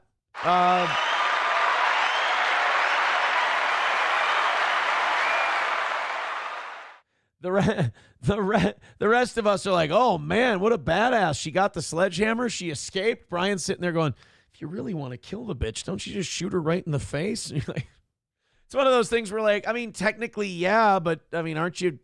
I mean, I do have to ask Brian, aren't you glad she made it? No, you're not. I'm gonna go out on a limb here and say that I don't think Brian's glad that the wife lived. $60 away from today's goal. $60 left to go. Guys, do us a favor. Throw in a couple of bucks in the next 20 minutes. We'll hammer this thing out. We'll call it another win for the toe, and we will go until 11 o'clock as part of our final morning show of the week. Well, again, the last morning show that I'm going to be hosting. Gino and Keanu are going to be hosting the next one. You know what? We could Rumble Friday the rest of the hour. You want to do that? You want to Rumble Friday it? I don't know. $60 being knocked out Rumble Friday style, I might like that better. Yeah, go ahead. If you throw in $5, we'll play your link. If you throw in 10, we'll play it right away. 20, we'll play the whole thing. Go for it. We'll see if we not. Otherwise, just throw in a couple of bucks and we'll knock out that 60 because we're not going to get a chance to do Rumble Friday this week. Bill O'Reilly and Chris Cuomo had a heated debate yesterday. I love this, man. Bill O'Reilly is one of those guys who's like designed to get old because he's just always been a crotchety, angry Irishman, Mr. Fuck it, we'll do it live. The fucking thing sucks. Like that kind of guy is supposed to turn 80 and keep yelling at people. So Bill O'Reilly got on and argued with Chris Cuomo about what a useless lump of shit Joe Biden was in his 4 years in office. And if you know one thing about Bill O'Reilly, Bill does not suffer fools. And if Bill thinks you're being an idiot, he doesn't engage in like, I guess you would say an Oxford-style debate. Bill gets in there and he just starts, he's a wild hair in your asshole. He's just in there digging around and he's coming after you all tooth and claw. So Bill and Chris had a debate about Joe Biden, and wouldn't you know it, Bill O'Reilly thinks Joe Biden was an old bag of bones. Yeah, but he didn't make the policies. He didn't make them. Look at that, Bill. Like right off the bat, we play a clip of Bill O'Reilly, you know what you're going to get. Boom. Bill's in there screaming and yelling and pointing and fuck you. God, look at that picture. He looks like dog shit. That guy ran the country for 4 years. That's where you're making your mistake. He was a zombie from day one. I've On talked to News him. Nation. I've talked to him I about don't his know. immigration All right, policies. They were all the same ideas. You know, he believes that there's an openness to this country and that we need new blood. Openness, and he was right. worried about the left flank. Look, I don't have to agree with you. You can yell at me. Absurd. that kind of is how you have to handle Bill. You have to, I mean, look, like to debate Bill O'Reilly, you have to be willing to take a certain level of abuse because you're not going to out-mick him, you know? You're not going to out-Irish Bill O'Reilly and, like, yell louder than him. So you have to be like, look, you can call me a cunt, retard, faggot, Bill. That's fine. I mean, whatever. But my point is, and you're also not going to passive-aggressively guilt Bill into not shitting on you. Bill's a wild bull. You just got to hang on for the 8 seconds and hope you can make it. It's an absurd contention when you have all the problems that developed. It's absurd. I agree that the position is a bad position. I get it's a bad position. I don't agree with you about that. I think he had good days and a lot of bad days. And I know people who are around him on a regular basis who would say, today he was good. Oh, yesterday he forgot where we were supposed to be. You know, I mean, he's an old guy. I'm not disputing that. I'm not disputing that because my mother had a condition similar. Yeah, my father. She had some. Yeah, but okay, and I'm sure Bill's going to say this, but like Bill's mother should not have been running the country. She was in and out. She had good days and bad days. Some days she put cereal in the freezer. I wouldn't want Bill's mom to have the nuke codes.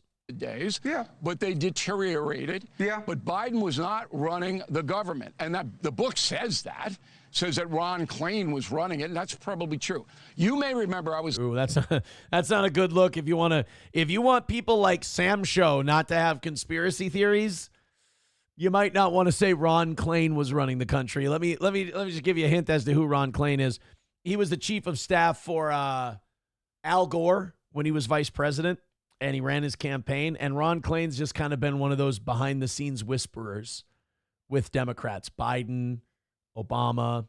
He's been part of all those teams. And to answer Sam Show's question, yes, he is. The first journalist. Ron Klain, if you've ever seen the HBO movie Recount, that's who Kevin Spacey played, was Ron Klain. On television in the country, on News Nation, I made the announcement that Biden would not run again. Okay? He wouldn't. I made that in January, talking to Leland Vitter. You can pull a clip, and you knew, and what you. How does Bill O'Reilly not still have a show? You can say whatever you want. He's an old crotchety conservative, and he is all of those things. But he's so entertaining. I can't watch Bill O'Reilly and not smile. He's all bravado and Irish anger. He's a fucking bog-trotting anger machine. Little fucking Keebler elf on steroids. You said was true. You knew it. I knew it. He wasn't in charge. I shouldn't say he's a Keebler elf. He's like 6'5". Couldn't run the country. Now, let's advance the story, Cuomo. I think it's that this he couldn't is win. An easy one. He couldn't do the job. Bill got pissed. Cuomo went, I think he could win. And Bill got one of those hard copy moments where he went, I don't want to say Guinea. I don't want to say WAP. But you fucking Mediterranean N-word, listen to me. This is an easy one. PSA test. Fucking olive oil ends all the time with your interrupting. Fuck off. Did Colonel O'Connor give it to him in February of 2024? No, yes, as far as we or know. No? Last one was in 20. Well, we heard from that doctor on CBS that Biden didn't get the prostate tests anymore because he aged out. Like after 75, you don't give men prostate exams anymore because the treatment for prostate cancer is almost more harsh than getting the prostate cancer, and it moves so much slower at that age. 2014. Because O'Connor hasn't said a word. No, the last one we see in the records they released was 2014. We need to find out if a PSA test was given to President Biden in February of 24. Why? If it was not, why not? But why do I care? This is advancing the story. That's not it, but who cares? I agree with Bill on that one. The American people have a right to know if their president was in there with fucking deadly prostate cancer. He had prostate cancer or not. Prostate cancer isn't debilitating. People work through the treatment.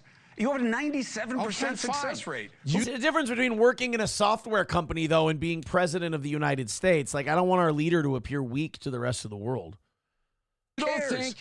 You don't think the American people have a right to know their president? I agree. This is what you want to spend time on when you got Kristi Noem doesn't know what habeas corpus means, but I got to talk about Biden's fundament? Now we got to go into Kristi Noem. Yeah, because it matters, Bill. That matters. That matters to the American people. What, you know what's amazing is these two could so easily agree. They could just go, all right, your thing, yes, and my thing, yes. All right, good. Boom, we move on. But we got to fight about everything on these shows. And admittedly, I'm entertained. Bill, give me a chance another segment on it. I am do another segment on Kristi Noem. Has nothing to do with Joe Biden. It has to do with what you decide to focus on. You believe that the American people have their interests served better by knowing whether or not Joe Biden had a prostate exam when president. I don't know if this is controversial or not. I find Nancy Mace more attractive than Kristi Noem. I'm a Nancy Mace guy. Then in discussing the fact that the woman that Donald Trump says is the best to keep us safe does not know what the core protection in the Constitution is against illegal detention. You don't think that matters as much? Oh, habeas corpus. I thought you said schmabius morphus. That's what she should say. That would get her out of it for 100%. As Biden's ass. It's absurd. Biden's ass. That's like a good. I like that one. Comparing the NFL to the Women's Basketball Association. Oh shit! Bill O'Reilly off the top rope with sexism. Nice, buddy. The American people have a right to know if their sitting president has cancer. Period. They have a right to know it. That's it. Fuck it. Do it live. Kristi Noem doesn't matter to that. I don't agree, by the way. We know they don't have a right. We know they don't have a right. Whoa. They have at best an invitation to a privilege. What? We don't have a right to know if our president has fucking cancer and he's rotting from the asshole out? I would fundamentally disagree. If Trump has cancer right now, I want to know. Because the presidents have a pattern of only telling us what they want to. So you have no right. Oh, so we should be cool with that. Oh, okay. It is a privilege. That's why we get from Trump that he's my size and weight. To know? I have never heard you like this. Hey, you don't think the American public He's going back to his CNN days. He's trying to get back on the mainstream news. Has a right to know if a sitting president has cancer. Bill, I'm telling you this. Are you blanking kidding me? No, Bill, here's what I'm saying to you. Are you kidding me? Bill, I'm not kidding you. You're saying they have a right. They absolutely do not have a right because we only get what they want to tell us. That's all we get. That's fucked up, dude. I mean, that's true, but it's not right, if that makes sense. It's true that we only get what they tell us, but that's not how it should be. We have a right to know. We have no right to it. There's no mandatory reporting. No, but that's how a right works. A right is something that is guaranteed and executed. No, a right is something that we should get. It's something that you can have your rights denied to you, Chris. Chris thinks that a right is something you automatically just receive. No. Why do you think black people had to do sit-ins and marches and shit? It wasn't just given to them. Chris, this is a bad look, dude. We don't have that. That's why Trump gets to say he's my size. Because we don't get the truth. Oh, Trump lies about his height and weight. That's the same as lying about cancer. God, fuck, dude. This is a bad move. We don't get transparency. We get what they want to tell us, right? In this instance. Bill's got the look of someone who's talking to a retarded guy. That's what it is. My point is prostate cancer. You are so desperately wrong. How am I desperate? What did I just say that is not factually correct?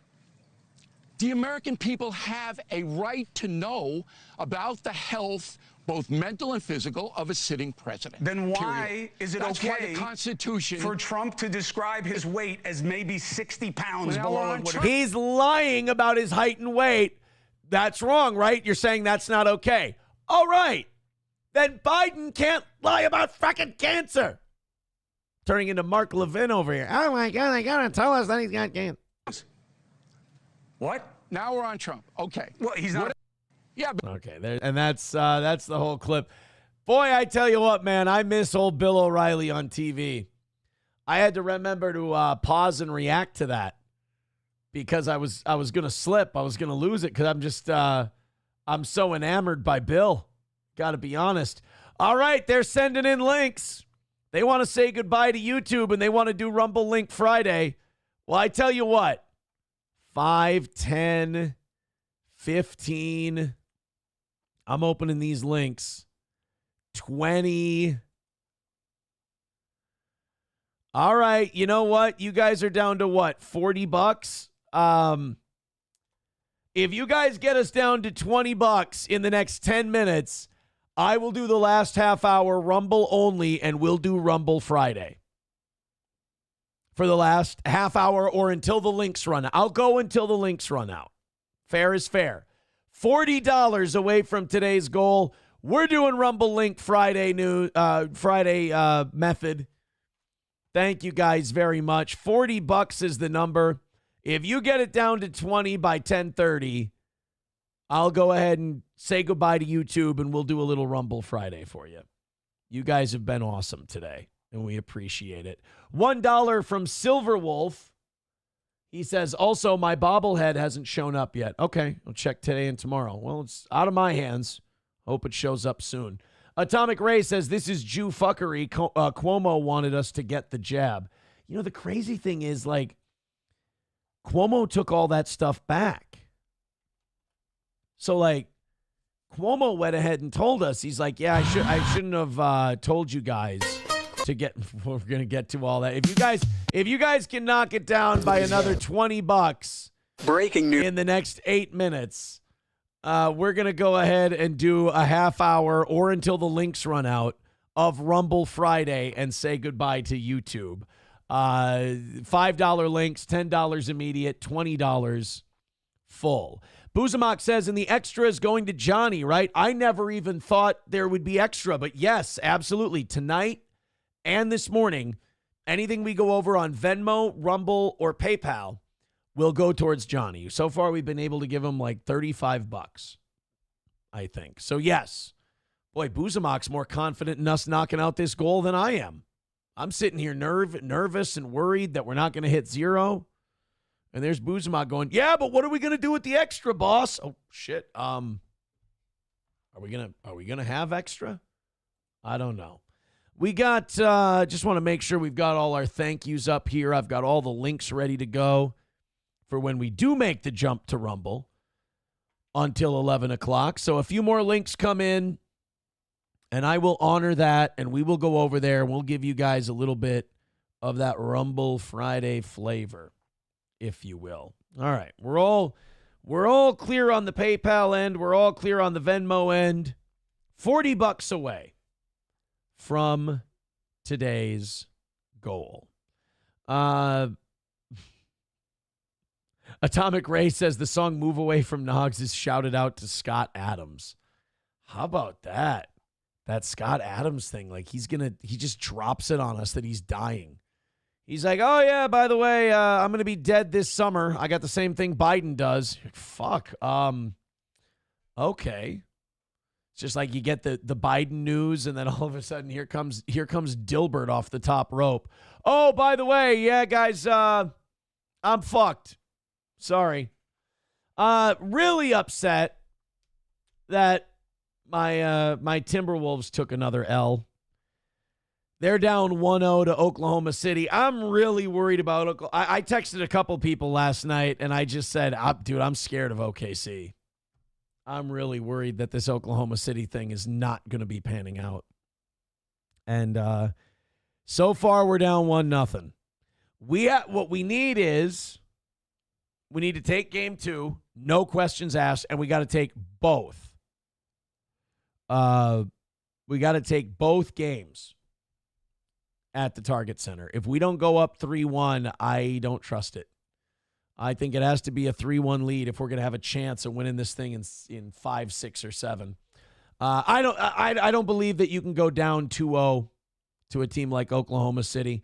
$5 from Helgi over on Rumble. $35 away from today's goal. Guys, keep it up. We need to knock out $15 in the next 5 minutes, or we don't switch over.